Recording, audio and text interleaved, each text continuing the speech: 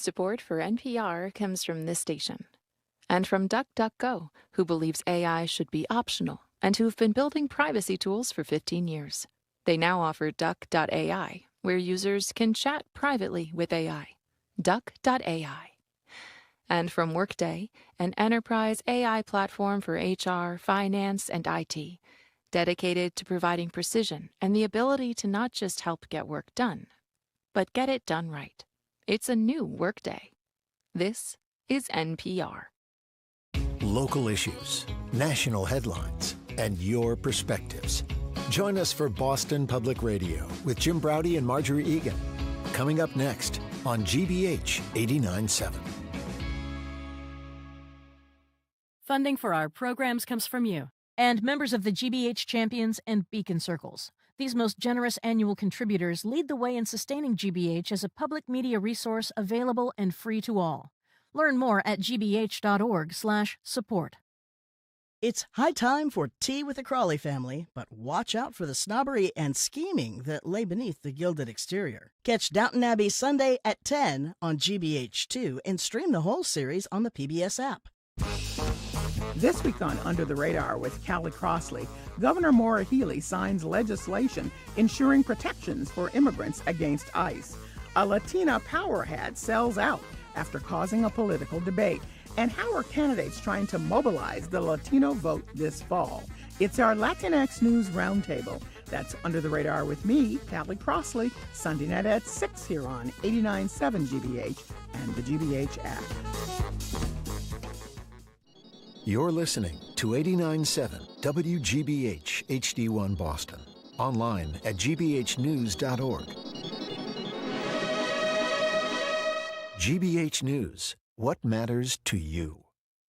I'm Jim Braude, head on BPR and GBH and NEPM live from the library. It's early August, but have you noticed the morning sun rises later and the sunsets are way too early? We'll check in with you via caller text. With about 4 weeks of summer till Labor Day, how are you handling the pressure to do every summer thing you want before the season turns into pumpkin spice? Then it's National Security Expert Julia Time and live music Friday ahead of the Charles River Jazz Festival. I'm Marjorie Egan. In the second hour, it's media maven Sue O'Connell from the Lindsay Clancy murder trial, and then the great Scottish comedy sensation Daniel Sloss ahead of his shows at the Wilbur. And we'll end the week examining the physical things that are America, from Costco rotisserie chickens and pink lawn flamingos to personal injury attorney ads. What kitschy thing is peak America to you? Call or text next, BPR live from the Boston Public Library.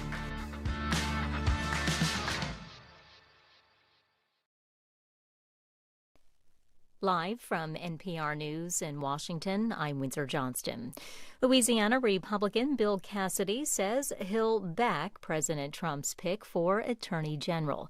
Cassidy considered a pivotal vote, announced his decision to support the nomination of Todd Blanche on the Senate floor just a short time ago. This is not a referendum on President Trump.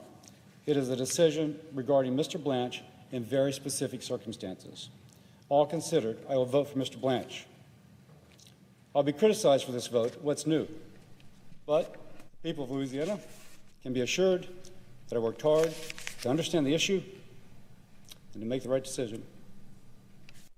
Republican Senators Susan Collins and Lisa Murkowski have said they plan to vote no. Senator Mitch McConnell is absent, leaving Republicans with no other votes to spare. Blanche has faced questions about the Justice Department's independence and a now canceled fund for January 6 rioters. Blanche is serving as acting attorney general and previously worked as President Trump's personal lawyer. The leaders of Saudi Arabia, Turkey, and Pakistan have signed a joint defense agreement today. That's according to a statement published by the Turkish President's Office. NPR's Hadil Al-Shalchi reports the President of Turkey, the Saudi Crown Prince, and the Prime Minister of Pakistan signed the deal in the city of Mecca. Details of the agreement were not immediately released, but the Pakistani Foreign Ministry said that it was intended to, quote, strengthen collective deterrence against any act of aggression. This deal comes as tensions in the Middle East rise, with fears of a widening war between the United States and Iran.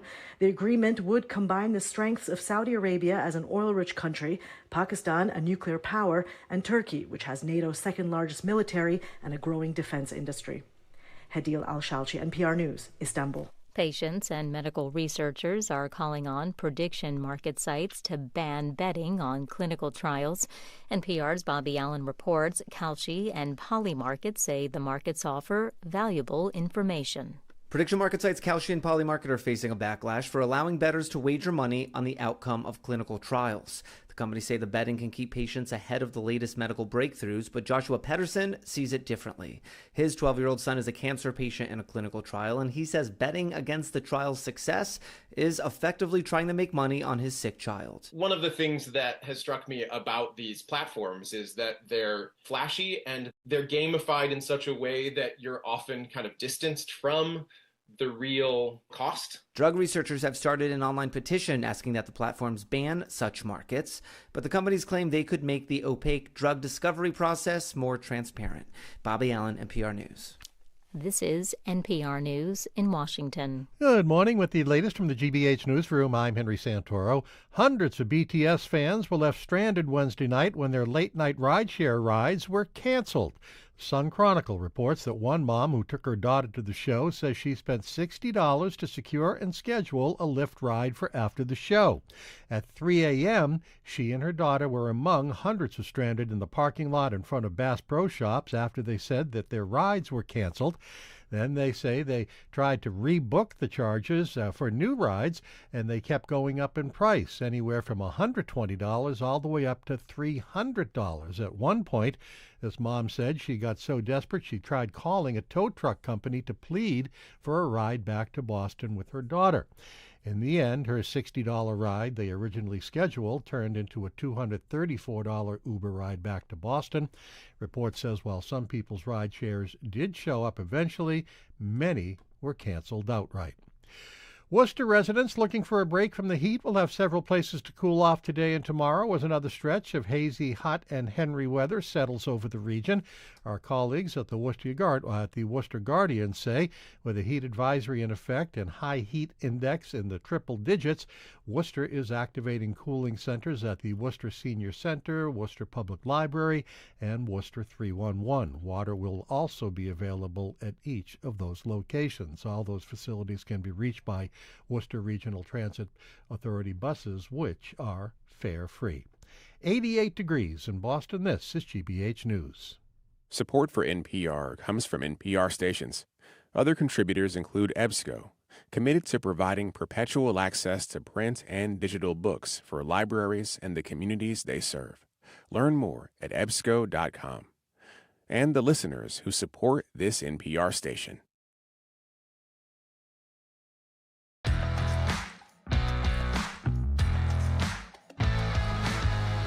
It's Jim Browdy. I am Marjorie Egan. You're listening to BPR and GBH and NEPM. We are broadcasting live from the Boston Public Library. Thank you, and streaming at youtube.com/GBH News.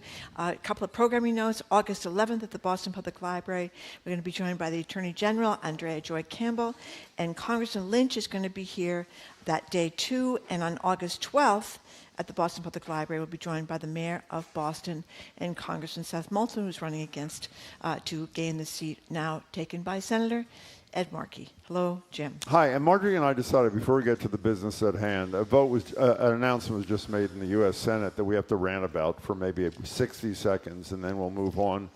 We're going to talk briefly about the coward who is Senator Bill Cassidy from Louisiana. You remember him. He's the guy who provided the critical vote by allowing himself to believe that Secretary Brainworm was telling the truth when he said that he was not anti-vaccine. He was the key vote there, and he just announced what will be the key vote to ensure that Trump's lawyer, Todd Blanche, is the next Attorney General of the United States. And I know you have a couple of things to say. It just says something very sad about where we are in the United States of America, that the chief law enforcement officer of the entire land is really a lawbreaker himself.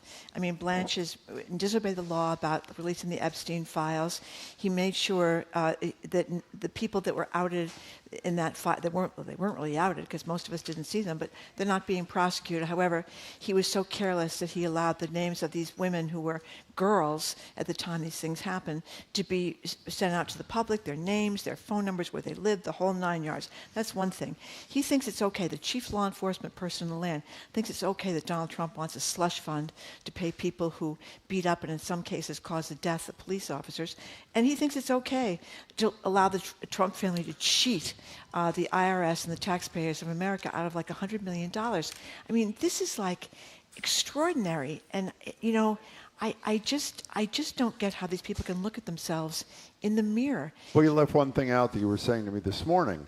3 of the most cowardly of the bunch are 3 people who will be out of work, at least out of Senate work, as of January, thanks to the President of the United States. Right. Yet they were too timid or too fearful or too clueless to have the courage to vote for the country rather than voting for Trump's lapdog lawyer to be, I mean, Cassidy, Tillis, and what's his face? Cornyn from Texas. It's a disgrace. It really is a disgrace. I mean, it's kind of a new low. It's kind of a new low. Well, I don't know. It's a new low. I've never seen anything like this, and certainly in my lifetime, and I've been around for a while. You talk about public morality versus, for politicians versus private morality, and whether, you know, people do a lot of bad things in their private life, you know, affairs and divorces and all those things. Okay, can we move to good news? Yes, but just one thing. Yeah. Public morality is different because it hurts everybody. I agree. Everybody. Okay, here's the good news. Okay, what's the good news? Summer's almost over. Okay, that's great news, Jim. It's early August, but the sunset tonight in Boston is set for 7:56.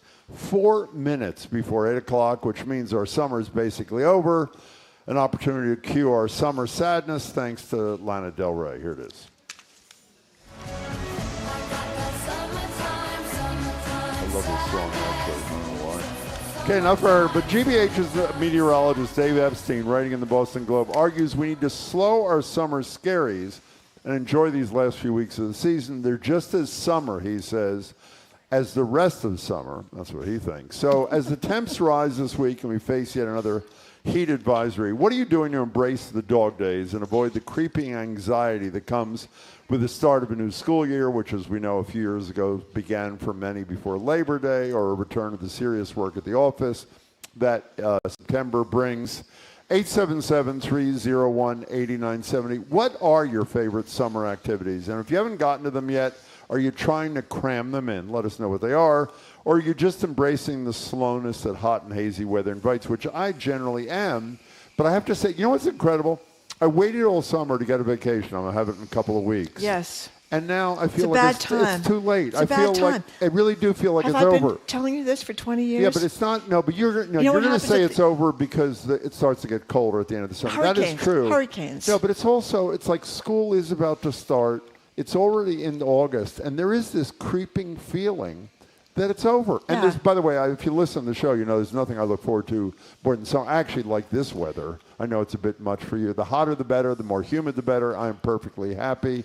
But it is over. So we want to know if you're feeling down about the fact that it is almost over. Give us a buzz. If you're in the positive side of things, saying it's far from over, I'm doing a lot of things. And thirdly, as Dave Epstein is suggesting, what are the things you haven't done yet that you feel you need to squeeze in for the summer to be complete and right by you? You know, there's a great piece by Katie Heaney. She's in The Cut.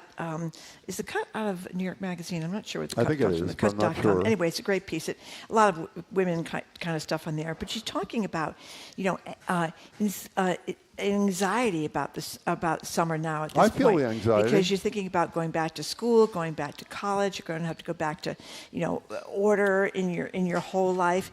Psychiatrists take August off, Jim. They're all in Wellfleet. Just like you, that's right. Every Jim psychiatrist in America is in Wellfleet. That's why Jim is going to Wellfleet. I'm not going so he hopes to he can Wellfleet, get some extra free I'm not therapy going to at the Wellfleet. beach. I'm going nearby. Okay, well, you're close enough. Close enough. But there's kind of a seasonal affective mood disorder. We always think of that as like being in the wintertime or the fall when there's not enough light. But these shrink types say it happens in the summertime. She talks about almost having a nervous breakdown a few years ago in August because she was having a difficult summer. She thought she had elephantitis of the foot. Elephantiasis. I don't know what that is. What is that? That's when you get the expanded kind of thing going on. Well, it's not a good thing, by that's the way. what Trump has, isn't it? No, or it's not. Let's not elephantitis of the ankles? Tiasis. No, he doesn't have it.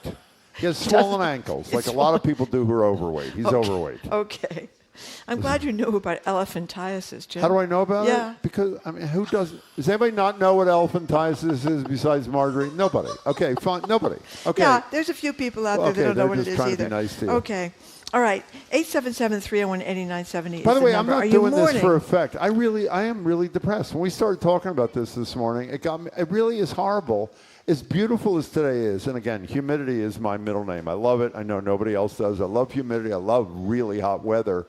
It's like we're on the downward slope of summer. And by the way, has this been, excuse me, other than the fact that Trump is still president, has this been a great summer? It's been a little hot. It's been a little hot. Exactly. Yeah. That's what summer is, Marjorie. Well, no, it's not this hot, Jim. Well, it's not this hot. I understand. Climate change. Don't put another downer on this downer of a we discussion. just got a text message saying Halloween candy is already on the shelves at BJ's Wholesale Club. There was some story on Drudge yesterday that some major chain is selling Christmas crap already. Andrew in Pembroke says we should keep saying Hazy, Hot, and Henry, which is what Henry Santoro says all the time. Okay. Stay on the GBH brand. I've never heard him say that. Actually. Hi, Henry. It's funny you say that. 877-301-8970. And by the way, don't humor us. If you are not in the downbeat school about summer, if you are excited, there's almost all of August left. Labor Day is late this year, which a lot of people think is a good thing. That's exciting. If you want to be upbeat, we're in the mood for upbeat. We're not going to, actually, most of today is not going to depress you, unlike our typical show. Let's start with, no, I'm serious. Most of our stuff is not horrible today. Yeah, okay. Other than Cassidy and these other pathetic. How do they face their children, by the way? I know. I mean, it's just, okay. And you know, they're all big Christians, you know. I know they are. They're Jennifer in Gloucester, Christians. you're first. Welcome to the show. Hi. Hi, Jennifer here. I have a kind of unusual take on this. I don't mind this. I love summer, but I don't mind when it ends because then the tyranny to do things, have visitors go places, enjoy the outside, and you know, that's a good point. A lot of people are overwhelmed by people coming to visit them, especially people that have nice houses. You know, people want to come visit you, and you don't really want them to come visit, and they come and they visit. They stay for 4 days. Do you have that problem, Jennifer? Yep. What's your limit? Is it occasionally, like 3 nights. Three nights. We break it all the time. Oh, what's your limit, Marjorie? No nights. That's exactly right. That's what I was going to say. No nights is the right amount of nights. I mean, what do you end up doing, Jennifer? You end up doing endless laundry. You're changing the beds. You have to, get everybody food. You're changing the bed. You're going to the grocery store. You're cleaning the house. You're, all that stuff. Yeah, that's right. By the way, that's not exactly upbeat, Jennifer. To start by saying I'm not upset summer's over because I can't stand when people visit me is not exactly an optimist view of the whole situation. Thank you for your call, though. We really appreciate it. We have someone optimistic. A.B. in Worcester says, August nights are magical. It gets darker earlier, perfect for sitting out on the deck with the crickets and the tree frogs and an adult beverage to unwind. I love the music of August nighttime nature. That's quite beautiful. How about that? It's poetic. Here's a positive from an anonymous texter. The fall is coming, and I cannot wait. That means we're closer to the midterms. That is true. We're well below 100 days left till hopefully some change. Here's a good one. Anonymous texter. I've yet to get to Woodman's. Oh, Woodman's. Is a huge part the great of summer fish place. But you never go north. You don't go north because you do the Cape thing. That's right. Well, my I would say there. you probably haven't been to Woodman's in 30 years. Is that a safe assumption? No, because I have a friend who lived in Gloucester for quite some time. Who's that? Jan. Oh. And Woodman's was always doing, you could get great takeout there. You can go sit there yourself. Woodman's is a great place. But you don't eat fish. I don't. So what do you order, fries? French fries, Jim. Okay. The wonderful thing in the summertime. Lauren in Boston, thank you for calling. Hello, Lauren. Hi, guys. I'm going to put a little optimistic I wish you would. twist Thank on you. this. Please. So I used to so much love summer, but it's just the heat and humidity is just a little bit oppressive. Yeah. It's not, actually, but go ahead. And, I know you don't feel that way, Jim. I don't, and but I go can ahead. respect that, I think. Thank you. But September and October, September tends to be a little bit summer-like because of global warming, and I feel strongly that the best 2 months of the of the year are facing us, September and October, because September is pretty much summer these days, unless you're going back to school, of course. And then now you're just like the kinda first SOL. caller, Lauren. Another upbeat call based upon insanity. Your argument is it's great. Fall is great because of climate change. Yeah. Yes. Unfortunately, Yeah, there's climate 100%. change. Well, it is true. I can't argue with you. No, I cannot argue with you. but it's hard to argue with you. sad, but- I agree. Septembers are nicer, but it is because of climate change. Lauren, great call. Thank you for making it. We appreciate it. We have a message from Maddie, one of our engineers in the back I'm room. sure it's critical of me. Maddie really is nailed down on me in a far too Here's what precise Maddie kind of has way. to say today. What'd she say? She's quoting Jim. Oh, she is. I love the heat and humidity, says Jim, the guy who makes me put a fan by his spot if the desk if it's above 75 First of all, I do degrees. not. The verbiage I do not like. I don't make anybody do anything. Occasionally, when it gets really hot in the library, I ask Jamie or Maddie, "Would you mind providing a fan?" Now, by the way, the fan is right at crotch level. I don't know if you're aware. So it's an odd sensation. It goes right here, but I'm not doing it today, so apparently I'm fine. If you like the heat and humidity, though, Jim, you shouldn't need a fan. Isn't that how it kind of follows, right? No, but it's air conditioned in no, here. excuse me. What is the expression I use when it's hot in the library? There's no movement airless. of the It air. is airless. That's the issue. By the way, is this two people calling on the Jason same and Jane. thing? Yes. Jason and Jane Hi. in Rhode Island. How are you? How are you? Big fans of the show. Hi. you. Second time, long time. Jane, it's great to talk to you too. And Jason, hi to you. Hello. Go ahead. You. Yeah. Well, we were just discussing how we feel like, summer is in the absolute peak. Yeah. And having a great time. The socks are rolling. And need to maybe stop being a curmudgeon. Well, a lot of people think that. Jane, what do you think about that, Jane? Well, I'm going to be honest. We were on our way to come to the show today. And I had to talk my husband down, and I think we're just going to hit Woodlands instead. I lost that. I heard you say you were on your way to the show, you were coming, and you didn't. Say one more time. She's going to Woodman's, I think. Oh, you're going to Woodman's instead? Is that what you said? Oh, that's actually a pretty good line. Now, Jason and Jane, do you call everybody together or just the show?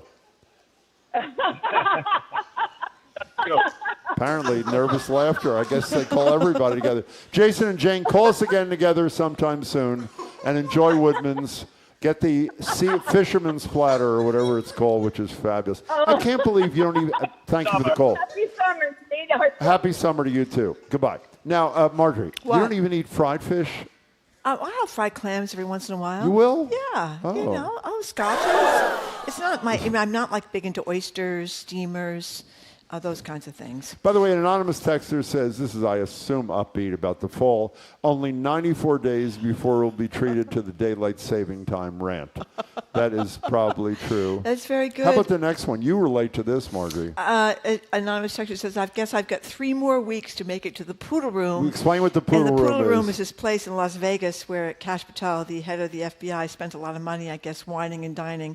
I don't know if the taxpayers paid for it or maybe he actually paid for it himself. But what would you guess based upon I him? would guess that the taxpayers in the United States paid for his Do you know cocktails. that we pay, allegedly, again, this is reporting, I haven't done it myself, when he flies to a concert of his girlfriend country singer, Yeah, we pay. pay. Yeah, we do. For the, We do. and he's not because- taking coach on a commercial airline. And because Todd Blanche is going to be the Attorney General, at least $100 million in your tax That's a dollars, wonderful point. at least that much money is going to go to the Trump family when they cheat for cheating the IRS, which they have done supposedly to the tune of $100 million. And it could be a lot more than that. Can we, by the way, if you weren't following this closely, Cheating when the IRS. what Todd Blanche agreed with Senators Tillis and Cornyn, that he would put in writing that the anti-weaponization fund, as Trump calls it, would not happen. 2 things are important about that. 1, it is not legally binding. 2, as soon as he signed it, Trump said he wants to do it anyway, and not part of the deal was the retroactive portion up to $100 million, as you said, of the tax dollar giveaway that's going to the Trump family, as Judge Gertner said the other day, Trump suing Trump. And Trump, the defendant, agreed to give Trump, the plaintiff, $100 million of our dollars, up to $100 million. Okay. is with his IRS claims. On another matter, Seth in Rhode Island wants to know if you get your hidden fans before or after you force Jamie to the Newsfeed Cafe to pick up your specialty cut sandwich orders. Usually before. Okay, diva. It's usually before. Susan in Air, thank you By the for way, calling, occasionally, Susan. today it's great in here. Occasionally it is airless. Airless, It's that's airless. right. And if it's Okay. airless, you need air. I mean, that's what it is. Susan, what's the deal with you? Hi, there's plenty of air. Well, thank in you. air. We have thank you. ceiling Oh, in fans. air. We Oh, that was a good one. breeze. Thank you. We have a little breeze coming off the pond. Yeah. And thank you for keeping on hammering away at our corrupt administration. Isn't it crazy? It's your responsibility. Well, thank you. It's the corruption It's is criminal. unbelievable. But go ahead. Right in front of us. What about summer? I am happy that summer comes to an end Why is because the that? little kid in me gets excited about skiing, going fast, too fast for my demographic, and being cold and being outside. Wait, you like that or you don't like that? I do. The little kid inside me can't wait to go skiing. Oh, my God. Oh, there you go. Okay, Susan, thanks, I guess. Thank you very much. Oh, listen to this. I work outside as a heavy equipment mechanic. I loathe the summer. The average number of 90-degree days has doubled in the last 20 years. People who work outside, our friend Sarah works outside, and she talked about how miserable it is to be working outside in this time of year, and that is a very good point. You know, Ed in Watertown is doing this to bait me. I'm not taking the bait, Ed. Ed writes, the fall is the best because we turn the clocks back to normal time, he says. Yeah. It's not normal time, as we know, Ed from Watertown, but thank you for your text, nevertheless. Jay in the car, thank you for calling. Hello, Jane. Jay. Jay, yeah. Hi. Couple of things. I'm really excited about this summer because I'm retiring in a week. Oh, congratulations. That's great. What do you do? Yeah. I work for the Commonwealth of Mass. Oh. I would rather not say what department. Okay, what department? I'd rather not. Oh, okay. I heard that, but Yeah. okay. Also, well, as a kid, my birthday's next week. Happy birthday. And as a young kid, I used to not like my birthday because it meant I was going back to school. Yeah.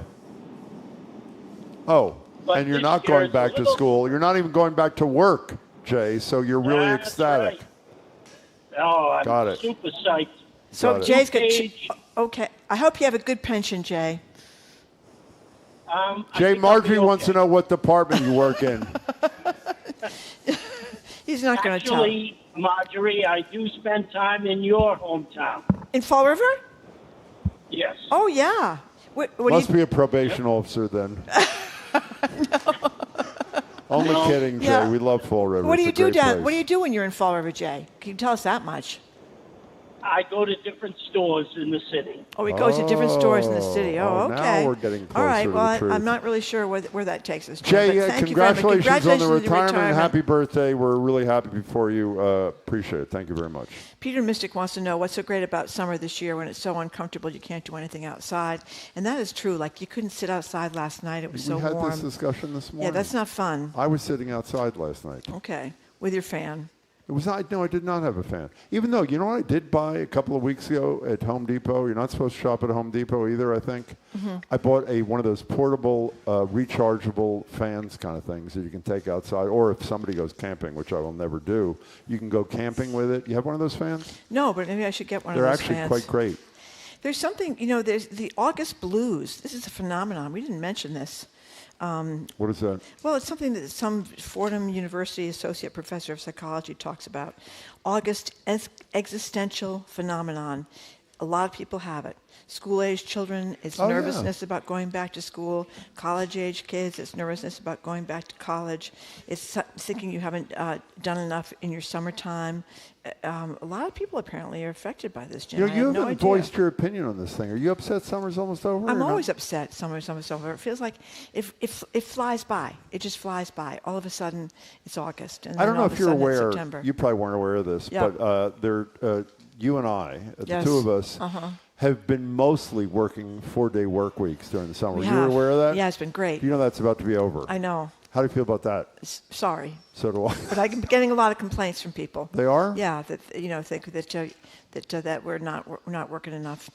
Anyway, we're getting a lot of people texting who have elephantitis, whatever No, it is. it's not elephantitis. First of all, a lot of people do not have elephantitis. First of all, somebody says it doesn't exist. It's a fat rear end. It is not. That what it is? It's elephantitis. First of all, it's a serious disease that you're it's making a light of. Tropical disease caused by parasites. That's well, one whatever. of the texters. Okay. Yeah. This person says it is unlikely to have elephantitis here. Elephantiasis. Elephantiasis. And let me ask you a question. Why do you read every email text about elephantiasis? Because I just think we have an extraordinary number of texts about well, elephantiasis. Well, they're lying, Marjorie, because very few people have elephantiasis. Okay, we're moving on. We are moving on. Actually, it's a hell of an ending. Yeah, thank you for all your calls and texts and stuff. Yeah. We're going to be talking to our national security expert, Juliette Kayyem. We're going to talk to her about what's going on with the war of the Strait of Hormuz and these very scary possible infiltration in a bad way of our water systems, which some people think is being done by Iran. I'm Marjorie Egan. He is Jim Browder. You're listening to BPR, GBH, and NEPM live from the Boston Public Library and streaming at youtube.com/GBH News.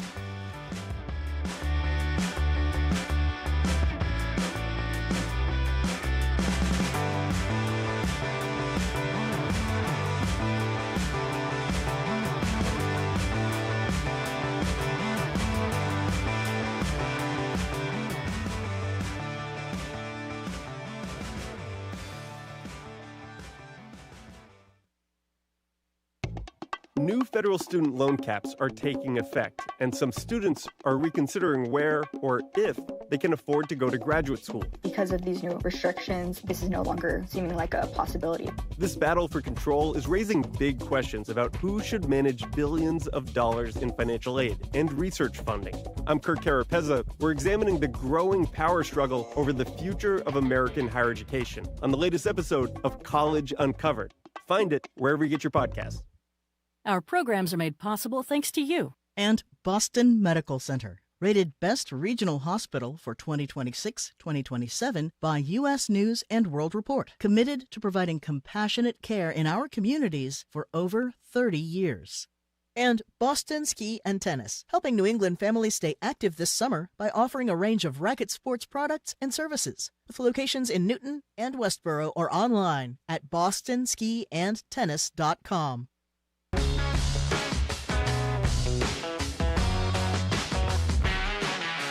Welcome back to BPR and GBH and NEPM. Marjorie Egan, Jim Browder. We're live at the library, streaming youtube.com/GBH News.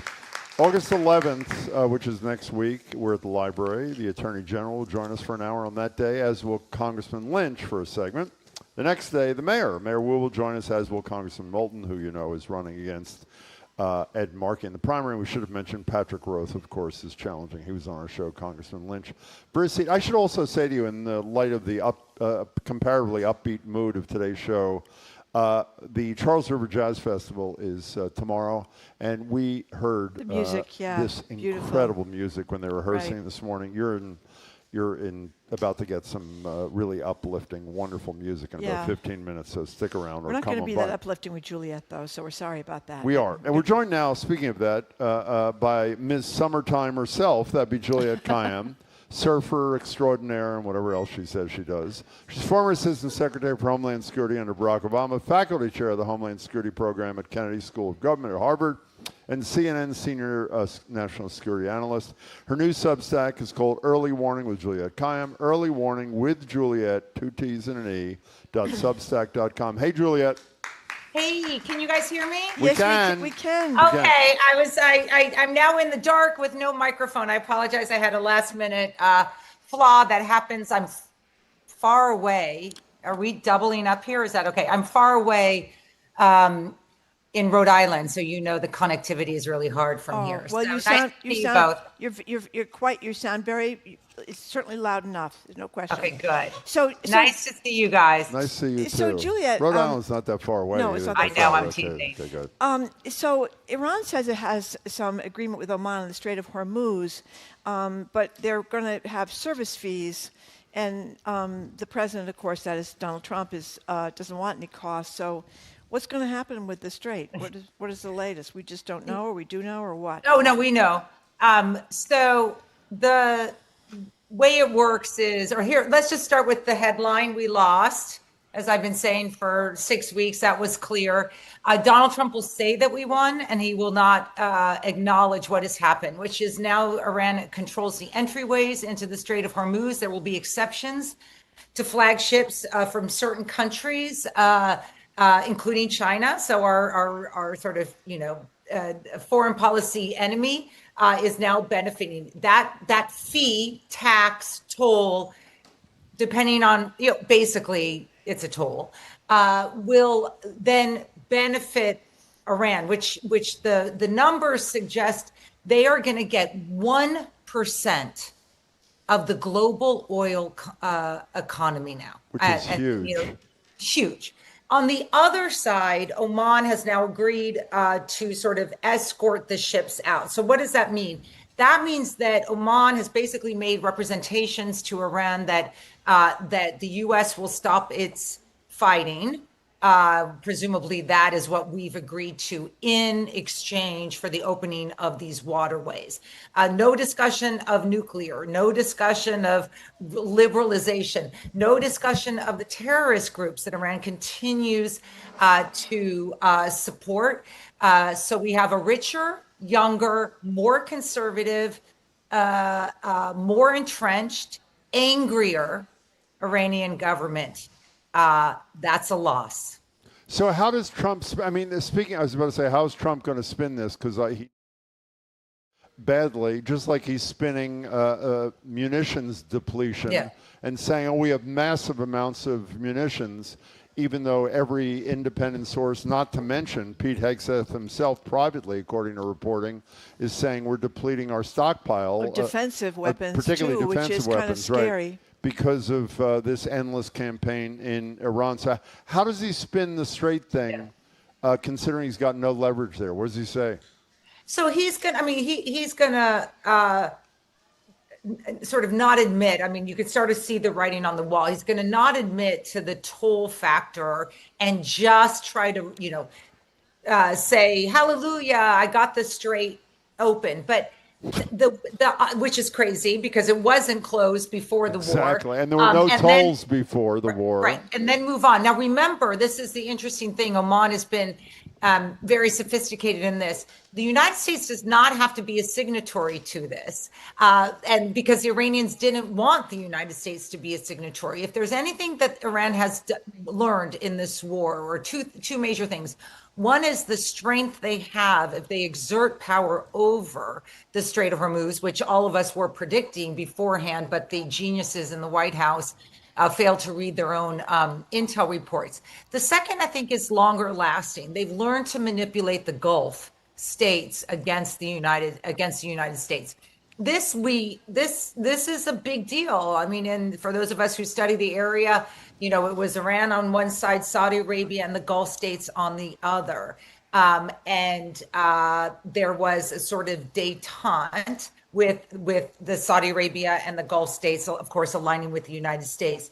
Now Iran has basically said to the Gulf states, why were you behind the United States? They disrupted your economy. They started a war that then made you guys the victims. We closed the Strait of Hormuz.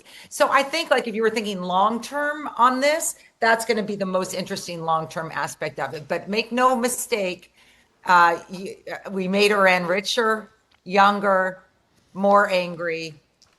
No victory.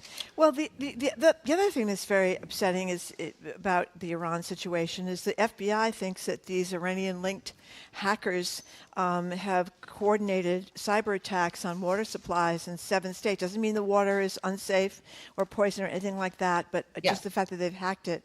The president, of course, is blaming Minnesota. We have sound of him doing that. Yeah. Here it is, by the way. Here's last Friday, Trump told reporters at a cabinet meeting that Tim Walz, who of course he hates, the governor of Minnesota, was behind the recent cyber attacks on water systems in Minnesota. Here's Trump. Minnesota is behind it. You know who's behind it? Minnesota, because they're grossly incompetent. I think the governor's behind it. I don't think there was an Iranian cyber attack. I think that Minnesota ought to get its act together. It's one of the worst run states. JD Okay, enough of that. He is dumb as a post. Okay. Yeah. You know, and by the way, so what is he doing? Trump is poisoning the water, attempting to poison the water systems in 6 other U.S. states when he's done with Minnesota? Yes. The governor of Minnesota, Walz, is doing that. This is, I think, consistent with this narrative issue, Jim, that you were talking about. If we were winning, Trump would have said, look, it's exactly what I said. The Iranians are attacking us and getting into our systems. Now, when I say attack, I want to be clear here. This is done across governments, unfortunately. We are likely in other people's critical infrastructure, other countries. It's just something it's not like they have access to put poison through the wires to harm all of us. It's a little bit of a strut. And that's how I would describe what Iran did, because I think we talked about this a couple weeks ago. My personal feeling, and there are terrorism experts who disagree with me, is that, once it was clear that Iran had a power source through the Strait of Hormuz, they would have nothing to gain by a major violent attack in the United States or against Western interests through their proxies. Then everyone would feel sorry for the United States. Now they're just all angry at us, and this is sort of consistent with that theory, which is, the sort of we're not dead yet theory, even though Trump says that we are. So I think that Trump blaming Minnesota is proof that he is just like sort of dying, not sort of just like struggling under the weight of all the lies, because he can't say it's Iran, because that would prove that they're still alive and well, and he's trying to convince the American public they've opened the strait because we had them on their knees. Okay. By the way, Julia wrote a great piece we should have mentioned. It's called "Trump Blames America First." It's in the Atlantic about It's a great title. It is a great title, by the way. It's great. Talking to Juliette Kayyem. Crisis with the blood supply. Yeah. What's going on? No, I wanted a chance to talk about this. I do a lot of work with the Red Cross, and I'm pulling something up just to make sure I get the names right, because people can say, "Oh, there is always a blood supply shortage."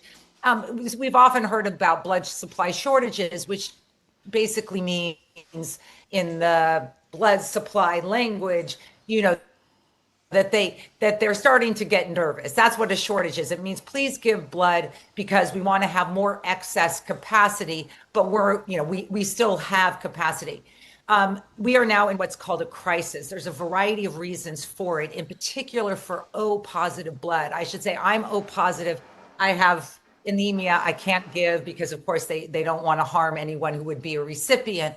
But anyone who has O positive, we are in a crisis, which means that demand from hospitals is greater than the supply. That's where you get into scary mode, and they are just pushing everywhere to try to get people to, whatever blood type you are. I don't mean to minimize it, but if you know that you're if you're O, but if you're O positive, if you could just take a few minutes, look online, put in your zip code, and go give blood. This is a crisis, and it's only happened one other time in Red Cross history. Demand is great. Giving has tapered off for reasons that I worry about, in terms of the world we live in and the attacks on science and attacks on medicine. You just wonder if people are just not that much into giving anymore. That's my theory, not the Red Cross's. But I did want to alert that, because we are, we always need it. But of course, we're entering intense climate seasons. It's almost the 25th anniversary of 9/11. So do it in that memory if you can. By the way, I don't know what the source of this is. My apologies. I can't tell from the head.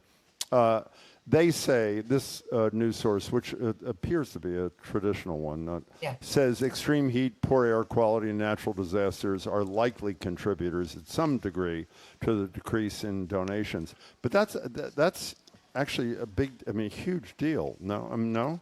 Yeah, it's a huge deal. In particular, I guess O positive is we're sort of the donor, the universal donor. In other words, I think I'm going to be careful here. I'm not a doctor, but my understanding is O positive is the most useful blood type. So if you know that you're O positive, as I am, you're also, I should say, I did read, I'm like the person, you said I'm the summer person, like if there's like 20 people at a table and there's mosquitoes, only one of them will get bitten, and that's me. And then I read somewhere that not only are we the universal givers, that mosquitoes love us more for some reason. Is that right? I didn't know that. Yeah. So please, if people can do it, it would be, if you feel frustrated during this era, if you feel like you have no agency, this is so easy. And I think the Red Cross is giving $20 Amazon gift cards. Yeah, they are actually. Places. Yeah. So Juliet, before we leave that, can I just say this? A texter is responding to this Minnesota versus Iran with the water. He or she suggests maybe Iran caused the algae problem in Washington. Yeah, that's right. You should blame them. I think that's a brilliant move for Trump. Yeah. No, blame Democrats first. It can't possibly be Iran. Nor Russia. Of course, we can't blame Russia. So we've all heard these and watched the horrible tragedy. Now it's in Washington State, all these wildfires out there. Yeah. But you have a positive piece in your Substack, Early Warning with Juliet.substack.com. Some good news about AIs being able to help with wildfires and other disasters. What'd you say? Yeah, so look, like all of our professions, we're thinking about AI both as a threat to the career and to the profession, but also are there ways that it makes our life easier? And so there's just been a big movement in disaster management to not only sort of treat AI as a threat, which it clearly is, because it sort of takes away human agency and human capacity, but also how it can benefit. I've written about this and in the new edition of my book early January of 2027, I update it to discuss AI because we can't ignore it now, even in crisis and disaster management. But essentially, I think that there's one of the positives of AI is that it can get good information if the algorithm's good, but it could get important information to communities that need it, both in terms of early warnings or warning alerts, distribution of resources, supply chain, recovery efforts. We still do recovery efforts by hand about what's going on. And so there's been a lot today's the positive day, I guess. There's been a lot of really interesting work. I should give a nod to the Markle Foundation, which has launched something called AID. It's AI for disasters and emergencies. It's really looking at how all these bad things that AI does, it actually may help give people and responders more time in a crisis to be able to respond and protect themselves. This is outside all the new technology. I mean, I think I've shown you some of my apps. I download all the emergency apps, from earthquakes to hurricanes to tornadoes, because those alert you if something bad's coming. When I had family living in LA, I had the earthquake app to just, I would text them and go, "Did you feel that?" They're like, "What?" And I was like, "Well, there was a 3.8 earthquake." So there's lots of ways to sort of manage, to help manage and save lives, even as this technology makes us super nervous. We're out of time. Let me just say this. Marjorie and I complain to each other every morning when we get in. We can barely put a show on. She's got a new version of her book coming out in January. I know. She just created a Substack. Yeah. She's consulting for like 400 companies around the world. She did the World Cup, the whatever. I mean, it's humiliating. It's very for annoying, us. Juliet. It's only It is 10 annoying. pages. It's only 10 pages, but there is a new cover, which I'm not allowed to disclose yet. But I will. I didn't do the cover. But I guess what else I do? What else? I don't take my 4-day weekends in summer. I'm coming in on Goodbye. Monday. See you later. Like Nice talking to you, Juliet Kayyem. Who complains about you guys getting vacation? Goodbye. Texters, Nice to see they you. complain that we're taking too much time off. Goodbye. It's Jim's fault. See you soon. Enjoy Rhode Island. We've been speaking with Juliet Kayyem. Congratulations on the new book, Juliet. Former Assistant Secretary of Homeland Security under President Barack Obama, Faculty Chair of Homeland Security at Harvard's Kennedy School of Government, CNN Senior National Security Analyst, and the Substack, Early Warning with Juliet Kayyem. Substack.com. Up next, you're going to hear some incredible music. Live Music Friday with the Charles River Jazz Festival coming up, and we're going to get a great preview. I'm Marjorie Egan. He's Jim Browdy. This is BPR, GBH, and NEPM.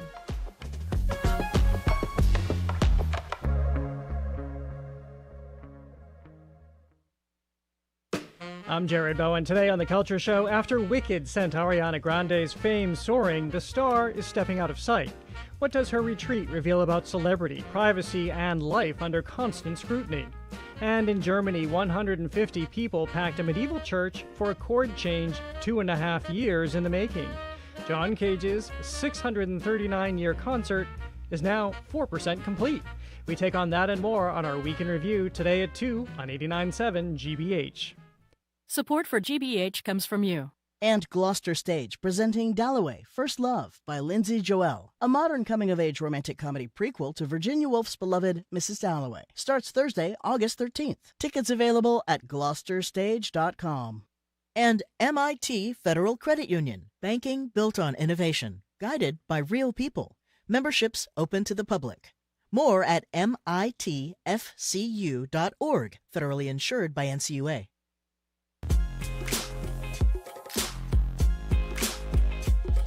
Welcome back to BPR and GBH and NEPM. Marjorie Egan, Jim Browdy. We're live at the library, streaming at youtube.com/GBH News. August 11th, next week, Attorney General Andrea Joy Campbell here for an hour. Congressman Lynch is also here, being challenged by Patrick Roth in a primary.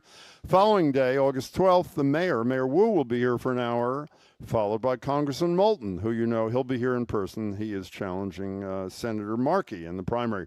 So it's another Live Music Friday, today courtesy of the Boston Jazz Foundation's 6th annual Charles River Jazz Festival at the Hatshell this year. That's tomorrow. Boston Jazz Foundation was created to bring more access and energy to jazz in Boston, providing free educational and community initiatives for jazz lovers. You'll hear a lot more about them in a minute. Tomorrow's free festival, I repeat, free festival, obviously features incredible jazz, plus food, arts and crafts, etc. For more info and to reserve a free ticket, you go to bostonjazzfoundation.org. In a minute, we'll speak with the co-chair and artistic director of the foundation, award-winning saxophonist Seba Molnar, who'd be right there, by the way. Hello, Seba. Good to see you again. And director of education and Berkeley professor right over there, Lauren Ben. Hi, Lauren. Great to see you again. But first, here is Seba Molnar and his band performing American Dream. Welcome to you all.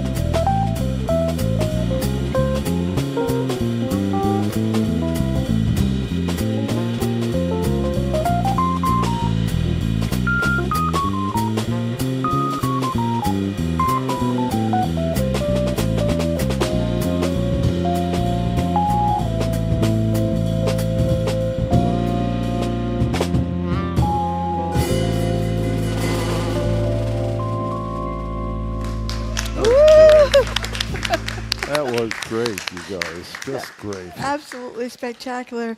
The Charles River Jazz Festival is coming this weekend. We're going to talk all about it and get the whole scoop on the band and everything else. You want to introduce the members of the band?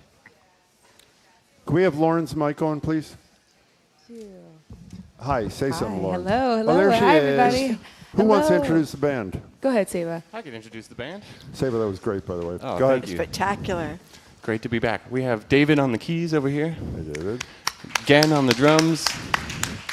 Theo on the bass. That's great. And you'll be hearing from Lauren in just a bit. Can't wait. So Lauren, tell us about what's going to happen at the Jazz Festival. Oh, When is it? Where is it? It is a lot. It's going to be Saturday, so tomorrow. But Saturday, August 8th, at the Hat Shell, we're expecting all of the city of Boston to come in for jazz. We're hoping that this can be our largest one yet. We outgrew our old space. Yeah, 5,000 last year. 5,000. We're hoping for Wow. 10 this year. Yeah. We outgrew, so we came upriver, downriver, upriver. Downriver. Downriver, and we're at the Hat Shell now. And it's a bigger space, so we can offer free jazz to more and more people. That's our whole goal. By the way, while it's free, there's also a special deal if you do want to make a contribution. Am I right about that, or am I making that up? Yes, so we have VIP tickets available with a VIP lounge. We're going to have an oyster hour sponsored from Eventide and Fenway. There'll be small bites throughout the day, Covered refreshments, seating. nice seating, and those tickets are a way to kind of have an elevated experience at the festival, and then at the same time contribute to the festival and make sure that the musicians get paid and everybody else has an awesome time. I was saying this when you guys were rehearsing here this morning, Saba. Every time I hear somebody who's really talented on the saxophone, I think this is the most. I'm going to admit that people may disagree, but the most exquisite instrument. So and the sexiest instrument. Yes, it's very sexy. Yes, That's right. yes. So what happened? When you were a little kid, you saw Bill Clinton playing the saxophone or something. How did you choose it? Oh, Bill. Almost. My dad was a huge jazz fan and had a saxophone laying around, so he got me into John Coltrane and Sun Ra and Miles Davis and Thelonious Monk at a very early age. Did you have a little mini saxophone when you started? I started on clarinet, so that was kind of my mini saxophone. And then as soon as I was big enough to kind of get my hands around the real thing, then I got the saxophone out. Yeah. You know, I did one sentence on what the Boston Jazz Foundation is, but I don't think it does it justice. What is it? Yeah, so we are an organization of local musicians, artists, community organizers, and we come together. It all started with the Charles River Jazz Festival in 2021. And as the Jazz Festival grew, so did the need and the vision for the foundation. So we're basically here to provide opportunities for local artists, to bring in touring artists from out of town, give them opportunities to kind of mix, commingle, network. And then we also now do a lot of educational things, master classes, bringing in some of those artists. Lauren is our head of education, leading those things. So you can tell them a little bit. What kind of stuff do you do? Yeah, what's part of the educational the goal program? is to make sure that music is accessible to everybody, but specifically this art form. Jazz is so important to us and to the city of Boston. There's huge historical roots here. So one of the things that we do is we'll take artists that are coming in for our master classes or even for these festivals, and we try to place them in different schools and different classes throughout Massachusetts where they can interact with these world-renowned artists. They have no clue these people are on tour in London, and they fly in and they get to be in front of their first grade class. What's the jazz audience like in Boston? What is? It's beautiful. To be honest with you, the reason why we came up, with this foundation is because after the pandemic, it had wiped out a lot of the big opportunities for festivals and for jazz to really be what it is to us in the city. And so there's a lot of lovers and appreciators of music, but there's a lot of lovers and specifically people who study and do, dedicate their entire lives to jazz. And so we were excited to create an organization and something more central to the city of Boston because, again, it's got great roots here, right? So right here in Jazz Square in the city, we're working with the Reckonings Project, and they are revitalizing an area of talent that people don't even know. The greats, the ones that you listen to right now, were performing in that square and in those buildings. Well, wasn't it also when Chris Lydon was a regular with us for a year or so? Wasn't it Johnny Hodges who he wanted to build an alto sax, but he wanted to build a statue to? Yeah, I think they actually just did a plaque they for did? him in Cambridge. Oh, that's great. I saw that. Oh, he's unbelievable musician. Can we take a 30-second detour? When we met you, it was after your family had experienced a broad swath of your family.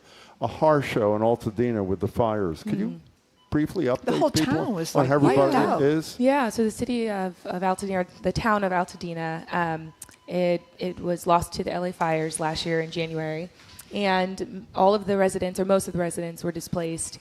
The rebuilding efforts look beautiful. It was, to be honest with you, one of the big reasons why I continue to do the work that I do is because when we talk about community, I think that's a word that gets thrown around a lot. And I'm from a really small community, but I came to one and I realized when I moved to Boston how small the community was that I was in, but I was wrong. It was actually much larger, and it was the Boston Jazz Foundation and the community of members that are a part of this that led incredible donation efforts and fundraising efforts for my family that sustained us for the last year. And by the way, it's tons of them. Like, what was it, 17 or 20? How many members of your family are in Altadena? There's hundreds of members of my family. There are hundreds? But we, in total, our family lost around 22 properties in the city. God, so we were all from that town. And Seba and the incredible musicians in our network rallied together while I was out there trying to make something, and during chaos and one of the worst times of our lives, and they rallied together and they created incredible donation efforts for my family to really get us through. Yes, thank you. We only have a minute till you go back and play. I'm sure we've asked Keith Lockhart this in June every year. What's playing at the Hat Show like? I mean, what's the Hat Show like as a forum for people who do what you do? Oh, it's a dream come true. It's the image of Boston. It really is. It's really one of our greatest venues. Boston is really fortunate to have a few awesome outdoor venues. Herder Park, where we came from, was beautiful, but this is just kind of the next level up. So we're really excited to be there. We're going to have expanded everything. So we've got a food court with about 10 different food vendors. We're going to have art vendors kind of all around the field. And we've got a second stage this year. So we've got our new stage called Next Generation of Musicians coming to the city of Boston. Oh, great. That'll be all day music as we turn over the main stage. There's going to be a second one with other acts there too. That's non-stop really music all day long. And again, Boston Jazz Foundation, Google it or go to, is it .com or .org? .org. .org. Go there and you'll see the festival and either reserve a free ticket or do this VIP thing, which sounds pretty terrific. What are you both performing now? So we're going to do a cover of an old jazz standard called Round Midnight. Oh, great. You want to gently put your headphones down? I'm going to mention something else. A mistake was made a couple minutes ago. Do we need them or we don't? No, we don't. Okay. We've gotten about 35 emails, What texts. did we make wrong? O negative is the universal donor, not O positive, as we were talking in that last segment with Juliet. So thank you, all the texters, for reminding people it's O negative universal donor, not O positive. Okay. Marjorie's fault, obviously. Yes. I hope she apologizes. Okay. In any case, here they are back again. Sabar Molnar and his band with Lauren Ben and all these great musicians. We're looking forward to it. Welcome back.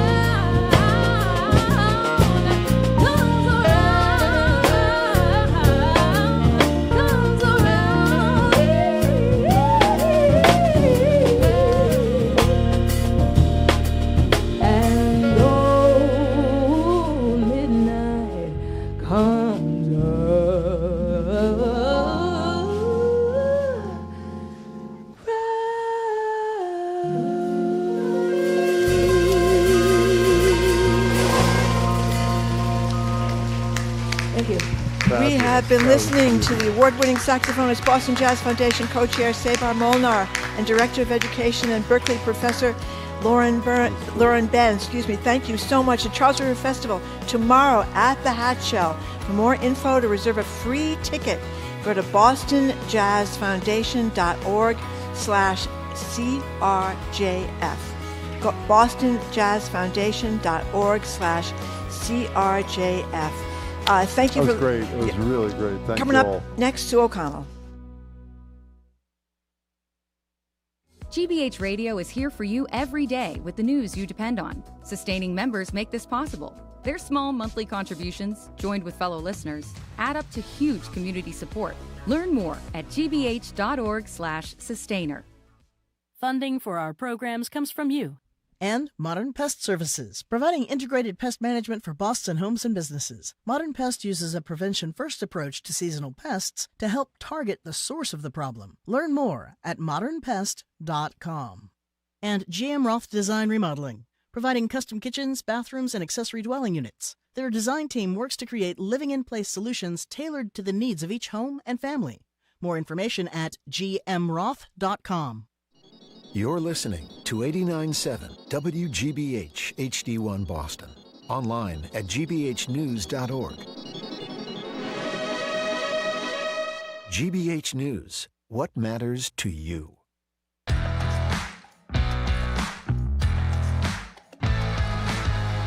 Welcome to hour number 2 of Boston Public Radio, 89.7 GBH. Jim Browdy and Marjorie Egan. We are broadcasting live from the Boston Public Library. Thank you, and streaming at youtube.com/GBH News. A couple of quick programming notes.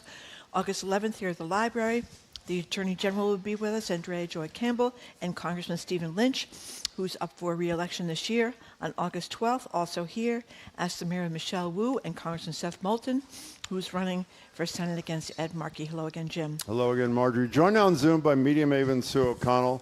She's a courtroom insider for Commonwealth Confidential, the Lindsay Clancy trial on NBC 10. Now on the NBC News Now streaming app. I hope I got this right. Monday to Friday at 5. Sue, it's good to see you. Did I screw that up? I'm just appearing on NBC Now at 5. I'm on Commonwealth Confidential at 7. Okay. You know, and then the occasional reporting about politics. I was close enough. Okay. Sue, it's good to see you. Sue O'Connell, let's start with the Lindsay Clancy trial, which is a devastating trial. She killed her 3 children, mentally ill, according to the defense, a postpartum psychosis. From reading this, and correct me if I'm wrong, because I have been reading every word of this, as sad as it is, it seems as though that even on the morning of the killings, her pediatrician had a meeting with her eldest child.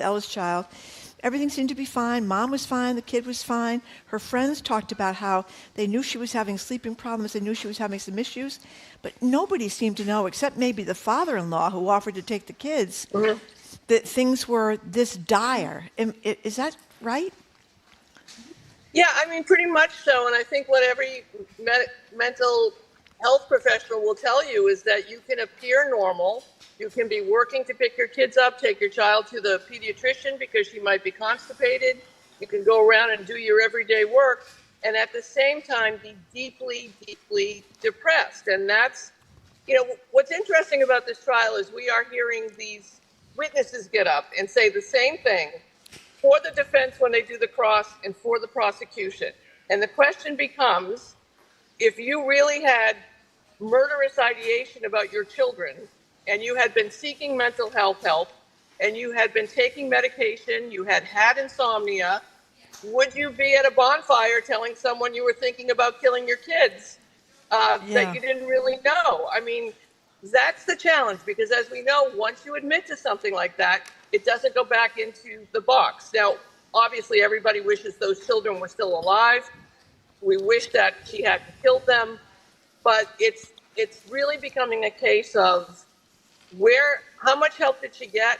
Did they give her the adequate help? Right now, there's a psychiatrist from McLean on the stand, and was she a victim of the medications and the treatment she had, or was this a criminal act that she took? In the defense's side, which they haven't presented yet, the other issue becomes, you just go from being at a bonfire and taking your kid to the pediatrician to killing them the next day if you have no motive. There's been no motive put forward. They don't need a motive for a criminal court, as you know, but she told people she loved her life, she loved her kids, she loved her job, she loved her husband, she wanted to get well, and she's on trial now for a triple murder of her children, which she killed in a very brutal strangulation.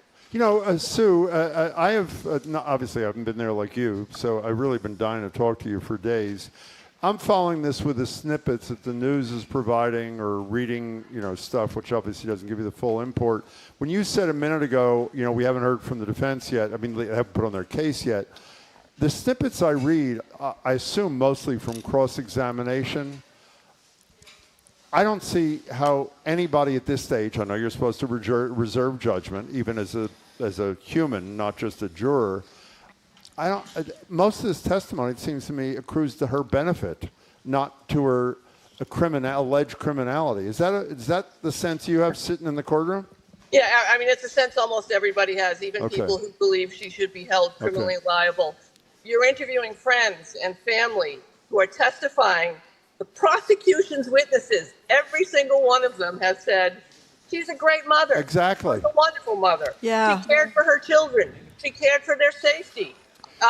There was not a reason or concern I had about her being alone with her children. And then the defense gets up and asks the same questions, and they say the same thing. So it's really a case here of there's no justice that we're going to get out of this. What we need to look at, regardless of what happened.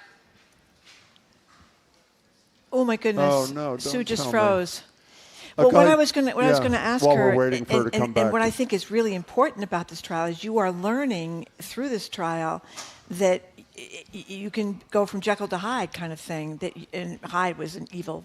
I shouldn't use that analogy, but the point is that you can seem, as Sue said at the beginning, in some parts of your life to be very normal, and another part of your life to be very, very mentally ill. So it just underscores how carefully.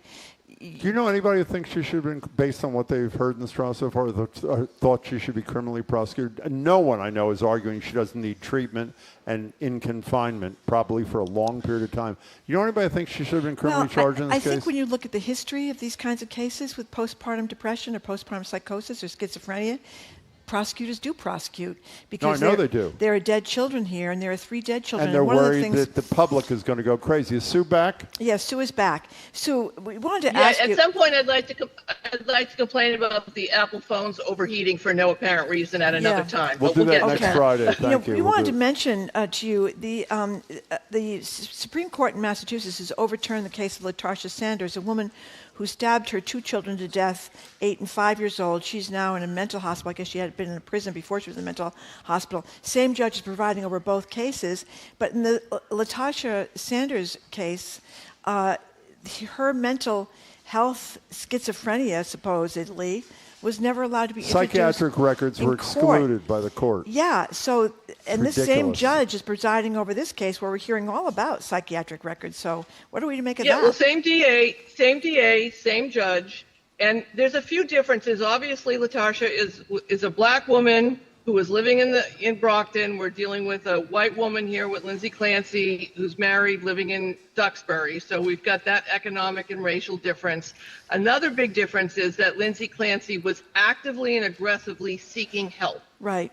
She in McLean, at the ER, getting medicines. Latasha, from my understanding of Yvonne Abraham's great reporting in the Globe, did not seek help, and many believe she had been mentally ill almost her entire life, and her family had a prejudice against mental health, and I think the one prescription she had, a primary care doctor gave. Regardless of that, once she was diagnosed after being arrested, it was not allowed into the courtroom to be considered.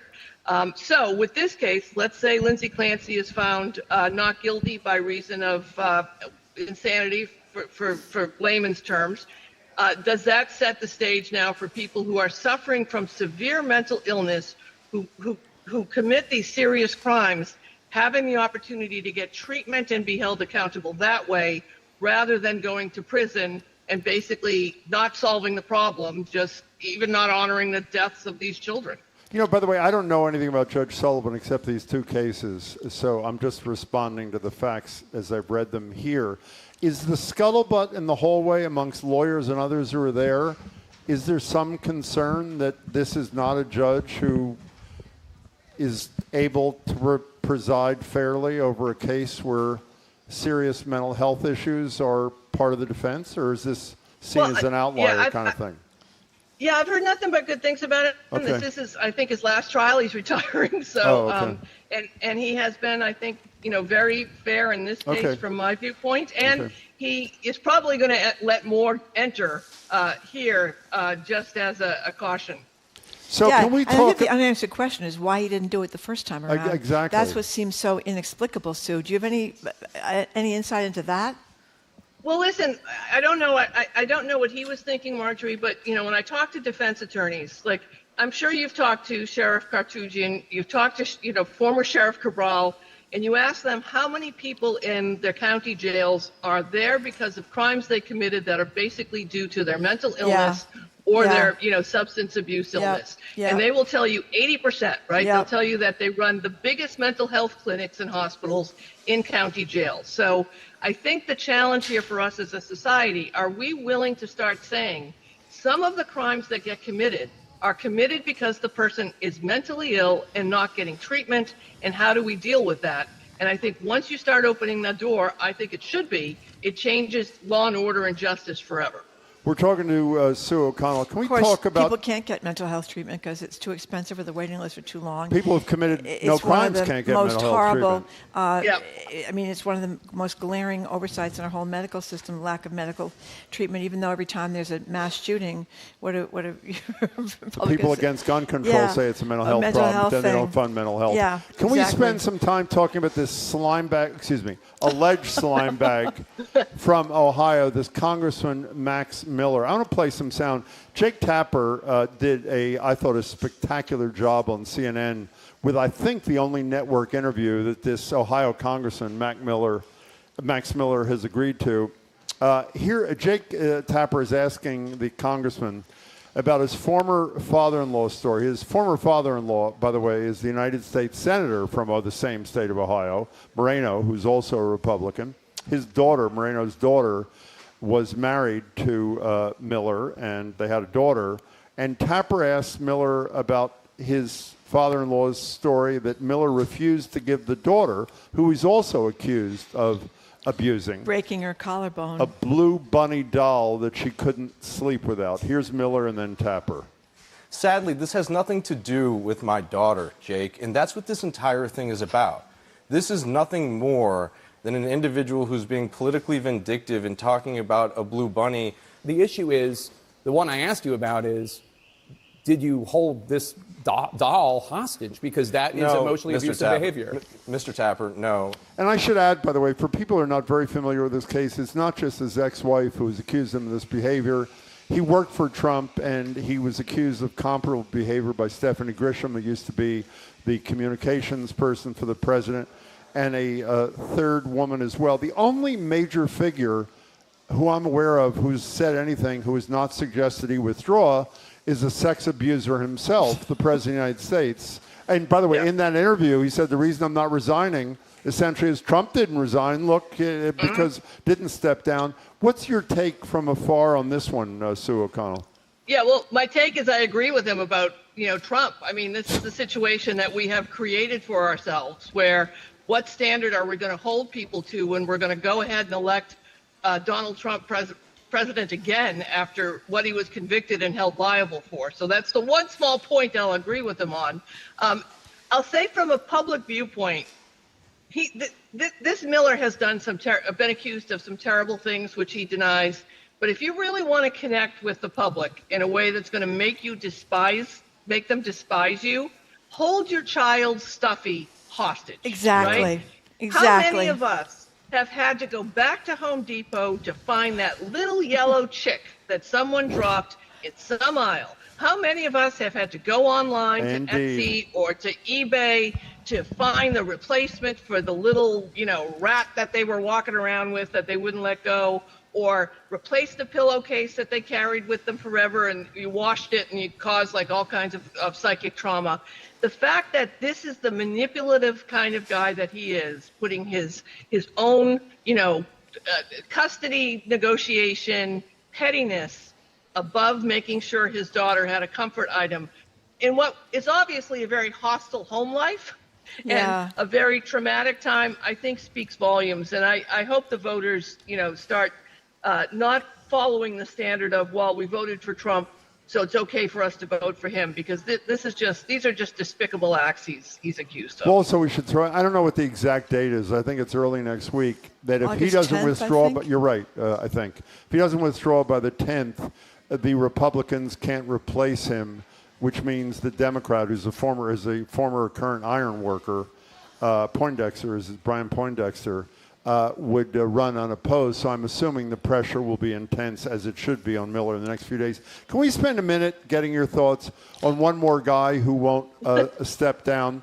Our friend, who is, again, Boston Handywoman, 2 times in one show, sent us this great Twitter post from Charlotte Clymer, basically making the case, without saying it in so many words, that Mitch McConnell is either dead or seriously disabled.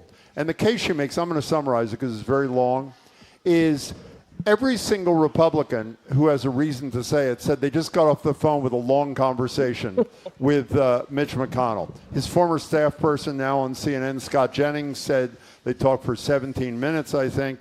The chair of the Agriculture Committee, I didn't know you could vote even if you're not there, if you communicate your vote to the chair. The chair of the Agriculture Committee said, I just got off the phone with Mitch McConnell. Great long conversation.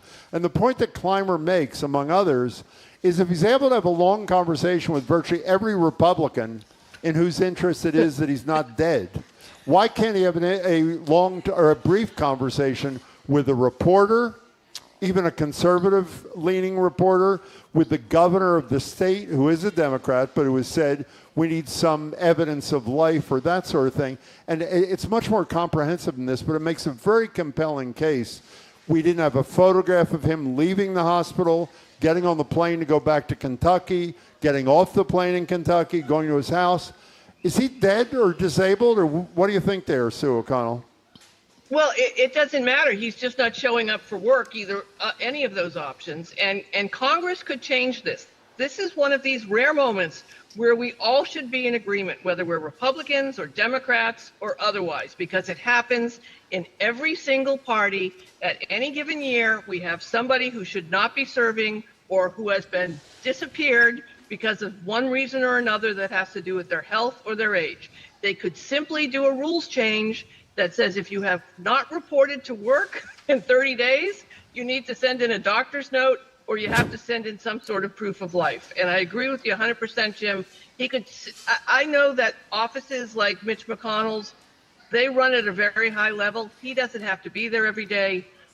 However, it would be good to hear that he's alive and that he's making decisions.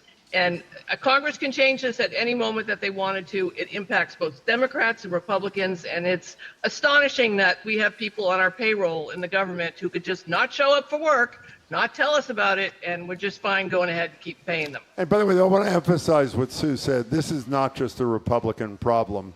There are a lot of Democrats in recent years, Dianne Feinstein from California, Eleanor Holmes Norton, the delegate from, there are a lot of people. Well, so they were occasionally showing up. Well, Biden, you can make the case too, obviously. So it is he showed up. It is a non-partisan, He showed up. Unfortunately. Yeah. At least at the end. It is a non-partisan problem. We're talking to Sue O'Connell. So, Sue O'Connell, apparently there's a big brouhaha over the cost of burritos, which apparently are $20 in Washington, and some Republican who admitted this was one step too far. What's going on?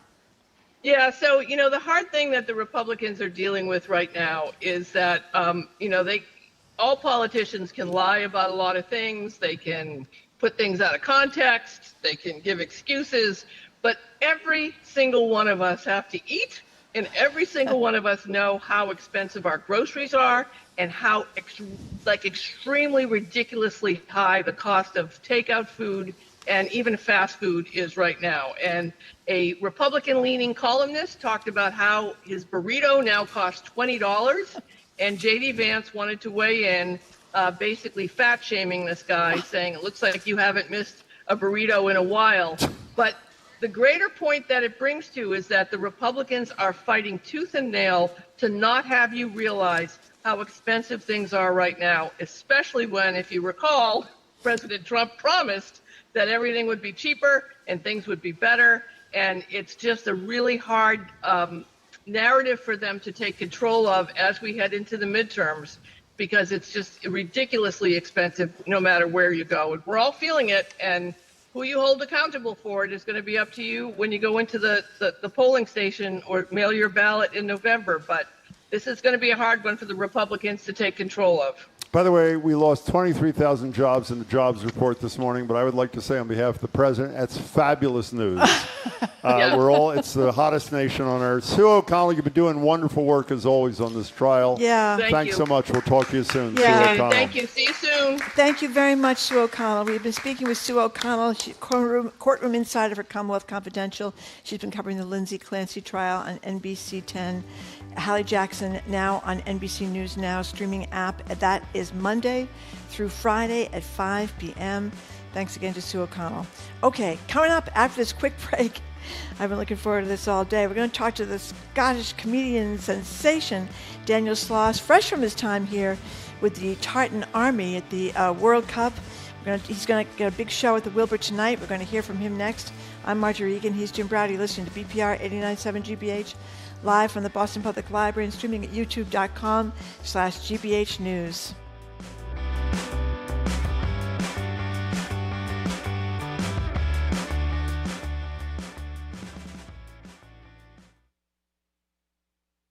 I'm Edgar B. Herwick III. We're live from the Boston Public Library.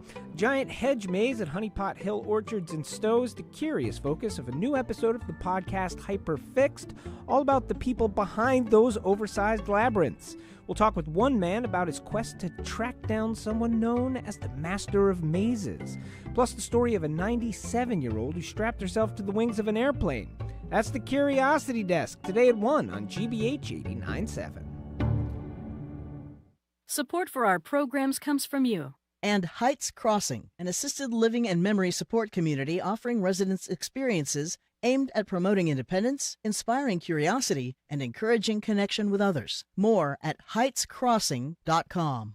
And PNC Bank, who believes when you pay attention to the details, amazing things can happen. Like when you check the pockets of a jacket you haven't worn since last fall and find $20. PNC Bank, brilliantly boring since 1865.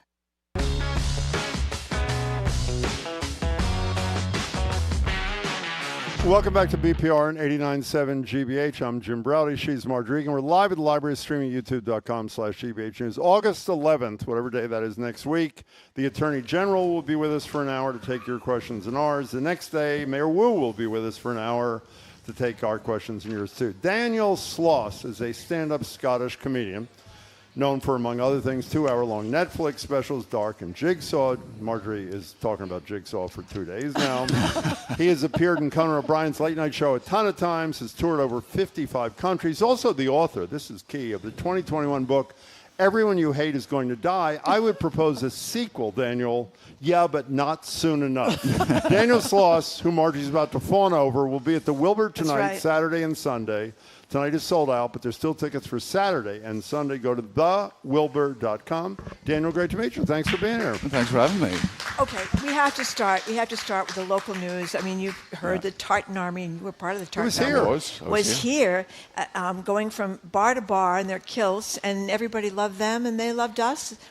Were you wearing a kilt? I was wearing a kilt, yeah. And then it was really good to, because I know Bostonians love the Irish, and it was good to sort of take some of that love away from them. But I was very grateful to the Boston people for not only opening their arms to the Tartan Army, but for being so mean to the English when they arrived. That bar closed down. Yeah, so funny. Yeah, the funniest thing in the world to just be like, we're going to give everyone a break on the day of the England game. That was good.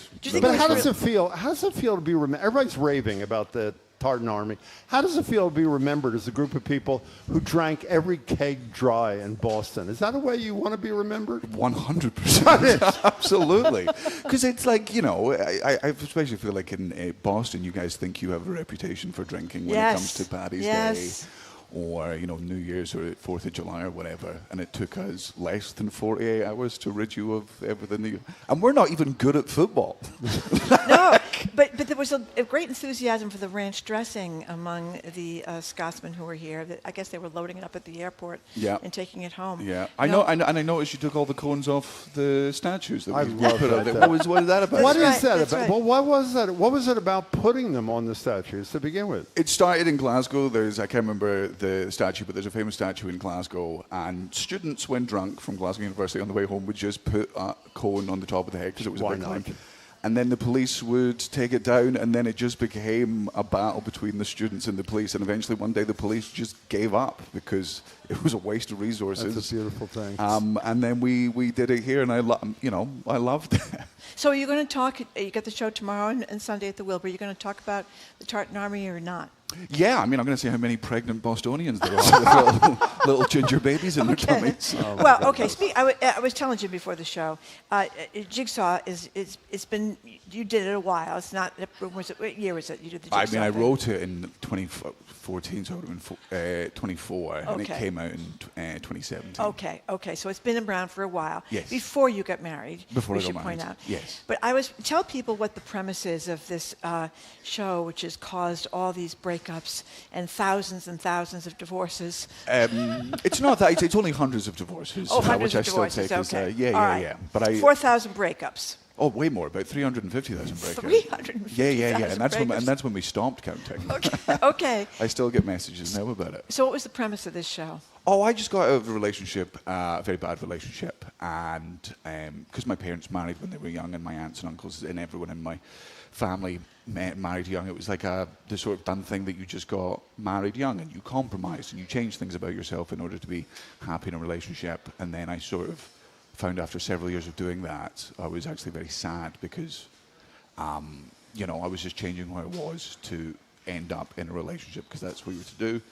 So I decided to write a show that was essentially meant to be like a love letter to single people, which was just like saying it's okay to be single and it's okay to take time and like not settle for less than you're worth. And then when I was doing that show on tour, I would see people in the audience breaking up. Never like verbally, but like one of them they would stop touching each other's thighs, one of them would go to the bathroom and then not come back. And then I would get messages after the show of being like, hey, I just dumped my boyfriend, I just dumped my girlfriend. And I was like, well, this is the coolest thing I've ever done in my life. Well, talking about how you may not really be crazy about this person that's sitting next to you, and do you want to spend the rest of your life with someone you're not crazy about? I think you've got to be with someone who, where it's just easy to be with, where it's not a constant fight, where you're not, there's so many books out there where it's like, it's about compromise, it's about fighting for your love. And I'm just like, there's 6.5 billion people on the planet. You'll find someone else. How long did you and your wife last? We've been married for 3 years. We've been together for about 9 years. Ask me how I met her. How'd you meet her? She's my ex-girlfriend's younger sister. Excuse me. Oh, do you talk to? Are they talking or they're not? Look. It's all good. No problem at all. The non-funny bit with it, I dated my ex-girlfriend when we were 21 for 3 months, and then 6 years later, I met my wife. So Christmas together is okay. Yeah, absolutely. Do you mind if I ask, did you have sex with the sister? This is public radio. What are you talking No, about? you don't have to go into the details, but did you have sex with the sister? A gentleman never tells. By the way, he's turning red. This is a comedian. Well, this is a Scottish person in the heat of Boston. Yeah, exactly. So, what's the spectrum of stuff you cover in this Wilbur thing that's happening? In this one? Nothing's off limits. Yeah. Do you talk about American politics? No, because I want to come back. It was very easy to talk about American politics like 4 years ago when I wouldn't get deported for doing so. That's a very good point. How do the Scots, let's assume, generically, how do the Scots feel about Donald Trump? I'll give you one guess. It's a short word. It's 4 letters long. Has he done anything horrible to Scotland or no? Yeah, absolutely. He keeps trying to buy land and build all these awful golf courses. Oh, the golf courses. Oh, of course, that's right. The one with the wind farm that he was complaining about all the time. The wind farm's still there, though, isn't it? Or is it? Yeah. Oh, that's good. And he also cheats at golf, which is like... He does cheat That's a at real golf. surprise, isn't it? Yeah. So you've been like, you're writing the books, you're at the off-Broadway shows. I mean, you got a lot going on here. Yeah, I got a big American tour coming up in October and November, but I get to bring my wife and my kids. That's over. nice. Yeah. Because you got a 2 and a 4-year-old. 2 and a 4-year-old, Yeah. and I get to take them on a tour bus, because if you tell a 4-year-old they're going to live on a bus for 6 weeks. Is that what you do? You live in a tour bus? Yeah. Go from go from hotel to hotel, I hope, on the tour bus. No, stay on the tour bus. Oh, you Because do? the problem with touring is, like, you wake up in the morning, you get an airplane somewhere, you land wherever you're going at like 4 p.m. You don't get to see the city. For so many years I toured America, people were like, what's Boston like? I'm like, I don't know. I'm only there for like 3 hours. Whereas on a tour bus, you do the show, you get on the bus, and then the bus driver drives you through the night to the next place, and it means that me and my family can actually see and experience So you America. started this at 18? 60. 16? 16. How'd I wasn't that- good until I was 18. Okay, so how did that happen? You just decided when you were still in school you were going to go out and do some stand-up someplace? Yeah, I mean, I've been a fan of stand-up since I was about 5 years old, because my mum and dad met at Edinburgh University, and then they moved to London once they graduated, and they lived on a houseboat on the Thames. They do? They did. Oh, they did, okay. And then sometimes they would just like dock up, and there was a comedy club that they would go to every Tuesday and Wednesday. So the entire time I was growing up, I'd be in bed at night and I would hear my parents downstairs like laughing, and I had to know what they were laughing at. So I would pretend to be sick, go downstairs, and they were watching stand-up. And I didn't get any of the jokes. I just really liked the fact. I didn't know there was a job where you could just stand on stage and swear. I was like, oh my God, they get paid for that? That's crazy. Yeah, You could be president and do that, by the way. You know, his parents broke up when they went to see him for the first No, time. no. By the way, here's an anonymous text. This guy is awesome. I do adore a solid Scot. Call me. Yeah. So if you can call her after you call her, that'd be fabulous. I'll go through it. Okay? So just tell me, so you're 18. Did you drop out of school? I mean, did you? I was doing it while at school. You were doing it while at school. I was doing when I was at high school in like 5th and 6th year. My mum would stay. She worked from home. She would scour the internet for like gigs around Scotland, and then like message me when I was in art, being like, "You have a gig in Glasgow tonight," and then I would get home. Look at Marjorie, by the way. Can we get the camera? Marjorie's like in love. I mean, look at your face. Well, because he's a very Look at talented this. guy. He's Yeah, a very talented guy, and I. You don't I know like, anything about him. I do. I know that Jigsaw is stuffing things into a round peg, or I mean, I got a lot of therapy advice listening to this whole thing. Okay. Do you have any uplifting things you want to say to her before you go, or no? Any uplifting? No, I am Irish. Yeah. Irish. But once I took an overnight train from London to Edinburgh, and that was pretty cool. Yeah, You've been to Edinburgh? Well, no. Yes, because I lived in. Would you like to come to Edinburgh? I can show you around, Marjorie. I lived in. We can talk, and I'll show you some of the heavily places. on the My wife's out of Thames for town, almost and I a can year, remember, yeah. and going to Scotland was a big deal. Okay. I mean, it's unbelievable. The guy's talented, but I mean, enough already. You sound jealous. What? Yeah. A little. Jim is jealous. It's not really Jim for is you jealous. to determine. Okay. So tomorrow tonight's night sold and out. Sunday. Is it? Yeah, it is. Yes. Okay. Thank you. Tomorrow and Sunday is not sold out. Where do they go to get tickets? Oh, You, they go Marjorie. to thewilbur.com. Go to thewilbur.com, embarrassing. and it's very funny. It's hard to be a stand-up comic. Let's keep this going for a while. Go ahead. My daughter's involved with one. I don't know if this is a good thing for her. Is she? Who? Yeah. Well, you wouldn't have heard of him. But You say he's great, though. He's very good. He's But from I'm Alabama. I'm a little worried about the rent. You know what I mean? The rent is a little concerning to me with a stand-up comic. But it's great to go see If these I shows. got a cup of coffee, can you keep this going for a couple of minutes, and I'll come back to say goodbye at the end of the show? All right. Okay. We're all done. So happy she's been in months, Daniel. Yes. So. You're a very talented guy. Daniel Sloss will It's great be to at meet the you. Wilbur Go to the tonight, show. Saturday and Sunday. Tonight is sold out. There are still tickets for Saturday and Sunday. Go to thewilbur.com. Thank you very much, and good luck with everything.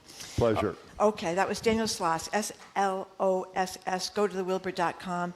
Saturday and Sunday, there are still tickets left. Coming up after this quick break, we'll open the lines to reflect on some of the... What? Now I know why Marjorie dolled herself up today. That's right. It is dolled true. up. That's right. Bye. I'll miss you. It was Alec Baldwin, and now it's Daniel Sloss. Alec Baldwin. That was another. Yeah, that was bad.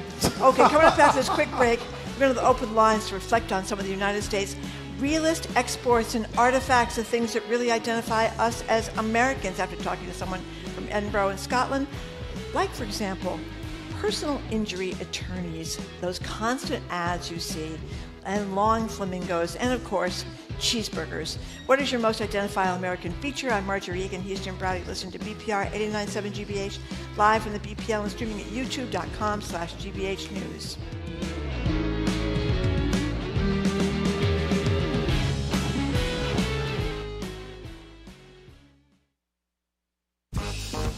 This week on Under the Radar with Callie Crossley, Governor Maura Healey signs legislation ensuring protections for immigrants against ICE. A Latina power hat sells out after causing a political debate. And how are candidates trying to mobilize the Latino vote this fall? It's our Latinx News Roundtable. That's Under the Radar with me, Callie Crossley, Sunday night at 6 here on 89.7 GBH and the GBH app. Our programs are made possible thanks to you. And Boston Medical Center, rated Best Regional Hospital for Community Access for 2026-2027 by U.S. News and World Report. Committed to providing compassionate care in our communities for over 30 years. And the Museum of Science. From live science demonstrations to hands-on exhibits, families can explore the wonders of Earth's evolution and the frontiers of space this summer. Learn more at mos.org.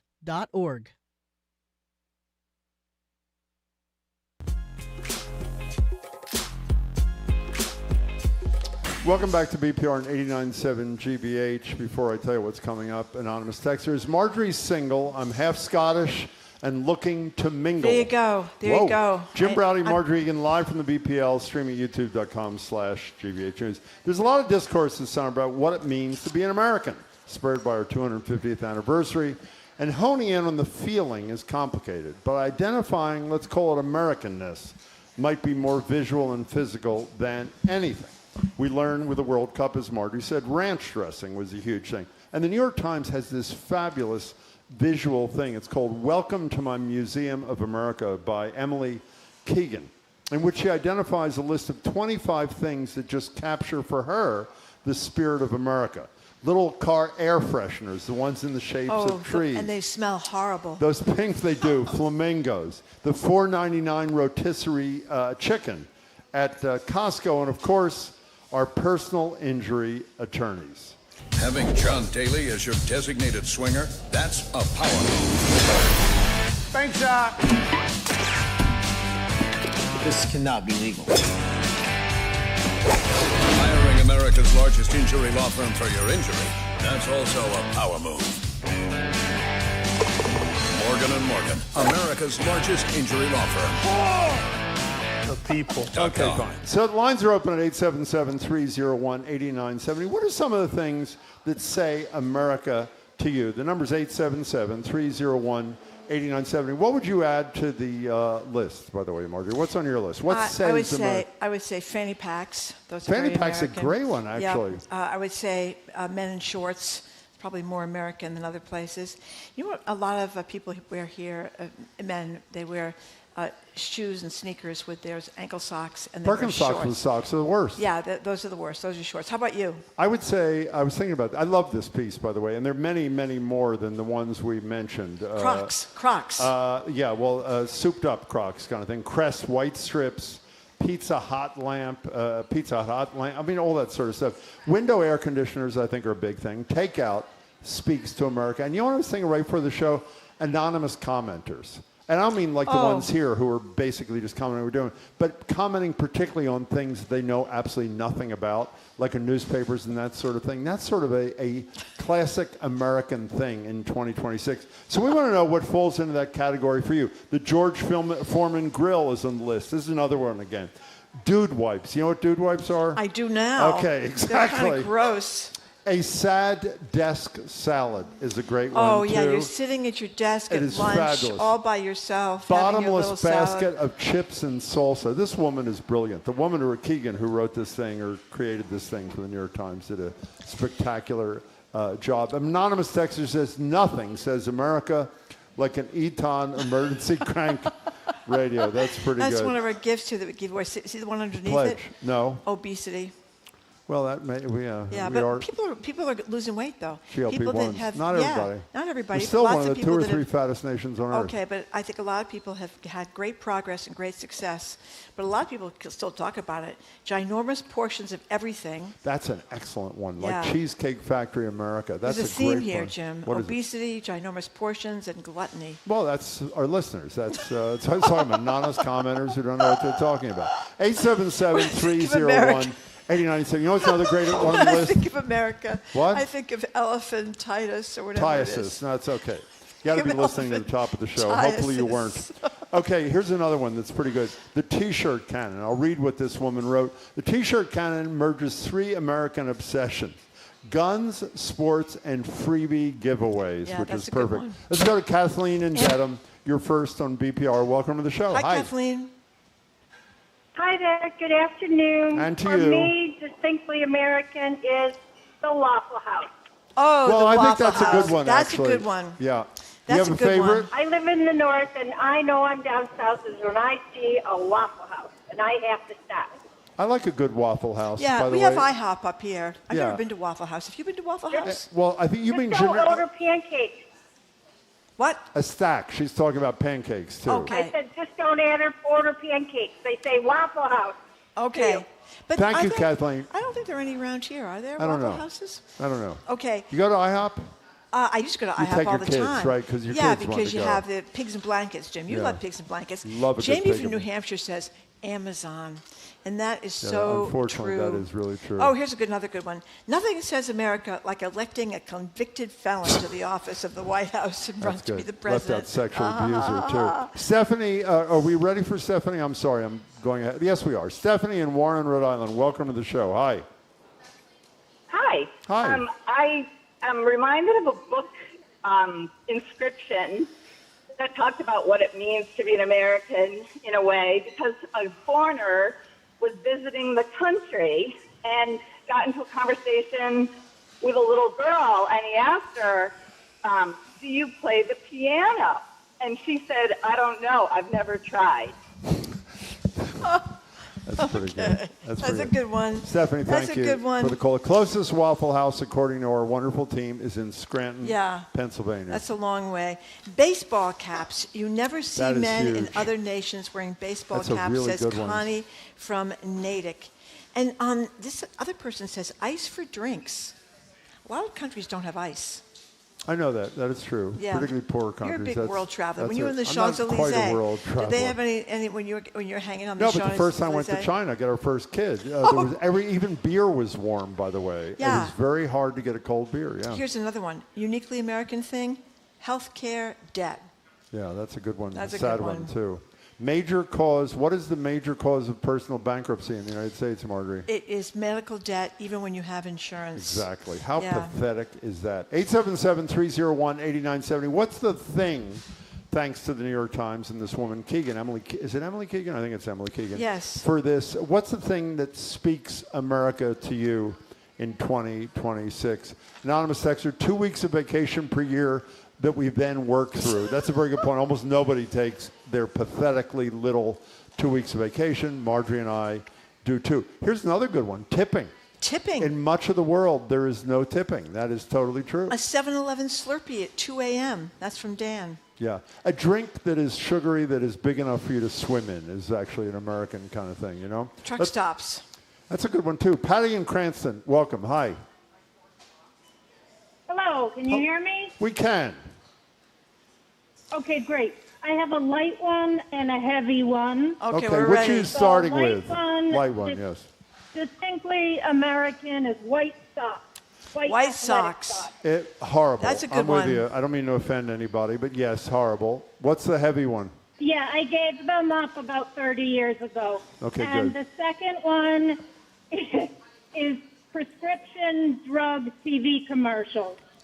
Oh, Left yeah. and right.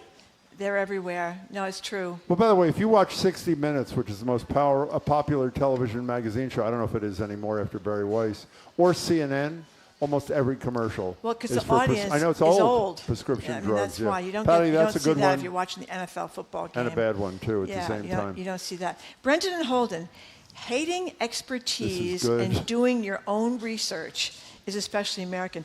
I But always Brendan love- put doing your own research in quotes because Yeah. that's what people say now. We got to do our own research on vaccines and you think to before yourself, we decide. okay, maybe you're a very smart person. Maybe you went to college or got your PhD or something, but you are not an expert. Why do we all think we're experts and can do our own research versus somebody who spent 12 years studying vaccines in medical school? Because expertise doesn't sync with your biased position that you learned from the most corrupt person to ever lead a government, our current president. Anonymous texter says this one is spot on. Uniquely American, being smitten by a Scottish comedian. I wonder who they're talking about for that. Liz from Falmouth says the lottery, but isn't the lottery, before it was big in this country, wasn't the lottery a huge thing? I think in Western Europe or some, I thought, was it not? I don't know. Like in England or some part of that part of the world. An anonymous texter says, squeezing liverwurst right into your mouth. Who would do that, by the That way? would be you, Jim. Who would do that? Yeah, okay. Can't imagine. You know what Buc-ee's is? Nothing No. says U.S. like Buc-ee's. It's one of those Southern food kinds of things, kind of thing. Red, Exactly. I explained that well, I think, so I think we don't need to go any further with that. red Solo cups. Yeah, that's a good one. They're that's all on over her the list. place. Yeah, that's on her list. Do you own a stash in your house? I have quite a few red strollers. You do? Yes, Oh, I do. 'cause you're a Red summer Solo drinker cups. kind of thing, Yeah, right? and dog strollers. Now, I didn't know that was uniquely American. A lot of people put their dogs in strollers when They they're do? old. Yeah, when the dog is old and you can't walk briskly with a dog. Jamie wanted to put me in a stroller before the show today. Did you know that? He said, will that help you, Jim? I said, actually, it might. Our number is 877-301-8970. Window screens. Are we uniquely American? In much of Western Europe, which I have not been to lately, despite what you say all the time, I don't think there's screens on most windows, yeah. You know why that is in part of, there are a lot of casement windows in for example, in France, which, go like that. And how do you do a screen on a casement window? How do you do that? If you open the thing, you can't. You put it on the inside of the window, and so that when the casement Actually, you want to know goes something? I have casement windows in my kitchen. with We have screens. a screen on the Yeah, inside of the that's window. Right. But when I lived in California, realized. they didn't have screens. And Oops. they did not have mosquitoes. That's why they didn't have screens there. didn't. Costco is uniquely American. The clapper. Clapper is the thing you do when you want to turn the lights on. You buy that like as seen on TV. It's like $3.99. You don't know this. You put it in your little like light socket in the thing, and you go like this, and allegedly the light will occasionally come on or go off or that sort of Going to the mall, shopping in your pajamas. Yeah, people do that. From a Canadian, I would say import tariffs are one of them. This is fabulous. I don't know how you do this. I am so into this. Barry from Framingham, not being able to speak any language except English. How many people in this audience speak any language fluently other than English? There you That's go. actually Quite a not few. horrible. Quite a few. That is really I would imagine it's fabulous. mostly Spanish. Spanish? No. No? What are you going to go one by one around the whole Well, I'm audience? just wondering That's if people could raise their hand if it's Spanish. I don't think that many people in the United States speak French. Or Marjorie would certainly like Italian. you to yell out what language you speak. I don't want Do you to wanna yell do out. that? If it's Spanish, raise your hand. If it's Spanish. Well, it's obviously not. Well, it is Well, in it three is. cases. Yeah, because Okay, I mean, why we don't you all go down should. the list? Go No, ahead. we all should speak Spanish because we should. have a huge number of Latino. The Latino I know what population they is are. huge. Yeah, It would be exactly. very helpful to speak. Very speak helpful. Do you Spanish. speak Spanish? No, I do not. Okay.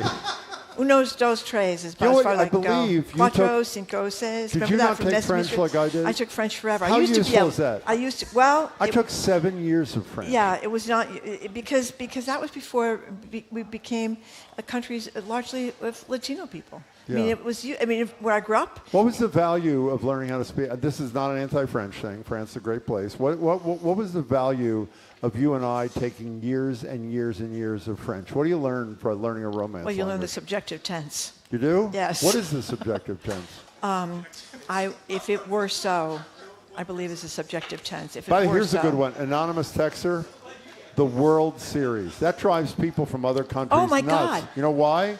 Because it's not a World Series. It's the United States Series. You aware of that? And the NFL. That's uniquely American, is it not? Well, it's National Football League. Yeah, that but is. that's, Well, I know, but they don't yeah. have football like we do in Football. other places. Okay, they don't? Okay. Okay. Uniquely American, rushing around with paper cups of coffee and lattes, clinging to them like Oh. baby bottles. The paper coffee cup, or hopefully some material that is not horrible for the environment. Coffee cup is a decent thing, no? Jay, that's absolutely true, Jim. Marjorie doesn't agree. Jay in Brighton says, I am having heat stroke, but I'm doing my own research before having my HVAC installed. Edgar, get over here, because Edgar, I know, will have something far more interesting to say about this than either you or I do. Horribly American trait, constantly being marketed to everywhere. What'd you say? Dirty, inefficient public transportation and public bathrooms. Yeah. Okay, what do you think makes us uniquely American, Edgar B. Hurd III? I mean, I think you guys have hit on a lot have? of them. Yeah, Meaning definitely. You don't care about this no, at I mean, all?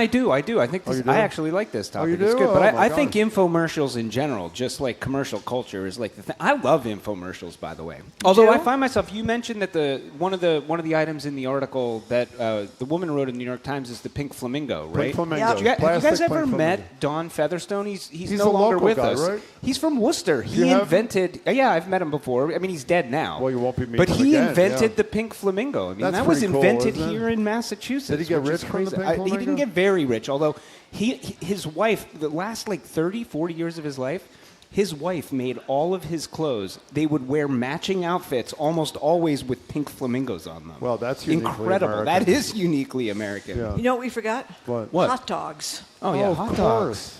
Okay, Hot dogs. what's on the show?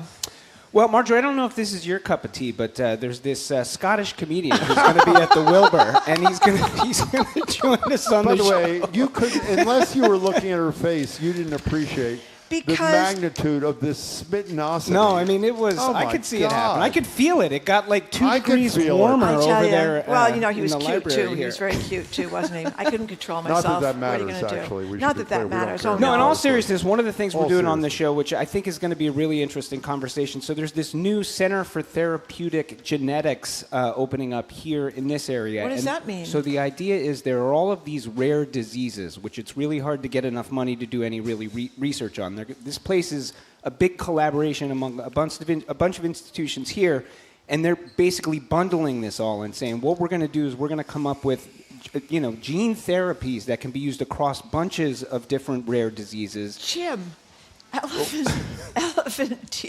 I tell you, elephantiasis.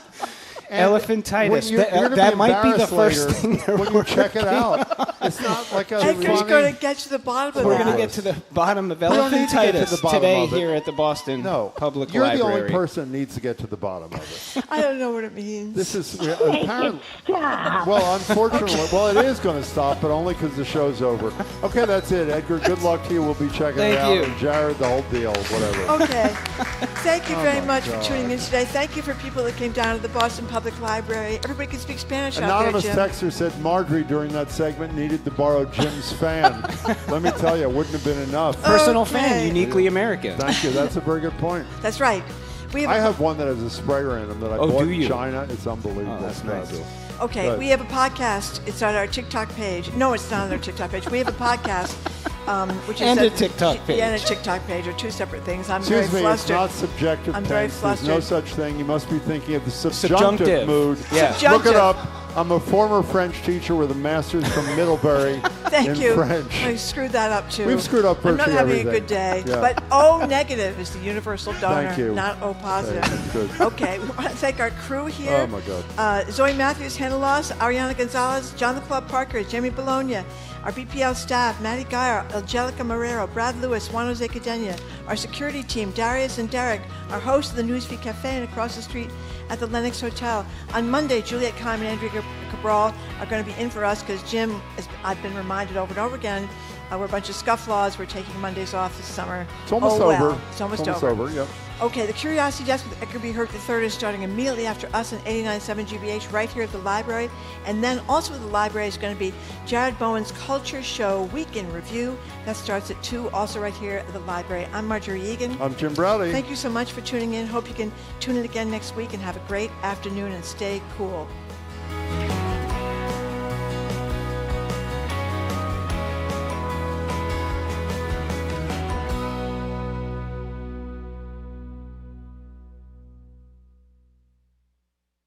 From the stories of centuries past to discoveries that will define our future, How Did We Get Here's how-tos and more. Journey with us down the rabbit hole on the Curiosity Desk. Coming up next on GBH 89.7. Support for GBH comes from you. And the Foundation for Chinese Performing Arts, presenting a series of concerts at NEC by distinguished musicians of varied generations through August 22nd. Details at ChinesePerformingArts.net. And Neville Place Assisted Living in Cambridge, providing residents with a range of services designed to help seniors stay sharp, social, and independent. More at nevilleplace.org/care. You're listening to 89.7 WGBH HD1 Boston. Online at gbhnews.org. GBH News. What matters to you? I'm Edgar B. Herwick III. Today on the Curiosity Desk, live from the Boston Public Library, we open with In Case You Missed It, our Friday menagerie of misfit news. Well, in case you missed it, a 97-year-old from England just set a Guinness World Record as the oldest woman to wing walk. That is, hang around on the wings of a plane while it's up in the air. Sources say the decision was a reaction to the passenger beside her taking his shoes off. We're kidding. Afterwards, we meet two doctors behind a new health collaborative here in Boston working toward a future where cures for rare genetic diseases are in reach. And a hedge maze at Honey Pot Hill Orchards in Stowe is the curious focus of the latest episode of the podcast Hyperfixed, all about people who make these oversized mazes, including a man known in certain circles as the Master of Mazes. Sadly, it's not David Bowie from Labyrinth. It's all ahead this hour on the Curiosity Desk. Live from NPR News, I'm Lakshmi Singh. Iran says it has approved an agreement to reopen the Strait of Hormuz that would allow Iranian authorities to oversee inbound shipping traffic. But the White House says no country will be allowed to control the waterway. NPR's Frank Ordonez reports. President Trump had been saying all week that good things were happening and that a deal to open the Strait of Hormuz would happen very soon. But the split over who controls the strait has thrown the agreement into question. Justin Logan of the think tank Cato Institute pointed to the differing interpretations of one single paragraph, paragraph 5 of that MOU, that caused all the problems. It's a bit like the unstoppable force that meets the immovable object. I mean, neither country's public position, at least, has changed significantly, and that was what caused the Memorandum of Understanding to implode in the first place. Iran continues to maintain they want control over the strait, while the U.S. is seeking a return to the status quo. Franco Ordonez, NPR News. A key Republican Senator, Bill Cassidy of Louisiana, says he will back Todd Blanche's nomination as Attorney General, smoothing the way for his ultimate confirmation by the full U.S. Senate. Blanche had faced concerns from all Senate Democrats and some Republicans in the chamber over a $1.8 billion anti-weaponization fund, as well as other actions of the Department of Justice under the Trump administration. A judge ruled this week that Meta must pay New Mexico's fine of $567 million. That's on top of $375 million in penalties from a previous phase of the state's lawsuit over the harm to children's mental health. New Mexico Attorney General Raul Torres has been representing the state against the parent company of Facebook and Instagram, and he spoke to NPR's Here and Now. We've always understood that we by ourselves couldn't do this, but by taking a lead and showing that this is a line that can be taken by other states and other jurisdictions, we've fundamentally provided a blueprint for everyone else in this country and around the world to hold this company accountable. The Democrat is running for re-election in November. The Trump administration is proposing major changes to the Clean Water Act, aiming to cut red tape and construction costs. But as Rachel Cohen with Mountain West News Bureau reports, some states are creating their own safeguards. Colorado is launching a program to regulate its wetlands and seasonal streams. 3 years ago, a U.S. Supreme Court ruling narrowed federal oversight. Nicole Rowan oversees a new permitting system that Colorado designed to fill the gap. This work is really critical in protecting Colorado's water quality. It's really important for businesses and agriculture to have clarity so they can continue their development in a safe way. New Mexico is following suit, and Delaware Governor Matt Meyer signed new state wetland protections into law last month. For NPR News, I'm Rachel Cohen in Boulder, Colorado. You're listening to NPR News. Good afternoon. With the latest from the GBH Newsroom, I'm Henry Santoro. The city of Lowell saw the fewest opioid overdose cases on record for the month of June since it started recording data back in 2011. Lowell Sun reports that Lowell Board of Health received its monthly overdose report recently that says June of 2026 saw the fewest overdose cases the city has ever seen in June ever, at 17 cases. 11 of those 17 did need Narcan. But by comparison, back in 2017, the city had 71 opioid overdoses.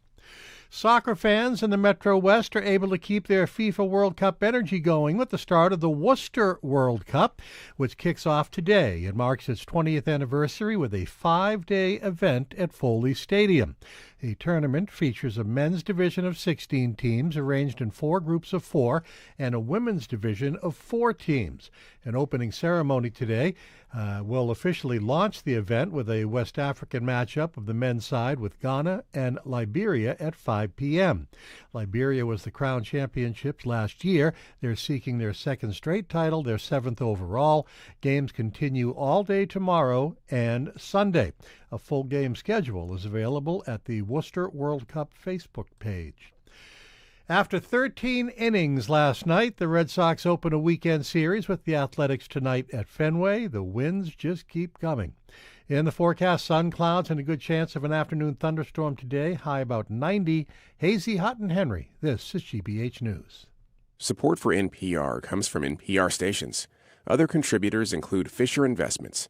Fisher's dedicated team of specialists provide resources on investing, retirement income, estate planning, and more. Learn more at FisherInvestments.com. Investing in securities involves the risk of loss.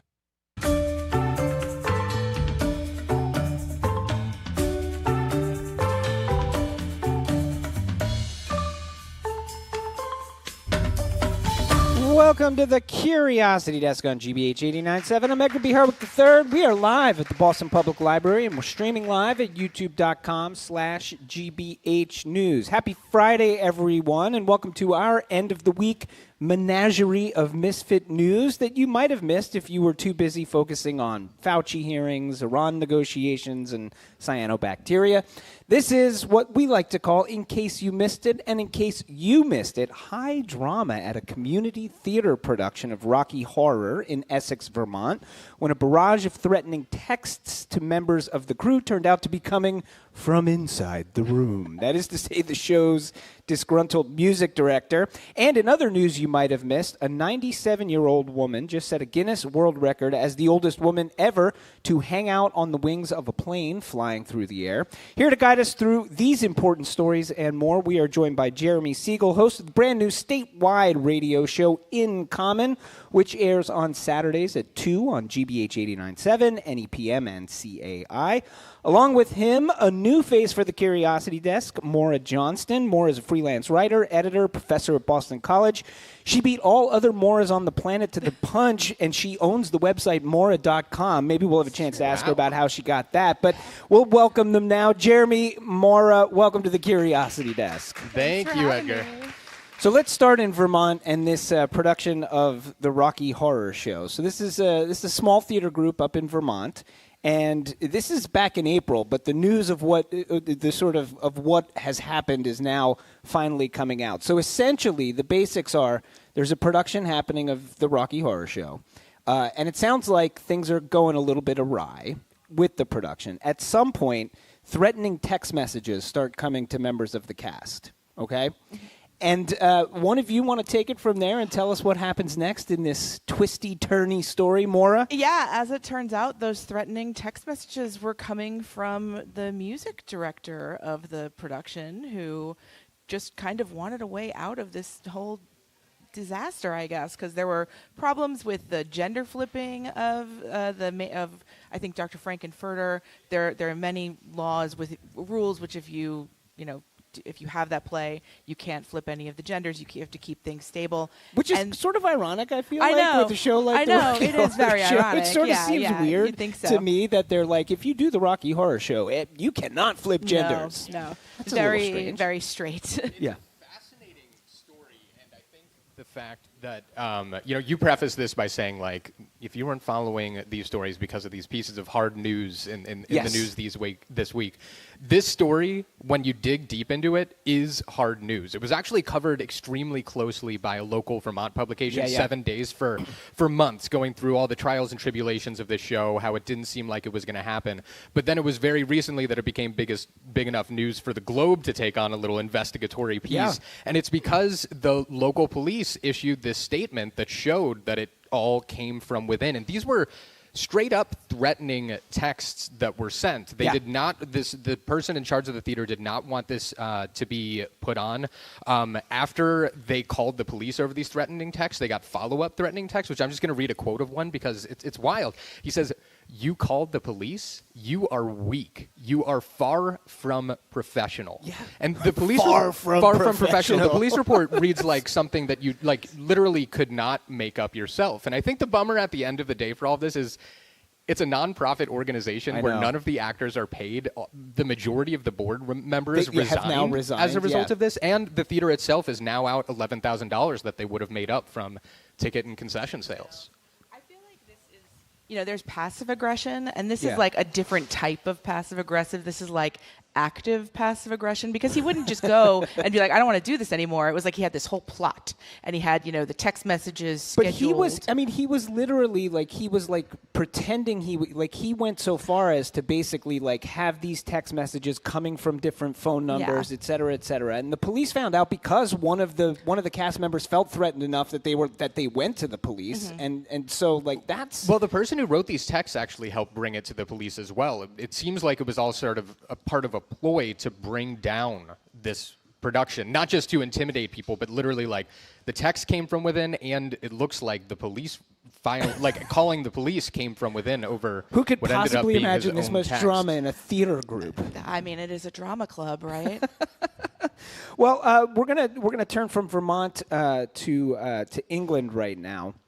And a woman named Betty, 97 years old, and she set a world record this week for being on the wings of a plane. She literally, at 97, was outside on the wings of a plane. We have a little sound from her talking about, why she might do something like this. You mustn't say the word can't. Right. The word can't isn't right. You should say, I will if I can. Right. But the word can't is not in my vocabulary, as I said before. So if you're watching us on the stream or you're down here at the library, if you look up at the screens here, we have an image of her on the wings of the plane. This is an old-style biplane, and when I say on the wings of the plane, she's on the top She's on the top of the plane. Wings. In the video, it goes upside down. It does a flip. I can't believe that BBC clip that you just played there where the interviewer is saying, right. Because imagine yourself in that conversation with somebody who's like, I don't accept the idea that you can't. It's like, if strapping yourself to the top of a plane while it goes in the air and does a flip is something that someone says you can't do, and you're not like, maybe I shouldn't do this. I mean, it's astounding. Congratulations to her. But why would you do this? And also, why is it legal? Were the two questions that came to my mind. They're strapped into the plane. So it is kind of like a very elaborate roller coaster with just fewer, a couple of fewer safety things. But, as somebody who is, just recently entered the senior realm, got her ARP card, I think this is amazing. I'm like, yeah, go for it. You can't do anything. And I'm terrified of heights, so I will not follow in her footsteps. But it is inspiring. And she broke her own record. I was going to say, the incredible thing thing here is that she already held the record. She was already the oldest woman who had ever done this, but she has now done it again, even older than she was the last time. I love this quote from her. She said, I just get bored of life otherwise. I can't drive, I can't see very well, and I get a bit frustrated. So I want to do things that I can do. The perfect way to let off some and steam. Apparently that's this. Although a little deep research from our team showed there seems to be a battle of sorts between her and so the world record holder for any person to wing walk is a 98-year-old man. Really? He just broke the world record. He broke the world record in May. She at 97 has now broken her own world record. They're both in the UK. And I suspect that what we're seeing here is we're going to see these two, for as long as they hang on, go back and forth and try to beat each other as the oldest person to ever. It's interesting that wingwalk. they're both in the UK, not to harp on the legal concerns, but when I saw this, I was thinking, like, why is this legal? Yeah. Like, And how it's not legal in the US. You basically cannot do this. The FAA is like, no. But the CAA, which is their version of the FAA in England, is like, yeah, sure, Yes, yeah. you can do this. Yeah, so go ahead, why not? they're heavily regulated, and you have to be like expertly rigged in. And there are age restrictions. You have to be 18 years old to do it, but there's no no upper limit, age clearly. restriction. Yeah. I mean, this does sound like a setup for like a really great rom-com, right? It does. They're rivals, and then they realize that they have more in common than they Also, might think. there is that sort of like genre of movie that is like cute older British people doing quirky Exactly. things. This could definitely be one of those. We need to start on this. The next GBH right production. Now. By the way, his name is Harry Heisman, the man who has the record as the oldest person to wing walk. Let's turn out to San Francisco now. A story folks might have missed. There's a new AI chatbot on the scene. But the sort of twist in this one is that it happens to be just a single guy, hand answering everything that comes into this chatbot. So he took out a billboard in San Francisco. He's marketing the service as ChatTJB. The giant ad boasts that it's the leading chatbot interface powered by AI, but he notes that AI in this case stands for average individual. So what do we make of what's going on out here? I might trust him more than I would trust most of the AI agents out there at this point, especially for life advice, because at least he might, he'd probably confidently say, I don't know what I'm talking about, but at least he wouldn't give you like terrible advice that would send you. Like, is there average intelligence psychosis, do you think? It's possible. You have to think about that. Like, does somebody get just really addicted to like talking to this guy and just super following his delusions? He's faced a maelstrom of interest in people who want to use this, and also like a lot of media coverage, which afterwards he said, this is essentially a piece of performance art from his perspective. He's trying to make a point with this, but it's gotten really popular. So I don't know if either of you have been to ChatTJB, the website. I went to it earlier today. We have a friend in town visiting, so I decided to ask it, hey, ChatTJB, I have a friend in town this weekend. I'm in Boston. How do you think we can seize the weekend in the best way possible? Added in, I'm a Virgo for context. Why not? Nice. They have such a demand for life advice that they got back and they said, hi, thousands of people are writing in right now, and ChatTJB is still a very small group of volunteers. So he's actually brought it up from a group of volunteers and is now hiring people across the world who are interested in talking with people. Let's hear a little. The man behind this is named Tucker Bryan. Here he is explaining the concept behind his ChatTJB. Picture this, ChatGPT, but on the other end, it's just me giving bad advice manually. By now you've probably heard the term cognitive surrender. This idea that we're now so used to confident, fast, and smart sounding answers from AI that we've largely stopped questioning them. To be clear, I am not anti-AI, but some of us are so far gone that the second we drop into that soothing, dark interface, see the little thinking animation and the text coming up letter by letter, critical thinking skills go out the window. So I set out to do something truly innovative by creating a product that is infinitely worse. I think this guy is hysterical. I think this is really funny. And he has made the point, I think to me the most interesting piece about this and what he's doing, yes, it's an art project, but it's a think project too, right?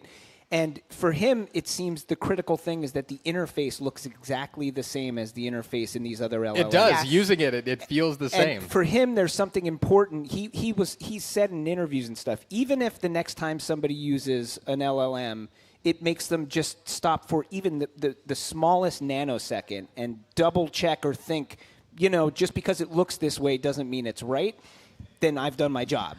I'm sort of paraphrasing him, but I think that's actually oddly sort of important right now. I kind of love that idea. And I actually kind of love that he's hiring other people too, because it reminds me of like the information desk at my college where like you could call the info desk and just get trivia about anything. And so maybe this is what we need. We need like a giant crowdsourced info desk to help the world. Or a recreation of AIM, essentially. Just, hey, how's it going? Smarter Child. Bring back Smarter Child, everybody. Come on. Well, let's bring it back closer to home, New Hampshire. A story folks might have missed, but an 18-year-old video game maker, I guess I'm going to put in quotes here, but this is an 18-year-old. So do you folks know how Steam works, right? So Steam's like an online platform, video game platform. You can kind of buy and sell games and stuff like this.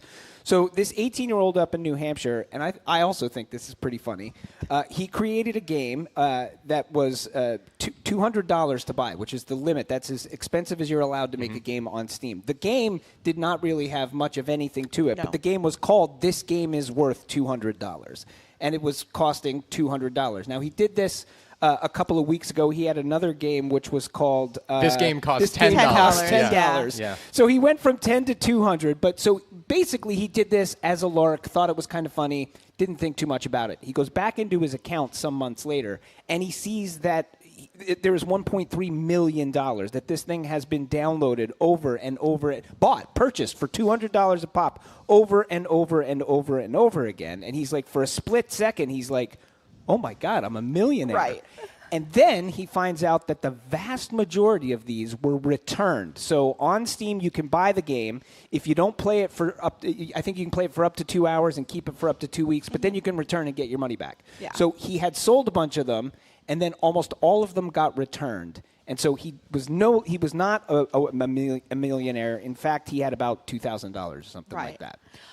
I will say that the premise of the game is a lot more honest than the supposedly free games that are all over the app stores, where it's like, oh, download it for free, and then if you ever want any actual gameplay, you have to buy like keep 20 buying things like little inside of things. it. Yeah. So at least it was honest, and I guess that he called it a psychological comedy game, but I think the comedy is like figuring out like what is the point. I opened the game up right here. Game. Yeah, it's like two-dimensional. You can walk down a street. You can buy beer and cigarettes is one thing that's highlighted very high in the description of this.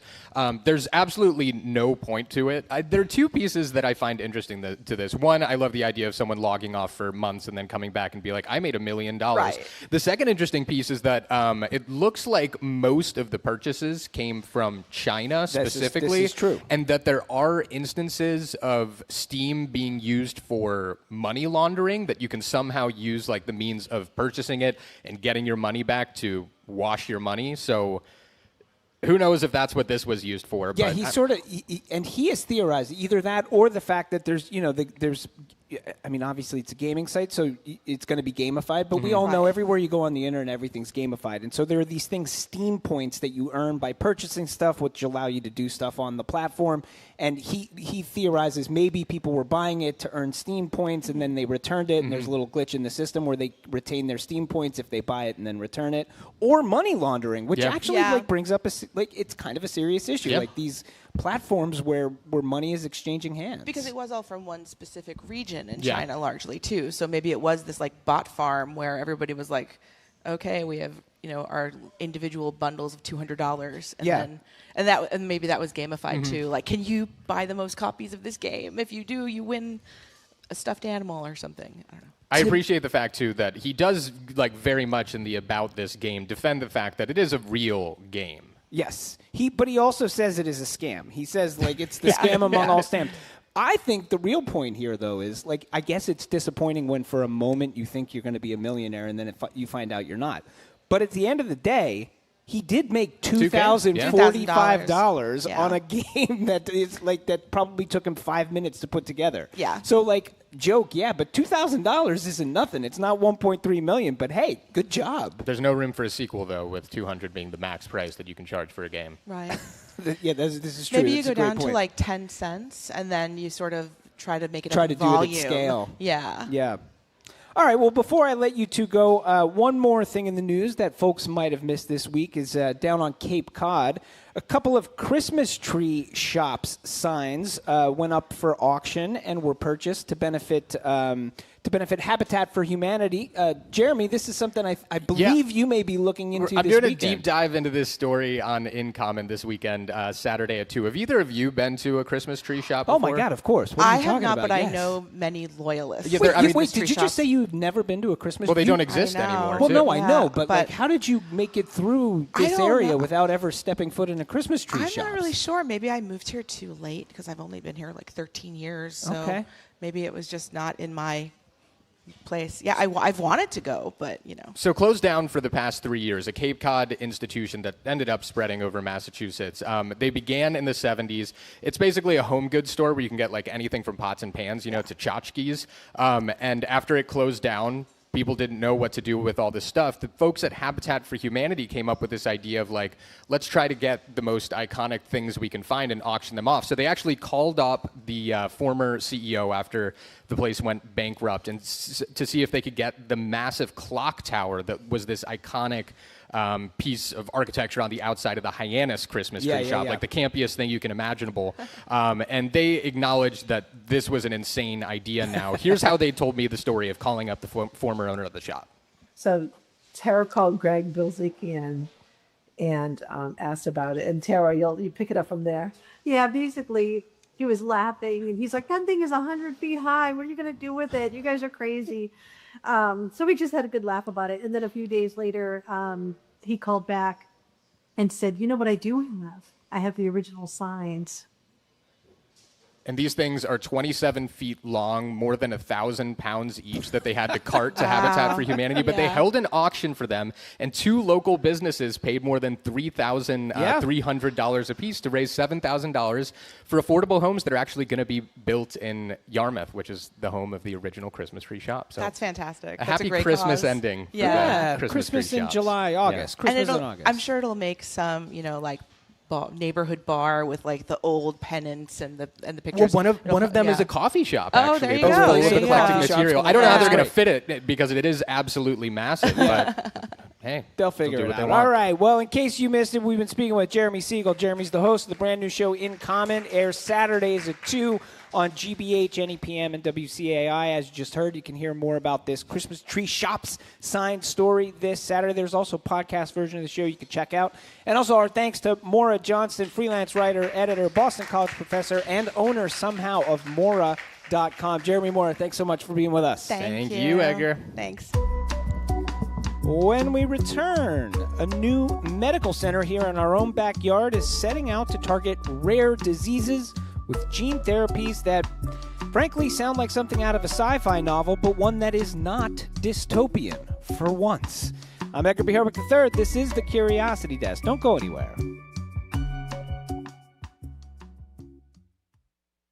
I'm Jared Bowen. Today on The Culture Show, after Wicked sent Ariana Grande's fame soaring, the star is stepping out of sight.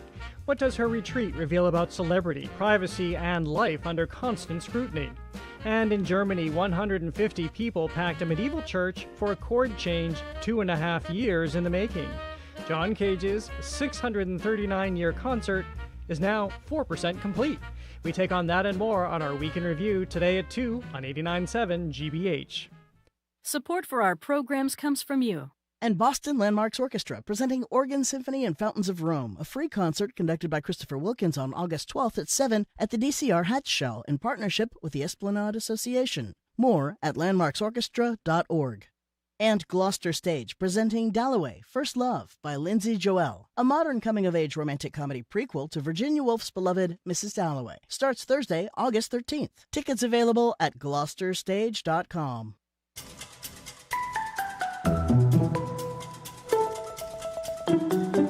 You're listening to The Curiosity Desk on GBH 89.7. I'm Edgar B. Herwick III. We're live here at the Boston Public Library, and we are streaming live at youtube.com/GBH News. Rare disease. Despite the name, it impacts a whopping 10% of the U.S. population. The problem, when you've got thousands of diseases that only impact a few dozen people each, how do you find the funding, the initiative to develop treatments? Enter the Center for Therapeutic Genetics, a brand new institute that says, problem? Not for us. It is a collaboration between the Broad Institute, Boston Children's Hospital, and the Jackson Laboratory. So how do they plan to pull this all off? We're going to find out right now. We're joined by Wendy Chung. She's the Chief of Pediatrics at Boston Children's Hospital, and Winston Yan, the Director of this new Center for Therapeutic Genetics. Wendy, Winston, thank you so much for joining us here at the library and on the Curiosity Desk. We're thrilled to be here.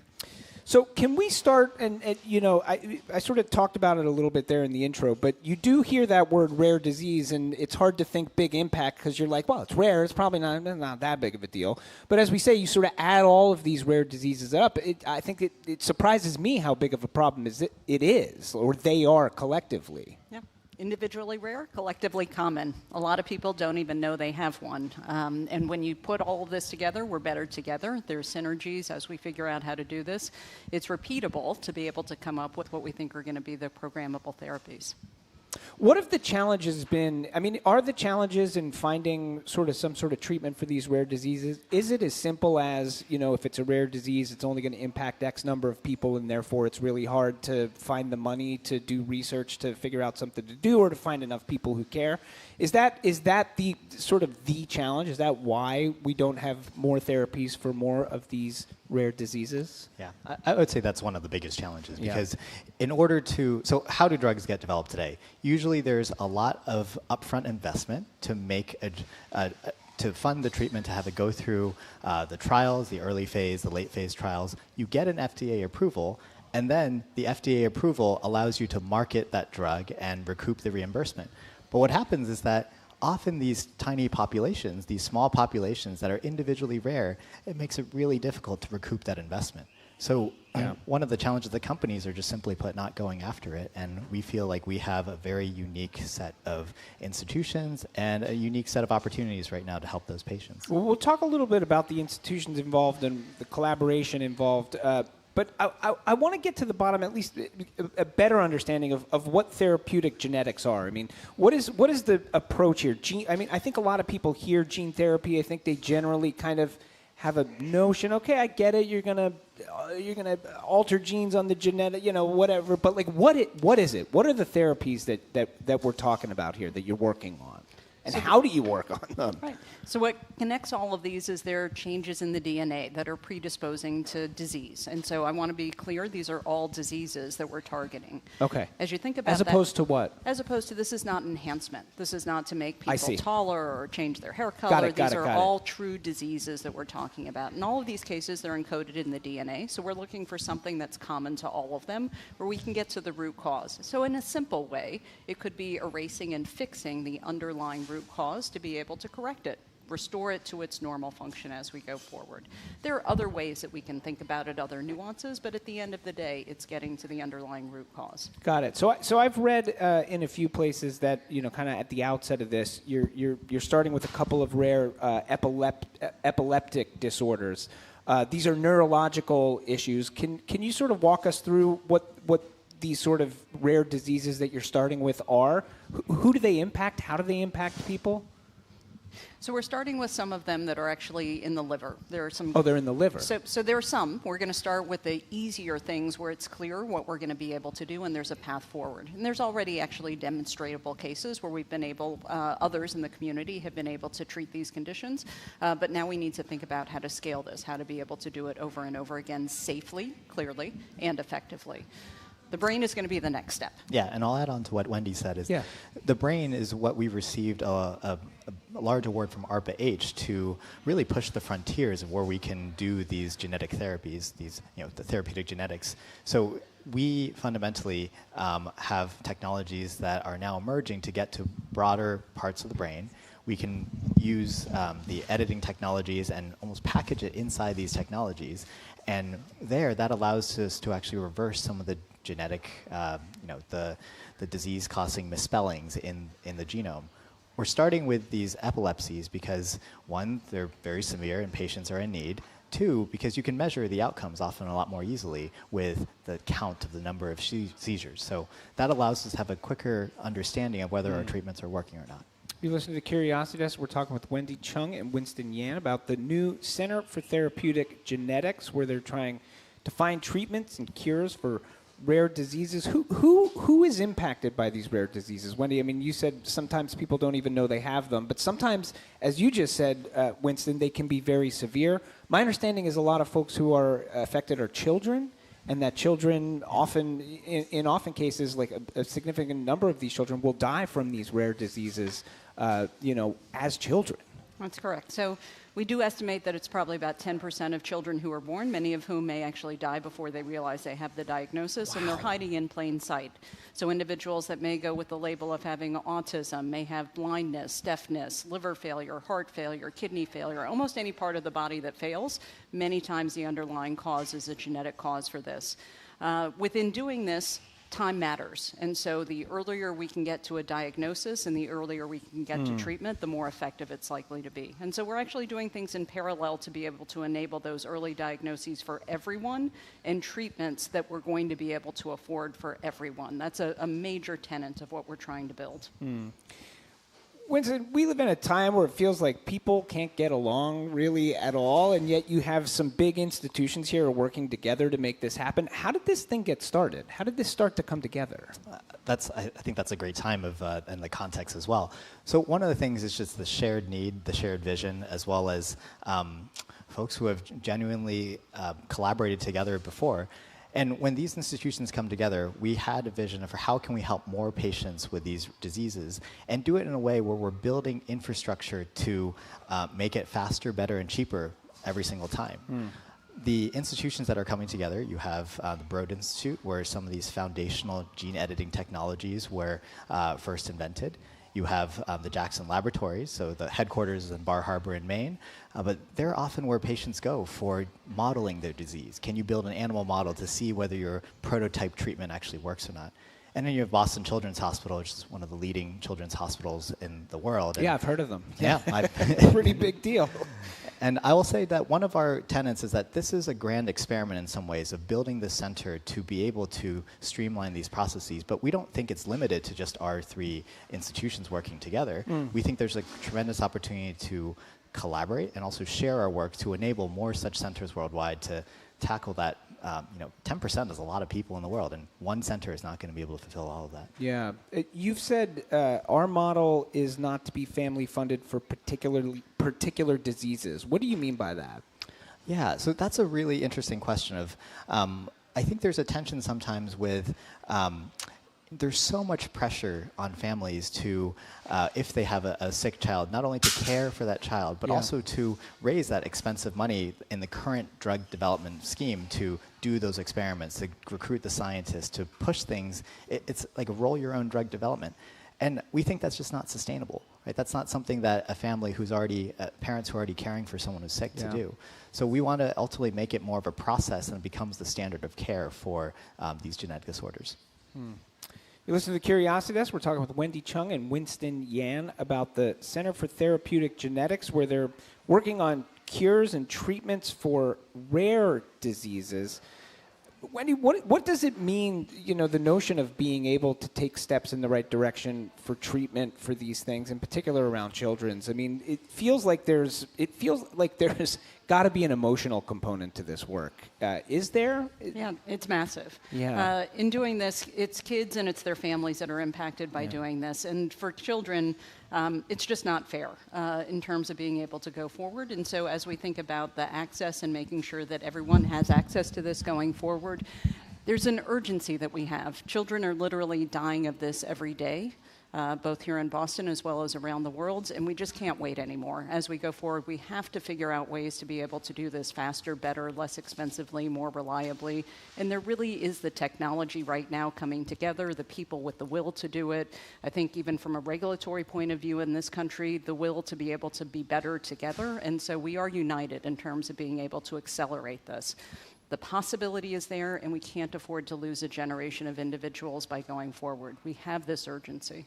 Are there other places that have sort of tried this kind of thing? I sort of think it seems to me there are two things that are like, I mean, there's a lot about this that's noteworthy, but there's two pieces of this that kind of catch my attention. One is the partnership among the organizations, but the other is this idea of saying like, no, we're going to kind of have like a broader approach. Rather than trying to pick 5 diseases to work on, we're going to say all rare diseases share certain things in common, and there are going to be things like by sort of packaging it together in that way, maybe you find some economy of scale in working on it. I mean, are there other places approaching it this way? I think we're working together actually around the world even to be able to do this. So there are not huge numbers, but where there are individual groups doing this, we're learning from each other going forward. We're trying to be strategically making sure we don't get in each other's way, that we're sort of dividing and conquering as we go forward. And that as we take learnings, we're teaching other people how to be able to build upon this so that everyone is not reinventing the wheel. And I'll also say beyond the 3 institutions even, and it's true here around Boston and Cambridge, we have friends friends in the biotech and pharma sector who are bringing their expertise in terms of going forward. So it really is a collective to be able to think together. Winston, I see you nodding there. You agree? Absolutely. I mean, I think that one of the things I mentioned earlier about how current commercial models don't allow these drug developments, it's not that they don't want to. It's that structurally... Sure, it just doesn't work. It doesn't work, exactly. And so, but they do want to collaborate. They do want to work with us to responsibly develop these treatments and get it to more patients. Because, as Wendy said, the technology exists today, and it's really something where we don't think it's right to limit the access to, only diseases above a certain number of patients, right? That doesn't make sense. Are you nervous about pulling this off? Are there a lot of eyes on the two of you to make this work? I mean, like, where are we at with this? Like, what's the sort of timeline? What does the next year look like? Yeah, I mean, we are in the founding phase, and we have these 3 institutions, and it's not just the 2 of us. It's actually a number of clinicians, of investigators, of scientists, and folks in drug development coming together to do this. So I think that's one of the things that I'll say. I am. There is a responsibility to doing this that does make me nervous, but because we have an amazing team coming together, it actually feels like we're in it together, we're better together, and we're able to make a meaningful impact for patients. And how about for you, Wendy? I mean, nervous? Are you excited? Like, how are you feeling? I'd say more excited than nervous. Yeah. I think we're always very careful about safety, and about safety for me, for children especially, because we're trying to think for them. But I just can't say this enough. There has never been a time in history of science like today in terms of our ability to do this. Why? So it's a convergence of what we've known about both being able to diagnose conditions. Now that people are being diagnosed, we now have those sort of patients lined up, ready, willing, and able. Yeah. Because of that, I think we see the burden in terms of what it is imposing on society, in terms of healthcare, in terms of our families.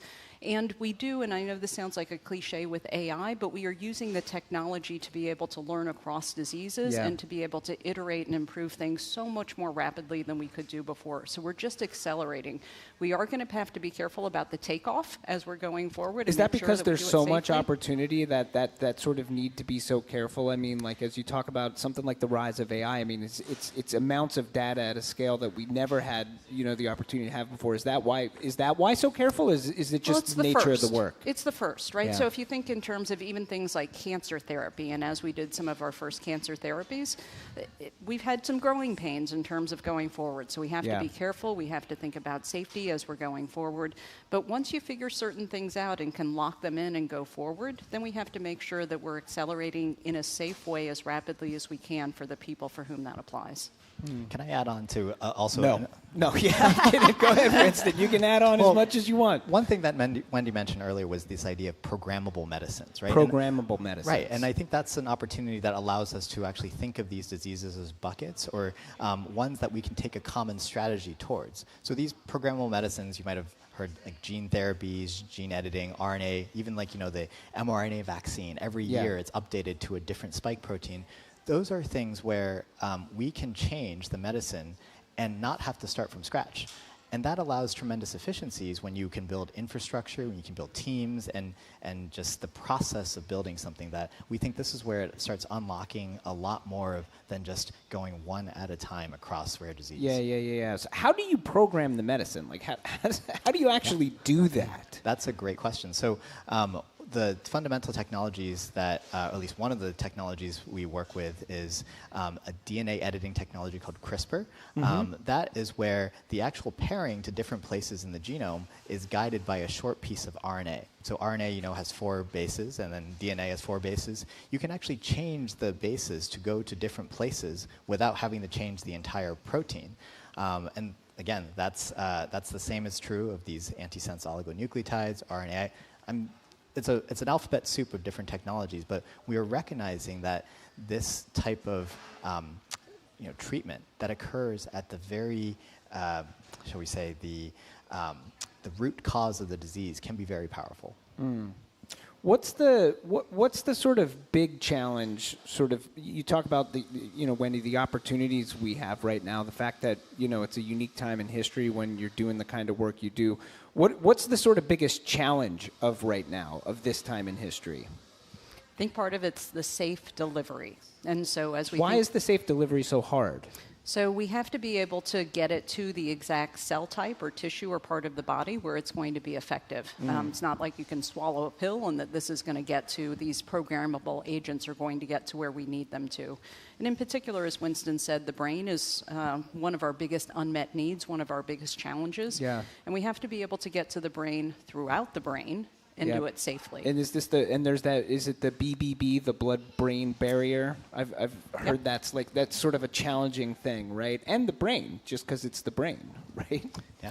There's the brain, it's getting to the brain, it's getting throughout the brain, and as we do this, we may end up doing things that the body isn't happy about. It may actually have an immune response to and reject, and so we have to be able to understand how to tweak the system to be able to get in kind of a stealth mode and do what we need to do. I mean, how do you do that when you can't actually try it? You know what I mean? That seems to be the challenge. It's sort of like, you obviously, it feels to me like with most things, it's sort of like you can't just say like, all right, we're going to give this to 10 people and see what happens, because it could go awry, and so you can't experiment in that way. So what do you do? What's the workaround? Like, how do you find the safe way to do it? So you do it for taking cells from patients. You do it in addition, the laboratory is the start. You sometimes do it in a mouse. You sometimes do it in another animal model to do this. And ultimately, you do take a leap of faith and do it in a patient. And that is when we all hold our breath. And that is the scary part. But when it works, that is going to be what unlocks the future. When you look at one of the things that interests me about this sort of systematic approach, so to speak, to this, where you're saying like, all right, we're developing techniques, not like it's sort of like you're developing techniques, not single therapies for single, diseases. Do you expect that, even though that you're sort of doing this to work on these rare diseases, is there the chance that this is also going to be helpful for all kinds of diseases, not just rare ones? I think that's absolutely the intent of what we're doing of building these programmable treatments is a way of individualizing medicine. All of us have different genomes, we have different medical histories, we have different wants in life.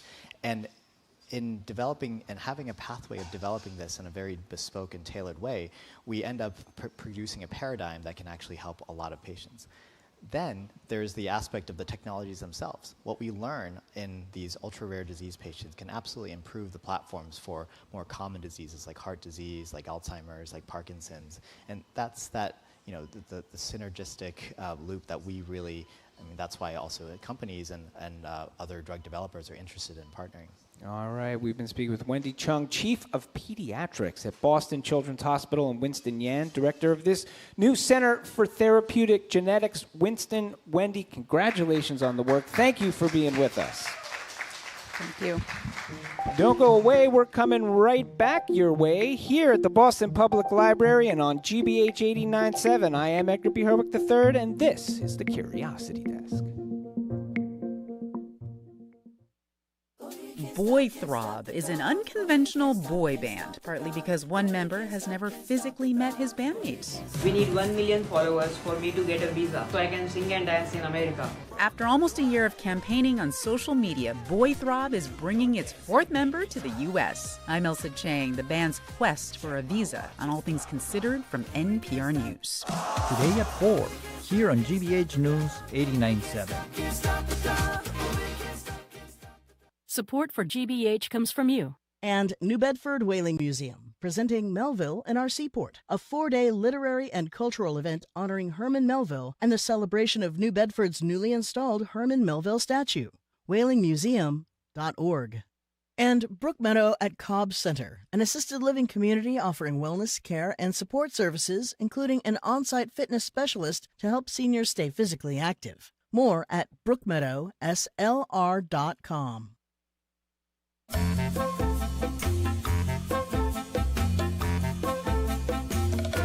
Third, each and every day, without fail, we humans do the strangest thing. We lie down horizontally, we close our eyes, and then disassociate for hours on end, if we're lucky.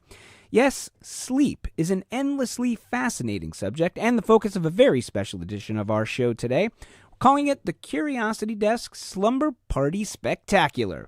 No sleeping bag required. Up first in our modern age of Fitbits, Whoops and other health trackers, it's easier than ever to get personalized data on the quality of rest that we're getting every night. The question is, having all this information actually helping us sleep better?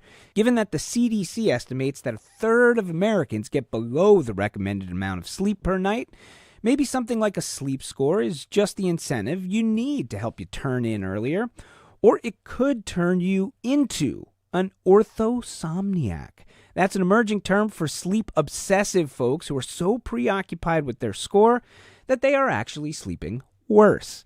For more, we're joined by Tony Cunningham. He's director of the Center for Sleep and Cognition at Beth Israel Deaconess Medical Center.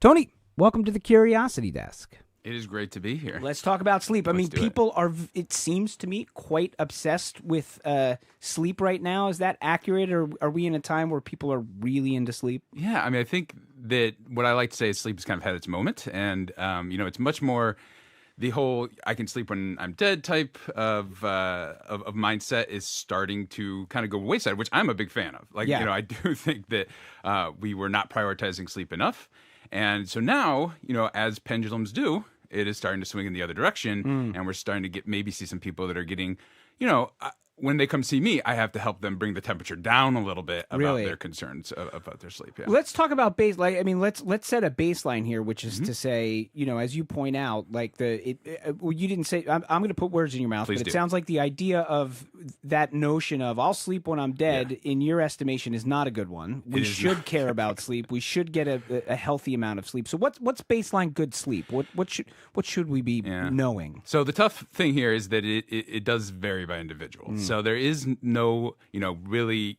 blanket response to that question. Now, I get from the kind of public messaging, public health standpoint, the messaging of shoot for 8 hours per night it's a great message.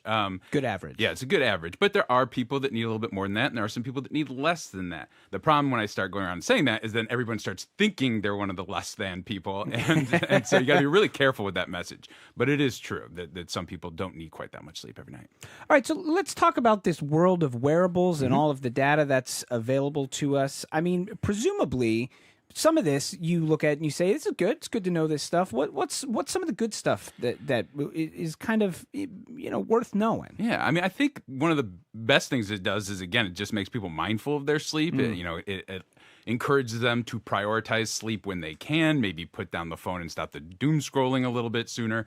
There's a lot of good things that come out of the wearables. And again, it's being aware of what they are good at measuring and what they're not so good at measuring. And I think that is the message that needs to get out a little bit more. So let's get that message out. Let's parse it a little bit, which is to say, like, what are they measuring? And, one of the things that I spend a lot of time thinking about, and we try to do on the show, is, we are, we're in a time where we are swimming with data. Yeah. I mean, we are swimming with data. But I think with that comes an increasing, difficulty being able to separate signal from noise and knowing which of that data is meaningful on its face and which is meaningful for the thing we want it to be meaningful for. So when it comes to sleep stuff, what in this is signal and what is noise? Yeah, so just a little quick historical perspective. There were these devices that have been around for a lot longer called actigraphy watches, and they were the medical grade version of what the sleep wearables are today.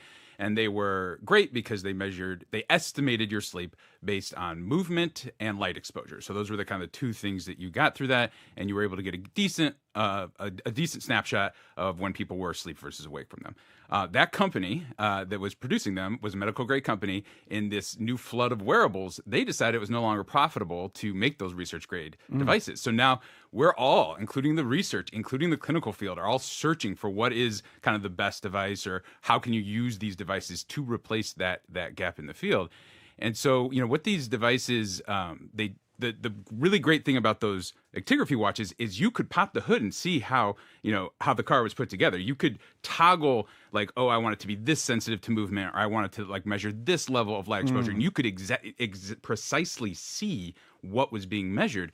And the downside of this the current era is it's all proprietary information. It's all industry secrets as to how they are scoring your sleep and what measures are going into it. Oh, interesting. And so us in the research field and in the clinical field, we have to take these devices and then we have to put them up against our gold standard sleep measurement and kind of see how they do and kind of compare and contrast like what is measuring well and what it's not doing particularly well. This is Curiositas. We're talking with Professor and clinical psychologist Tony Cunningham about sleep and wearables and gamifying sleep.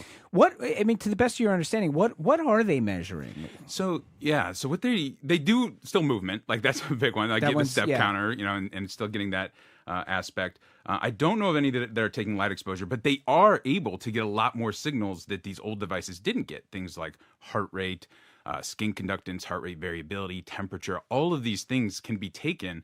And here's what they do well. Let me just kind of cut to the chase and tell you what they do decently well. Is they do a decent job, just like the old watches, of telling you when you're asleep and when you're awake. Okay. So they do give you a pretty good snapshot of how long it took you to fall asleep, how much you were awake throughout the course of the night, and then, your total sleep time. Where they are still in development, and I don't want to be like a big poo-pooer because I do think that with all of technology and all of AI development, I think these things are only going to get better over time. But they're taking all of those other measures that correlate, that are associated with different sleep stages, and then they try to say that, okay, this is close enough to enough information to tell us that they're in this stage of sleep as opposed to this stage of sleep. As a researcher, do you look at something like that and say, absolutely no way, we can't really quite do that? Would you do that in a paper? It's a not yet. It is a firm, very solid, sound not yet. Again, I don't know where they go in the future, and I could see a future, especially with like an additional little dongle or something that can support it, because what we do in the gold standard sleep studies, we bring people in and we put electrodes, we put some on their scalp and we put some next to their eyes and a couple maybe on their chin at a bare minimum. And from that, we get a combination of signals of your brain activity and your muscle tone and your eye movement. And we're able to imperfect, like even the gold standard is not perfect, but we are able to get a decent, the best look that we know how to do of the different sleep stages that you're in throughout the course of the night. And what is inherently missing in all of these wearables is the brain signal. Activity. Yeah. Like that is the number one thing we use to score sleep. And so that's clear. You can see in the brain signal, exactly what stage of sleep somebody is in. It is pretty as clear much as we have. Yeah. Yes. Yeah, it is the best that we have today. And here's the thing, I think there's going to be improvements in that in the next 10 years. Like all of this thing is kind of an evolving technology. But my concern that I see these days are people that are getting like kind of overly stressed about this, sleep score that I don't know. Like they don't tell you exactly what goes into it. And then they may update the sensors, they may update their software, and then you have to do it all over again, right? Yeah. Because you're not sure what they toggled, what they changed between each of these updates. Let's talk about orthosomnia, which it must be said, this is not a clinical term. This is just a term people are sort of starting to use to basically describe, I'm obsessed with my sleep score. Is that right? That's right. How big of a problem, as somebody who's in the field, is this really an emerging problem, or is this just like, I don't know, some people just get obsessive about things? I'd say emerging is the right word. It is not something that like we're going around and rigging 5-alarm fires or anything like that. Like, for the most part, I think when you talk about the aggregate of, again, I like that people are paying attention to their sleep and trying to prioritize sleep when they can. So, I think talking about greater good, that's the bigger pull. But there is a real concern. And again, going back to those people that may not, and again, small, maybe about 15% of the population don't need quite 8 hours of sleep. And those are the primary people I see come in my clinic, is the people that, they are very stressed, very anxious, that they cannot get 8 hours of sleep every single night. And so I work with them and to kind of help, again, bring down the temperature so that they can kind of embrace the fact that they are just built a little differently in that way. So as somebody who knows from this, like are there some simple things people could do to optimize sleep even without any wearable at all? Is there just some like baseline, here's a good way to sort of know that you're optimizing your sleep as best as you can? The number one way is just how do you feel? Yeah. You know what I mean? So I got two small small so kids. squishy. I want a better answer. I know. I have two small kids, and I could tell you I know when I'm not feeling great and when I'm doing well. That said, there is plenty of research out there that people are pretty bad at estimating. I mean, between peak performance and slightly declined performance, they're pretty bad at it. So, it really is a lot of the sleep hygiene, standard sleep hygiene advice, which is you want to keep your bedroom cool, dark, and quiet. White noise is okay. You want it to be as comfortable as possible. But the really big thing is you want your bedroom to be a source of rest and not a source of stress. Yeah. And so if you find yourself laying there staring at the ceiling, stressing about your sleep or that you're not getting enough sleep, our recommendation is just to get up, get out of bed, do something Go different. do that somewhere else. Go do something else until you feel sleepy. And there's a difference between sleepy and tired.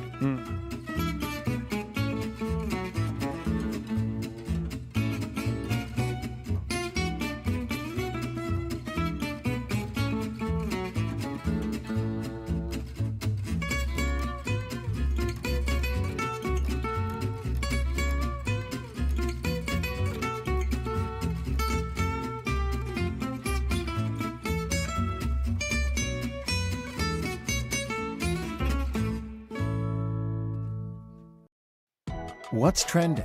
What's interesting? What's going on around town? We're talking all things arts and culture on The Culture Show, next on GBH 89.7. Funding for our programs comes from you and members of the GBH Champions and Beacon Circles. These most generous annual contributors lead the way in sustaining GBH as a public media resource available and free to all. Learn more at gbh.org/support. It's high time for tea with the Crawley family, but watch out for the snobbery and scheming that lay beneath the gilded exterior. Catch Downton Abbey Sunday at 10 on GBH2 and stream the whole series on the PBS app. You're listening to 89.7 WGBH HD1 Boston. Online at gbhnews.org. GBH News. What matters to you? Good afternoon. With the latest from the GBH Culture Show News Desk, I'm Henry Santoro. The long-awaited film Tony opens in limited release today in New York and in Los Angeles. Co-written and directed by Maura Johnston, the plot is based on the early years of late cooking kingpin Anthony Bourdain. In 1975, a 19-year-old Bourdain wanted to be a writer, but he took a job at a restaurant in Provincetown, learning under the guidance of a Brazilian-born restaurateur, and that's how Anthony Bourdain got his start in food. The film stars Dominic Sessa as Bourdain alongside Emilia Jones, Leo Woodall, and Antonio Banderas. It opens nationwide on August 21st. So while we're waiting for that to happen, let me introduce you to Monsters of God, a new HBO Max documentary series from the makers of that bonkers series, Tiger King. Remember that? Monsters of God explores the seedy underworld of exotic animal smuggling based on reptile dealers and traffickers. Here's a bit of the trailer. I lusted after these animals. We were obsessed with reptiles. We were rogues. And I was the king. Now, how deadly is this king cobra? Well, you would certainly die. 75 tortoises were stolen from the sanctuary. That was fun. What was the fun part? Just getting away with it? Bro, smuggle some turtles, and then you'll feel the rush. The most prolific wildlife smuggler in the world is Anson Wong, the Pablo Escobar of reptiles. People are going to continue to want that which is forbidden. The series is based on the 2008 Brian Christie book, The Lizard King, The True Crimes and Passions of the World's Greatest Reptile Smugglers. You can find it now on HBO Max. And that's this edition of the GBH News Weekly Friday Afternoon Culture Cast. I'm Henry Santoro. Next up, The Culture Show with my friend and yours, Jared Bowen, live at the Boston Public Library. I'm Jared Bowen. Coming up on The Culture Show, Wicked carried Ariana Grande to new heights of fame. Now the star who played Glinda the Good Witch is confronting fame's wicked side. As Grande decides to step out of the spotlight, we consider what her decision reveals about privacy and the cost of living under constant scrutiny. From there, it's the tinderbox that is artificial intelligence. The dating app Tinder has hit the pause button on a tool that went rogue, giving users unsolicited makeovers, changing the contours of their faces, whitening their teeth, and even altering their skin tone. It's no longer love at first sight, it's love at first AI. Plus, the Trump administration has eliminated federal arts grants. Now, cultural organizations across Massachusetts are cutting jobs, canceling programs, and shelving plans. A new statewide survey reports on the damage and reveals how decisions made inside the Beltway are reshaping cultural life throughout the Bay State. And a concert where you could take a 2.5-year bathroom break and not miss a note. John Cage's 639-year organ concert just made its 17th chord change. It's now 4% complete, and tickets are already on sale for the finale in 2640. We take on all that and more right now on our Week in Review. The Culture Show is made possible in part by a generous contribution from the Fiducia Fund, proud to support this station's arts and culture programming.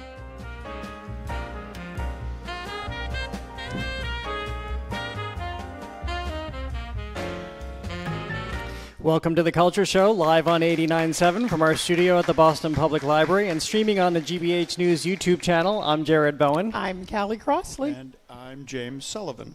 We're going over the latest arts and culture headlines in our Week in Review, starting with Ariana Grande. As Glinda the Good Witch, she floated above Oz in a bubble, radiant, adored, and always on display. But beyond Oz, life in the celebrity bubble has taken a wicked turn. After relentless scrutiny of her weight, health, and private life, Grande says she will step back from public view when she wraps up her Eternal Sunshine tour. Question is, in this era, will she be able to reclaim her privacy, or will her retreat only fuel the public's fascination? So as we begin to digest this, and there is a lot to talk about here, and the way that she is being scrutinized, and the way she is handling her celebrity, and the way she's handling other people handle her celebrity, she's going out in a very big and dramatic way. Of course, she has her new album, Petal. Here is the lead single off of her latest album. Listen to the lyrics closely. We'll talk about the video that's associated with it and the imagery she's leaving people with. But again, here's Petal from Ariana, seemingly in this 1950s era, of course, when women were very much objectified. Not that they aren't today, but it was more blatant then. And she's going through this audition process in front of a group of men, and she's told over and over that she's not good enough. She's rejected no matter what guys she's in front of. And at the end of this, she takes a chainsaw and in a very bloody, really, frankly, I thought disgusting way, dismantles these people. So you have blood and body parts everywhere. But this is how she's going out. This is how she wants to deal with her objectifiers and commentators right now. So she's in that age-old position. You know, you need the fans to get to the success. And then the fans don't know how to act, really what it comes down to. You know, fans is short for fanatics, let's not forget. And in these days and times, some of the stories we've heard about fans recently, I'm not going to be completely fan blaming, but I am right now because there's a lot for her to be concerned about. Not only is it commentary about her weight, which, by the way, you know, she for a while there, she was looking anorexic, I'll just say it. She looks very thin in this video. You know, and that's her business. And we assume she's dealing with it as she deals with it. And so the kinds of commentary, though, at this point in time, because people have access to so many platforms in which they can comment, is really brutal and really nasty. So when you talk about the bloodiness of her, you know, chopping off the heads of all these people, that's almost equivalent to the bloodiness and the disgustingness, as you've described it, of the kinds of commentary that she is receiving. So I guess she's giving back as she has gotten. So I get it, and let me just say, when somebody like this, who has all of those people attached to her, who make their living from her, shuts down, even for a bit, you know, that's making a statement in so many ways. This is such a fantastically complicated issue. I have no business as a white male of a certain age commenting in any way, shape, or form on her body. However, kind of like Callie said, her fans have built her up, and those same fans, young women, girls, have grown up in a world where body dysmorphia, mental health issues, all of that stuff has been embedded in them. And, if she were my daughter, would I want a word with her? I probably would. As a commentator, I have no business. Obviously, I'm commenting now, but her fans have, by and large, been brought up to be ready to talk to their friends if they think there's something amiss. And so, where does that fit in the celebrity culture? It's just, I think it's an impossible question to try to answer. Well, as I was looking at this morning, somebody made the interesting point that it's a bit of the Britney Spears effect here, that you had fans rise up and try to protect Britney Spears and get her out of this conservatorship. Conservatorship, exactly, and take care of her. And then she applauded her fans for doing that. We know that she's struggled since she's been broken from those bonds. But when the fans rose up, they accomplished something, they were rewarded for that. The argument has been made that there's a precedent that's set here. And so people feel that they have, if not a right, an obligation to step forward and make some sort of health assessment about Ariana Grande. And the reason this is complex to talk about, when I was watching the video this morning, there was one shot of her, and I just thought, I winced actually. That was my physical reaction. She is a very thin person. And to your point, whether she wants to accept this mantle or not, she does represent the figure of women in a certain cultural sphere that a lot of parents are concerned about, and what message does it send. So I think that conversation is fair, but to start to talk about her health or to start to instruct her, this is where it goes into the beyond. Here's a statement from Ariana Grande in 2023 on TikTok, talking about how she would like to see greater consideration as people consider other people's bodies. I just wanted to address your concerns about my body and talk a little bit about what it means to be paid such close attention to. The body that you've been comparing my current body to was the unhealthiest version of my body.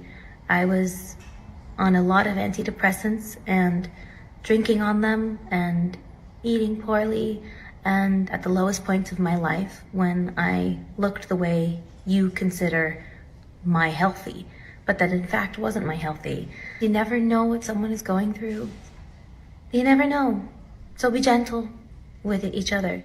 So as we know that she's decided to step back, she was supposed to be in this very high-profile musical, Sunday in the Park with George, with Jonathan Bailey in London. That was presumed to go on to Broadway, so that was going to be her next path, but she's retreating. There's also an element of celebrity. She's been in this business for a long time, so she knows what this business is. However, I don't think that anybody who wants fame and celebrity and stardom can anticipate what comes with that. It's always been a cycle. It's always been a maelstrom, whether you're James Mansfield or you're Ariana Grande. But you can't expect it, you can't anticipate it, and it does seem like she's doing the healthiest thing by stepping back and out of the limelight. I think in the past, though, I'm not certain that celebrities were dealing with parasocial relationships, which is where we are now. Mm-hmm. Like, it is none of my business that I have yet to see Taylor's wedding dress, but I feel like, why hasn't she shown it to me? I mean, you know what I mean? You see what I'm saying? I mean, you really get into it, even on the fringes. So when somebody is focused on in this way, for whatever reason, people feel like, well, I know you, and so I have the right to say more than I might say in other circumstances. And that's all about social media. Obviously, that's right. The fans can, I mean, you can build your fan base through a direct address to appeal to your fans like Taylor Swift did. But on the other hand, the fans do feel like, I'm a friend of yours. You're my role model. You're my big sister, whatever they think, you know. And that is the business model. This is exactly what you're supposed to do. This is why you create fandom. BTS is just in town. This is exactly part of their whole ascendancy is this model of fandom and having people have this interaction with you until it's not okay anymore. Well, this only continues because it seems AI is also weighing in on the looks discussion and is taking it one step further. On the dating app Tinder, it's begun giving users unsolicited assisted makeovers, including adding non-existent smiles, changing the contours of people's faces, and even altering their skin tone, making for matches made not in heaven, but in algorithms. I mean, this is just absolutely mind-boggling and outrageous. I don't know. What I wasn't able to ascertain is if this is an example of AI going rogue or if this is something TikTok hoped would happen as it's bringing AI into the model. But theoretically, ostensibly, they're now saying it was only supposed to correct blemishes and things of that nature. But AI decided, no, you'll look better if we make all these changes about your face, essentially giving you a digital plastic surgery. Well, I mean, I think that's the point for me on this. The people were not consulted. Maybe if you asked some of the people, they would say fine. But the bottom line is you didn't ask me. And this particular woman who became sort of the face of this, she shut down her account the minute she figured out what they had done. She had a picture of herself with her mouth closed, smiling. They changed it to an open mouth smile. Now, on this face, you say, so what? Well, you didn't ask her. You know, she said, those are not my teeth. And those are not my teeth. So this is, God knows, because what you start thinking about is, what else can they do without your permission? Well, just everything is what I think we know now. Yeah. Well, I mean, I don't know how many of these folks, as Callie said, I don't know how many of these folks actually sort of clicked on a thing that said, yes, please go ahead and enhance my picture. I don't think they asked them. We all do that on, Instagram, on our phones.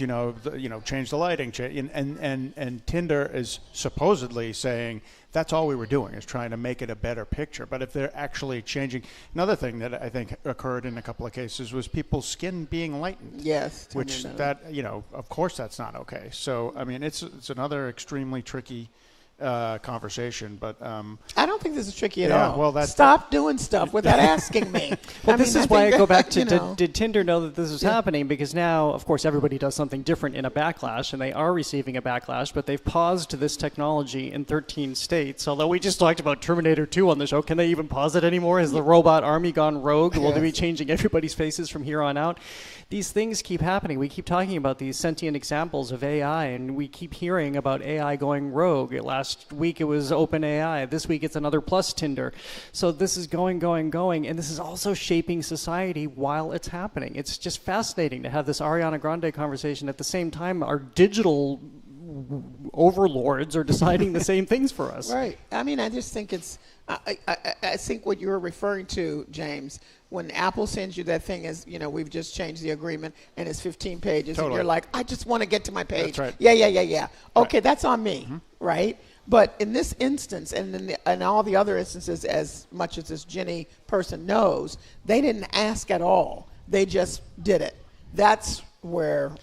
That's the stop. What's right also there. Disturbing is that there may be 9 people out of 10 who would say, "Please do enhance my picture." I was just thinking the same thing, because with the narrative that has taken shape with this story, nobody's going to step up and say, "You know what? I was really happy that it made me look better in this picture, and that I may be more susceptible for all the dates that I wanted, or more opportunity for all the dates I wanted." I have a feeling that a lot of people are probably happy with this. Well, I'm just going to go back to the early days of some form of this, when online they took pictures of congresspersons who were black, and they showed up on police files. They were identified as people who were in jail or thugs or whatever. So enhance by who?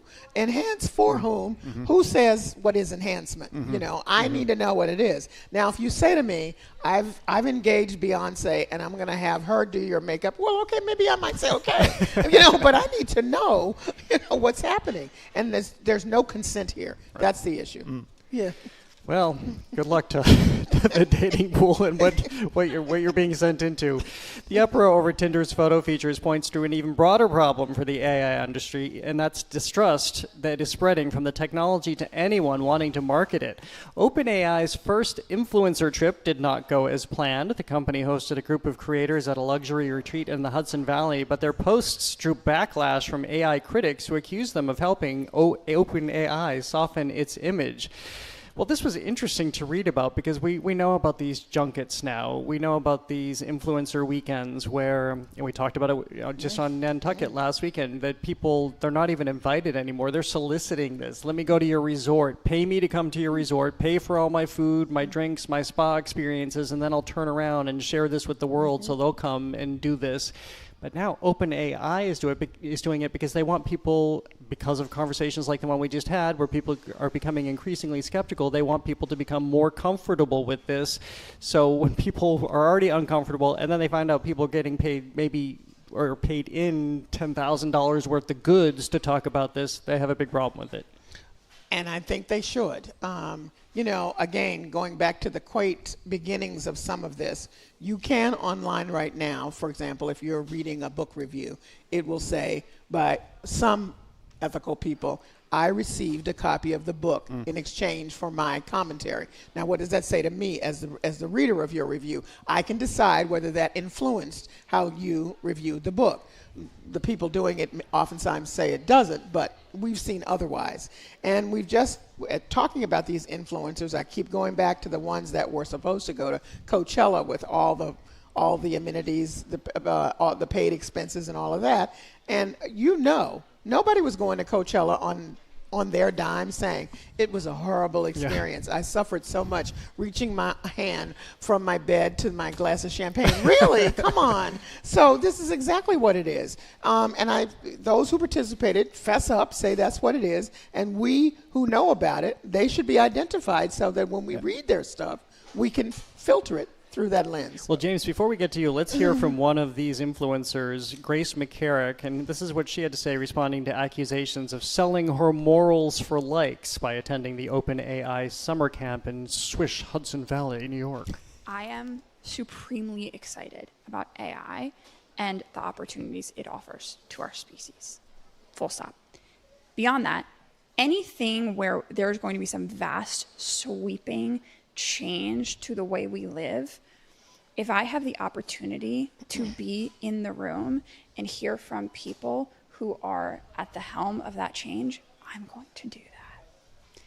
So actually, it's well within my value system and my moral compass to attend ChatGPT's first brand trip. And not only that, it was incredibly exciting for me. What say you, James Sullivan? Well, I mean, again, this whole thing is so complicated for me. I have so many students who want nothing to do with any AI, anything. But this is what cultural influencers, this is what influencers do. I got a makeover. You follow me. I have 50,000 or 5 million followers or whatever. You might want to be into what I'm into.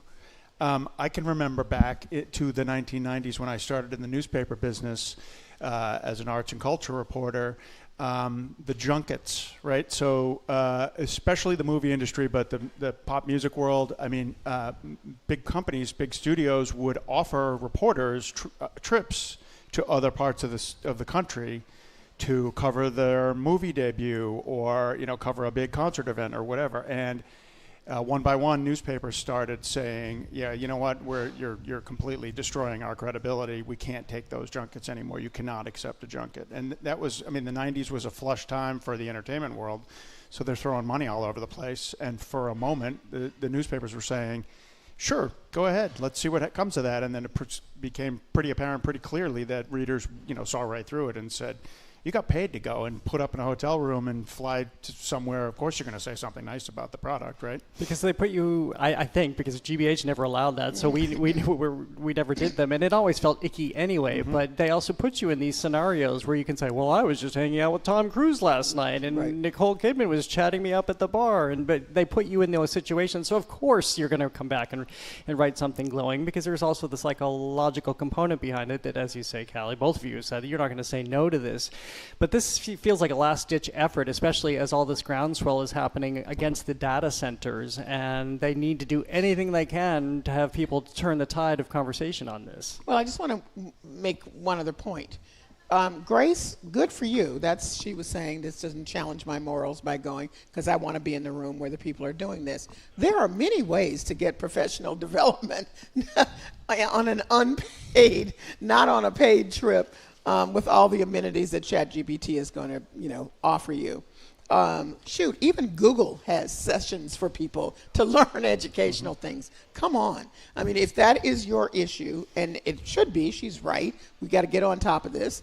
Find yourself many ways to be in the room, and there are many opportunities. But you didn't have to be there with the spa. Look, girl, enjoy. But I'm just saying, fess up to what it really is. And bottling your own honey. Yeah, that doesn't completely work. It hurts the objectivity. Well, coming up, A Brush with Bush. We'll look at how the former president is putting his paintings on view to preserve a piece of history. That's next on The Culture Show. Stay with us.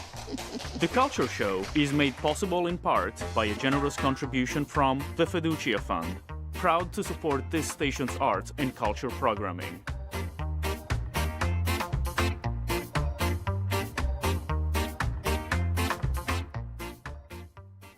Boy Throb is an unconventional boy band, partly because one member has never physically met his bandmates. We need 1 million followers for me to get a visa so I can sing and dance in America. After almost a year of campaigning on social media, Boy Throb is bringing its fourth member to the U.S. I'm Elsa Chang, the band's quest for a visa on All Things Considered from NPR News. Today at 4, here on GBH News 89.7. Funding for our programs comes from you. And The Art Drive, a juried open studio tour today through Sunday. Artists' studios are open to the public along the seacoast of Dartmouth and Westport. Learn more at the-art-drive.com. And Boston Children's Museum. Their new exhibit, Dream It, Build It, works to empower children to dream up, design, and build things that make our world a better place. More about the exhibit at bostonchildrensmuseum.org. And Boston Medical Center, regionally ranked 4th for cancer care in Massachusetts by U.S. News and World Report, dedicated to meeting patients where they're needed most for over 30 years.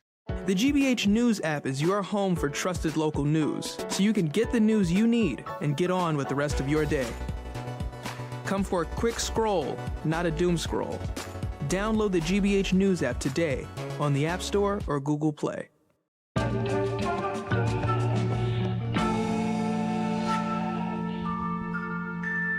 Welcome back to The Culture Show. I'm Jared Bowen, live on 89.7. I'm joined by Culture Show co-host Callie Crossley and Culture Show contributor James Sullivan, a journalist and author specializing in popular culture and Americana. He's also on the faculty of Emerson College. Those are the students he mentioned in the last segment. If you're just tuning in, it's our Arts and Culture Week in Review, and we're going over the latest headlines, which include something we talk a lot about here, tracking federal funding cuts to the arts.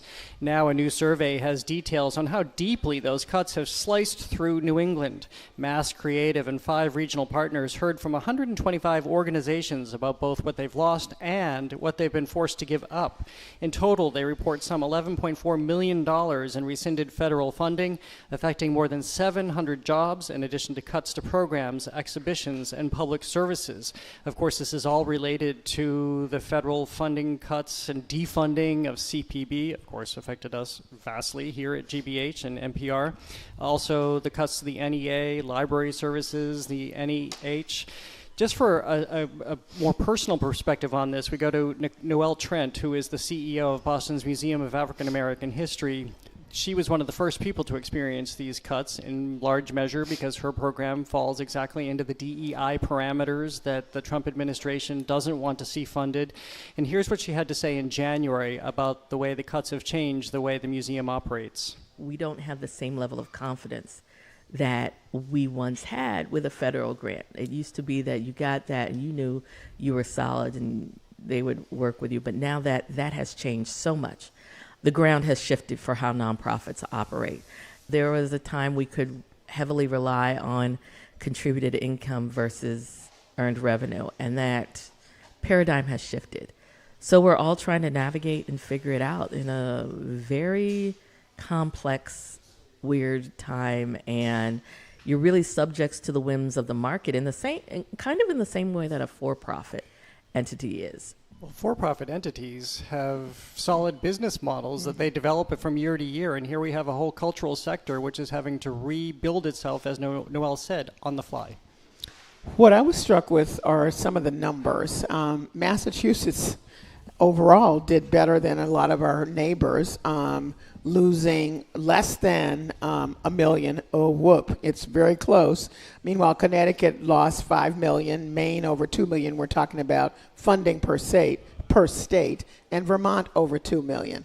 I mean, this hits home in so many ways. And I think the one thing that came out of the survey that I wanted to highlight, and I hope people hear, so you think about your arts organization. So I'm just going to pick something, the ballet, let's say. Okay, so there is a loss to the direct funding to the ballet and its operations.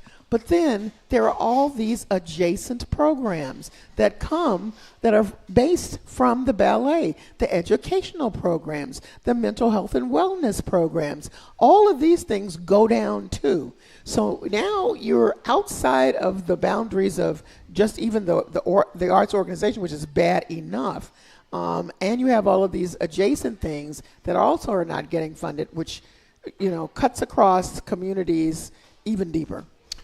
I'm going to make a recommendation. There's a new book called The Perfect Moment, and it's about the beginnings of the culture wars by a really good writer named Isaac Butler, who wrote a book about the method acting a few years ago that I loved. Perfect Moment is about the 80s and 90s and the beginnings of the culture wars that these cuts to institutions like the NEH and the NEA, et cetera, attacks on libraries and museums and all of that. He talks about all of the various incidents in the 80s and 90s that led to this major debate. And I would highly recommend that book because this is not new. It's just being renewed right now by the current administration. Well, interestingly, I don't know how they talked about it in the 80s, and when they came out of the culture wars, I guess there's never a moment where you realize it's over. You're back on solid footing. But I hear more and more people say today that they never want to rely on federal funding again because they don't want to be at the whims of a changing administration. Because we're only at the beginning of this. They're losing this funding. Philanthropy, as this report also points out, is moving in other directions because there's so much need, because other funding cuts have happened throughout other sectors, whether it be immigration, whether it be Medicaid, whether it be housing. So people who can and are able to give are giving in different directions, which means that cultural organizations, not only do they have less revenue, not only are they having programs rescinded or funding for programs rescinded, but this means they can't plan for 2027, 2028. They don't know what to invest in, which means that this whole industry is going to shrink. As they mentioned, there are hundreds of jobs at stake. They're going to shrink. We're only at the beginning of seeing the ramifications from this, and this is after seeing the shrinkage that happened because of the pandemic, and we still haven't really come out of that. In fact, we're really beginning to see the effects of that because only the effects of the end of the pandemic funding is being realized. Well, I think something else that needs to be emphasized that I find in my own circles that it's not clearly understood. So that last year, that first year when GBH lost all its funding, people were like, okay, you're good now. We came back strong. We stood you up. We stood behind you. And so there's not a real understanding that was that year. In order to keep going, there has to be the same level of support or some kind of strong support, or it just goes away. I mean, that's what we're talking about with these organizations, and of course we're part of that when we talk about federal funding.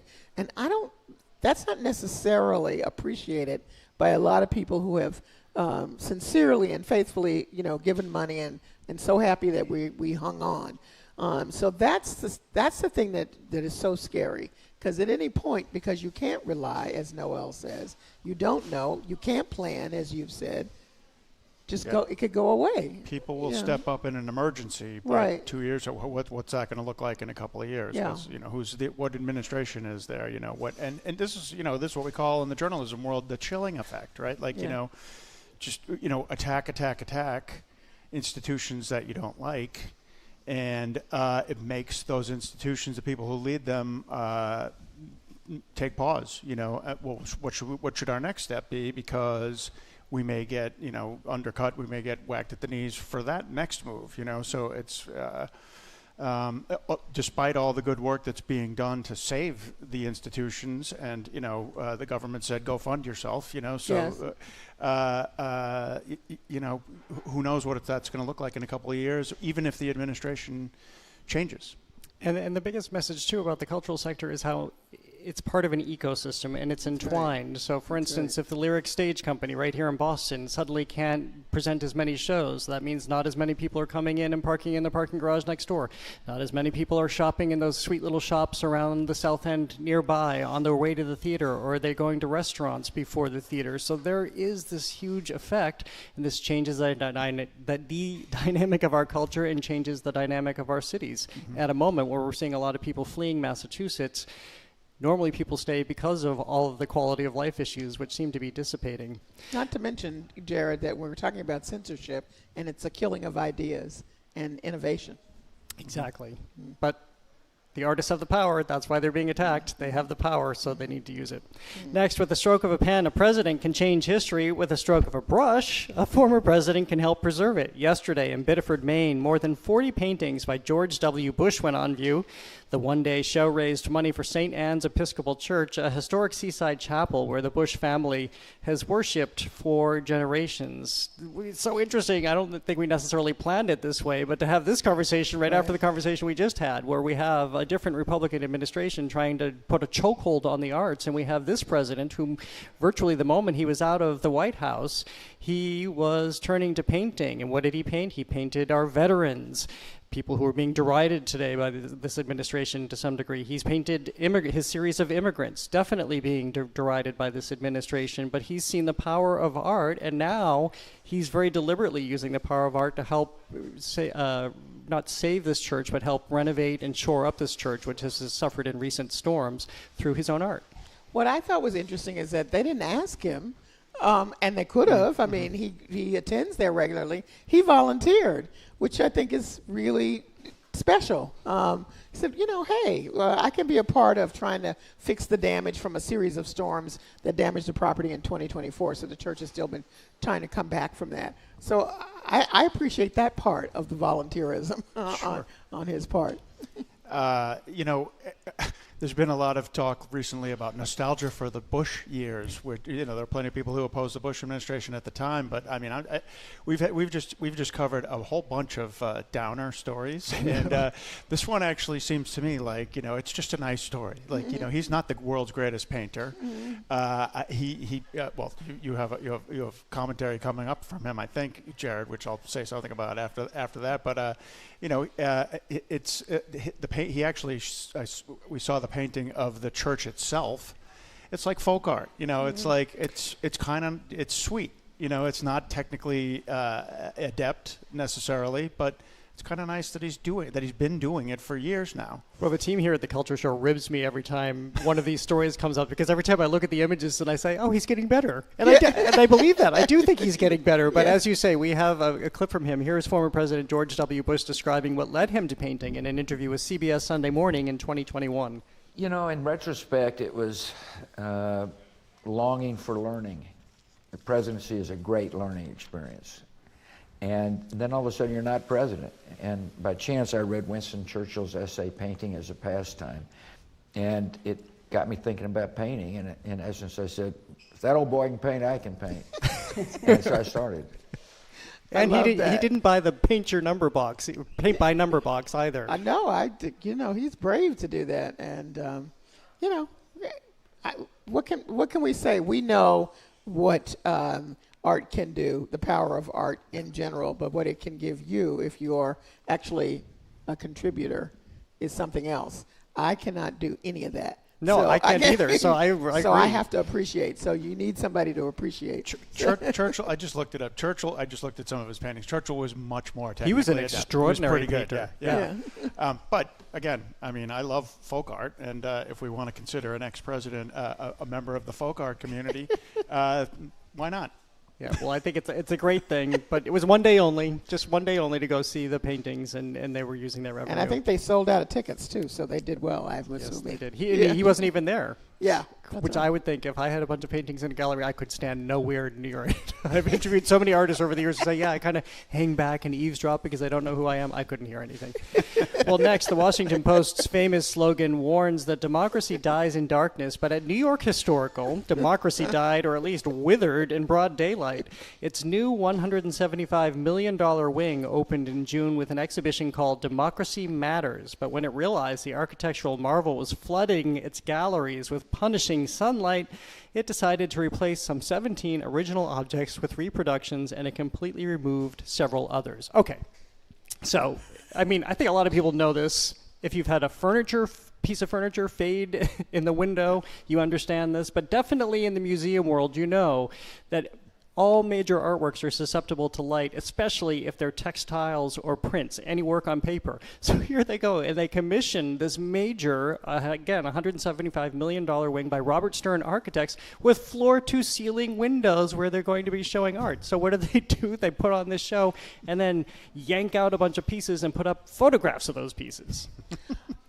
Help me understand. That's it. I cannot help you on that I read one. this story and I was like, but aren't these people experts in art and art display? I mean, I was just so surprised by this. So first of all, we have to just comment on that's kind of inept, at the beginning. Kind of? Yeah, okay, all right. I was trying to give them a break. But more to the point, their fix for it is really sad. Because the whole point of it is to allow people to come to see the real thing. Mm-hmm. So now we have some pieces. I like Betty Saar has always been very interesting to me. So she has this assemblage sculpture that I would have been interested to see in person. You cannot see it in person because they put the picture up. I mean, really? I can see the picture in the book. This is the reason I'm coming to the museum, is to actually see it in person and to be able to observe the texture and the way that she did it and all of that stuff. So they've undercut the whole thing, because if you're a patron, why are you coming to see the picture on the wall? I have no idea. Okay, so I was just, help me understand, James. So I'll try.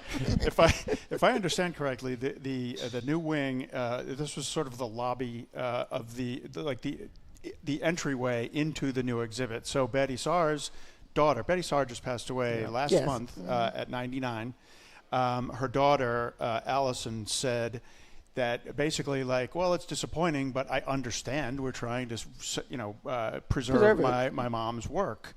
And she also said, if you went into the exhibit itself, you could see plenty of her other work. So she was at least being gentle about it and kind about it and understanding. But, everybody in the art community knows what you guys are talking about. I mean, there was some interesting things in that lobby area, in the affected area. Rockwell poster, very famous Rockwell poster, the man standing up at the town hall meeting. A gown that dated back to the women's rights movement of the 1920s that had home printing of demands for the Equal Rights Amendment to be passed. Those things can't be in broad sunlight. So. Well, the other strange part of this is that apparently the president and CEO of New York Historical, which, by the way, if people have been to New York until recently, was the New York Historical Society, so that's the building we're talking about on the Upper West Side. But she walked in, she recognized that there was a problem. People told her to bring down the shades. They didn't even have to go to the shade store. The shades were already in there. But she said, well, let's not bring them down because that will ruin the architecture. So let's haul out the art and make people just look at pictures of what they would have seen had they shown up on opening night. I mean, none of this makes sense. I don't understand any of this. I don't either. Is there a reason why they didn't just put the shades down and keep them down? Or they didn't think about it before. It wrecked the architecture because part of the architecture the highlight of this is the floor-to-ceiling windows. I mean, if you go to the Gardner Museum here in Boston, it's the Contemporary Art Gallery is a glass box, but they built shades to come down so it can be transformed, and you use them so you can show the art and not make people just look at. It looks like they just went to the photocopier the offices just made pictures and then put them up on the wall. Right. It's true. And by the way, they replaced 17 of the most vulnerable and then removed 3 altogether, just so people know the numbers. And then they didn't even do anything about it. It wasn't, I think, until the New York Times started to dig into this that they really had to acknowledge that, well, maybe that wasn't the best policy. Maybe, I mean, I don't even understand how the design got this far. But in that story that we all looked at, it was talking about a couple of the leaders of the, curatorial leaders of the institution. And each of them, it said, who just recently left the institution. Yes. And one of them said, yeah, but that was before all this came down. Really? Yeah. Well, it's just such a bizarre story. You That don't is understand these things at all sometimes. Well, coming up, speaking of things we don't understand but really want to, John Cage's music has struck a chord with audiences for decades in Germany. The latest one took 2.5 years to arrive. That's next on The Culture Show. Stay with us.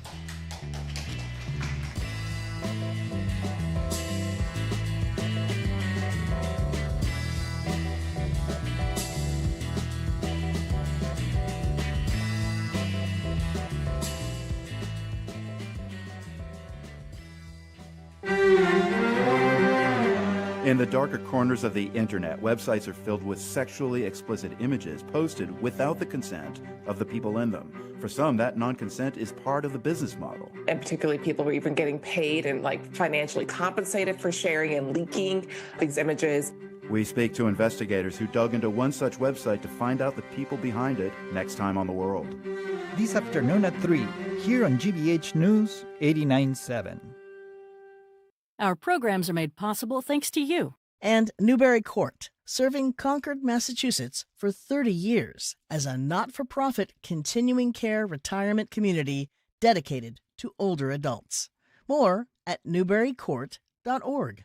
And MIT Federal Credit Union, believing the right home starts with the right support. More at mitfcu.org.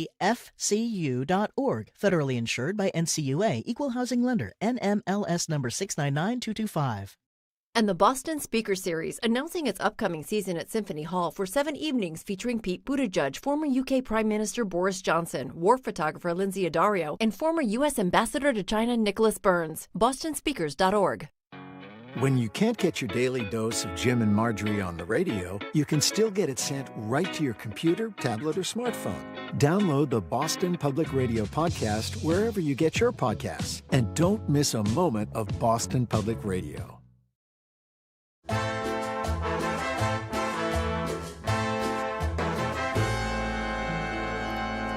I'm Jared Bowen. This is The Culture Show live at the Boston Public Library. Here, coming to you from our studio at the Boston Public Library. I'm joined by James Sullivan and Callie Crossley, and I'm making all of this up right now because I can't find my script, but we're going to be talking about Live Nation, which is gutting its music staffs, its music publication staff.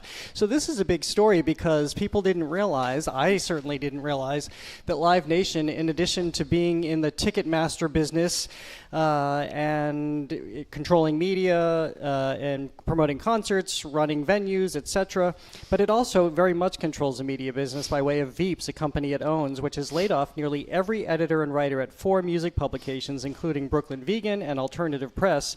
The cuts leave emerging artists with fewer places to be discovered and show how far Live Nation's reach extends beyond the stage. So this is yet another blow to journalism and the loss of jobs, the loss of stories, and the loss of a rising culture, because these are the kinds of publications that were identifying the emerging artists.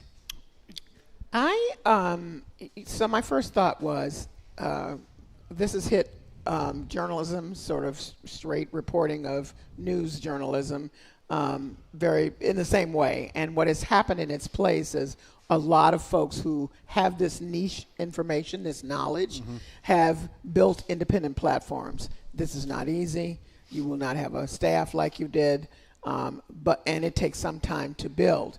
But the people that worked at these institutions already come with fandom and also appreciation for their level of knowledge about this particular arena. So I'm thinking maybe some of them can rise up and do that, but that's a long way from walking in, maybe it's because this is what it sounds like, and being told we're shutting you down right now.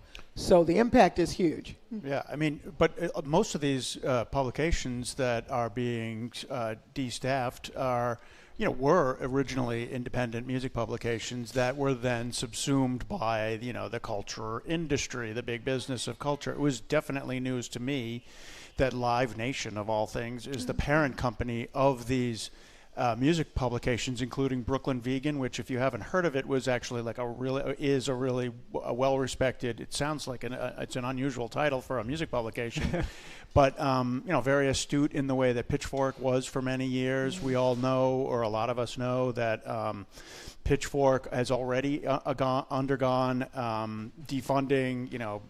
It merged with Condé Nast 10 years ago or so, which then merged Pitchfork with GQ, which seemed at the time a couple of years ago like a horrible fit. And Pitchfork doesn't have the cultural capital that it did 10 or 15 years ago. Pitchfork had a bigger say-so about what mattered in pop music than Rolling Stone did. And so it's news to me that Live Nation took over the company. It was also news to me that this company Veeps that owned all these publications was run by Joel and Benji Madden, who are from the pop group Good Charlotte. It makes no sense that Live Nation would be the parent company of the publications. I mean, we in the news business who cover arts and culture and big pop music concerts have known for years that there's much less interest in getting reviewers from major newspapers and publications out to see the events. Taking photographs at a big concert is such a major headache at this point that it's almost like why do we even bother? And it's just another matter of, sort of Live Nation and similar major companies trying to control the whole thing. Well, and it's just driving us back to the social media that we were talking about at the beginning of the show, because that's how these individual artists and labels are trying to get their message out now, by doing it themselves rather than having the curatorial voice, which is what these critics have always been. Well, next for the record, the vinyl album you buy should be the album the artist released. However, production demands require that physical vinyl copies go into production months before an album drops. And increasingly, artists are not meeting that deadline, which means in recent months, fans of Charlie XCX, Olivia Rodrigo, and others have paid a lot of money for records that are essentially incomplete, absent of musical passages, finished mixes, and or guest tracks. Somewhere between the studio and the turntable, things have gone off track. Oh my God. I'm mad for the people. This is ridiculous. One of the fans said, artists and labels owe it to fans to communicate these differences up front so people can make informed decisions before dropping money on physical media. This is just what they're producing is a lie. You told me it was the whole album. That's what it is. It is. You told me it was the whole album. It's not the whole album. It's what you chose to put on it. Maybe because people didn't make your deadline. There's a different deadline for vinyl. It takes longer to produce that. I get that. But then don't tell me it's the whole album and have me pay for it. No. No, this is really bad. Yeah, as you put this, it sounds like there's a class action lawsuit or something because it's not as advertised. COVID sort of caused the whole backlog of record pressing plants and created this problem. Suddenly, everybody, you couldn't go out to see live music, so people were buying more vinyl, buying more physical product to enjoy music in another way. And suddenly everybody wanted vinyl records, and the pressing plants couldn't keep up. So that's where that came from. There's multiple examples of these problems. I mean, Cowboy Carter by Beyonce was missing 5 songs from the ultimate on the vinyl copy from what actually came out on the digital version. And if you're a vinyl record junkie, music collecting junkie like I've been my whole life, I mean, you, typically speaking, the vinyl version is supposed to be the one with the extra bonuses, like to entice you to buy a physical product rather than just streaming it. Right. So that's a major problem. It is. And I wonder if this is part and parcel of the larger context, because we've talked about Sony now saying you can license the game, you may not own the physical copy of the game. Really, Sony? Keep it. That's all I'm saying. I mean, this is what there should be protests.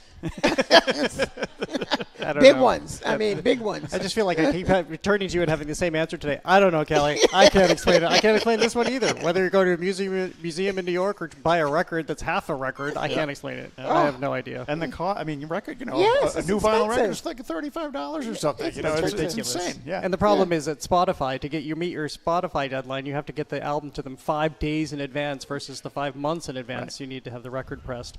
Well, this is a fun one. We'll make it quick because this is a quick one, or this is not a quick one, actually. Finally, after waiting 2.5 years, a crowd gathered at a medieval church in Germany to hear this.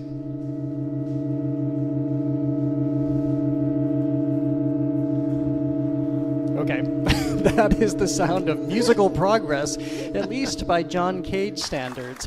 His composition, As Slow as Possible, is being performed over, that's the name, As Slow as Possible is being performed over the course of 639 years.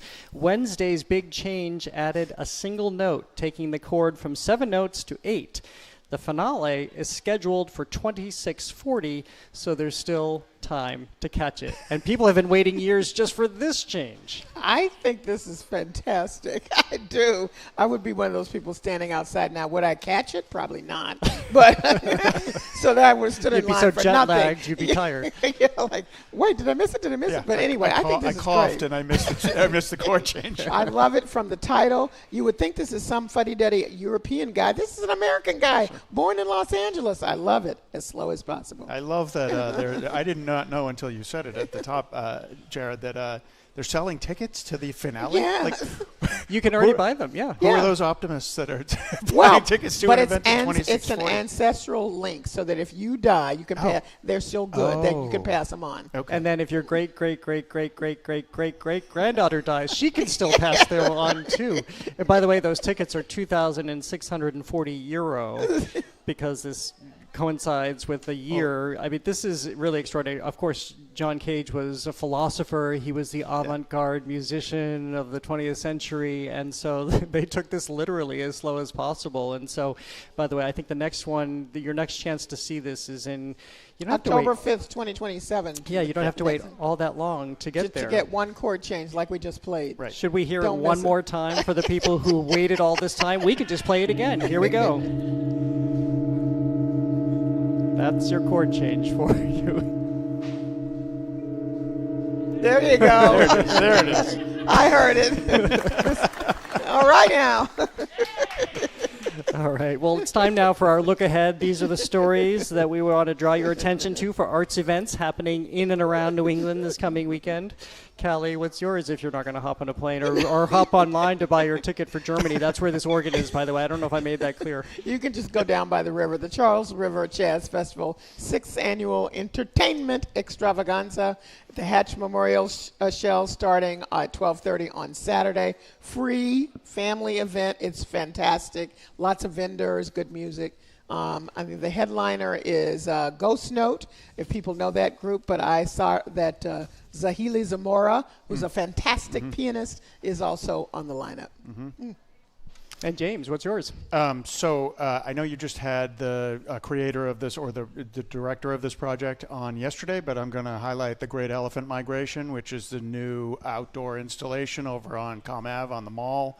I think it's 100 or 200 it's elephants. 100, yeah. 100 elephants built in India by artists using like invasive weeds, and it's kind of like woven. They're woven and they're life size, and I love elephants. I saw this actually traveling exhibit a couple of summers ago when it was in Newport, Rhode Island, along the mansions and where Salve Regina is, and it's gorgeous. And if you're an elephant fan like I am, it's worth taking a stroll. And even better, all the proceeds for anybody who's giving based on these elephants goes to the elephants and other worthy causes, especially here in New England, like the New England Aquarium. We could have our own migration from the library about 3 blocks over right after the show to go see the elephants. And mine is the Jack of Hearts Club, which is a musical that I just saw in Provincetown last last weekend, and it's playing through September 6th. And it's a really, really sweet musical, and it's a new musical. That's what's so great about this. It was written by a man named John Richardson. He's actually going to be on the Culture Show on Tuesday to talk about this. But it takes us to 1963. The Jack of Hearts Club is a bar in Provincetown, fictional bar. It's the last night of summer, so you have all these people who've just been having these halcyon days of summer coming together for their last celebration. They put on a musical review. But it's really poignant because after that night ends, they're going to go back out into the world and into real life. Some of them realize they may or may not ever see each other again. Wow. So it's just that poignancy of the end of summer. Again, a lot of gay people in Provincetown in 1963. They're protected in this community. You will walk out remembering the music, which I was quite struck by because, again, this is a new musical. I often leave Broadway shows and can't really remember what I just heard. Yeah. This is not that show. That's great. Well, that is all for this edition of The Culture Show. Thanks to our co-host, Callie Crossley, and Culture Show contributor James Sullivan, a journalist and author specializing in popular culture and Americana. He's also on the faculty of Emerson College. Tune in Monday for another edition of Big Little Books. It's our series featuring curator Jill Medvedow, and this one will also include cocktail authority Jackson Cannon because we'll be poring over the French 75, which is a biography of the classic cocktail. Also, as I mentioned earlier, Emily Ruddock of Mass Creative will join us about all those federal funding cuts that we talked about in this show. She'll detail this report in greater depth for us. Thanks today to Henry Santoro for curating our Culture Cast, Bill Piacitelli as our engineer, the BPL technical and logistics crew, Maddie Geyer, Bill Francis, Sandra Lopez-Burke, Juan Jose Cadena, Chris Hanks, Patrick Lally, Brad Lewis, and Angelica Marrero. Thanks to our security team, Darius and Derek, to the Lennox Hotel and the Newsfeed Cafe. Our interns are Katie McCabe and Adina Velasquez. Thank you to everybody who came down here to be with us today. We love seeing you. We can lead an elephant migration over to ComAv if you'd like. I'm Jared Bowen. Take it slow like a John Cage chord progression and have an art-filled weekend. The Culture Show is made possible in part by a generous contribution from the Fiducia Fund, proud to support this station's arts and culture programming. Where's Mary? Where is she? Where is she? She's just about to close up the library!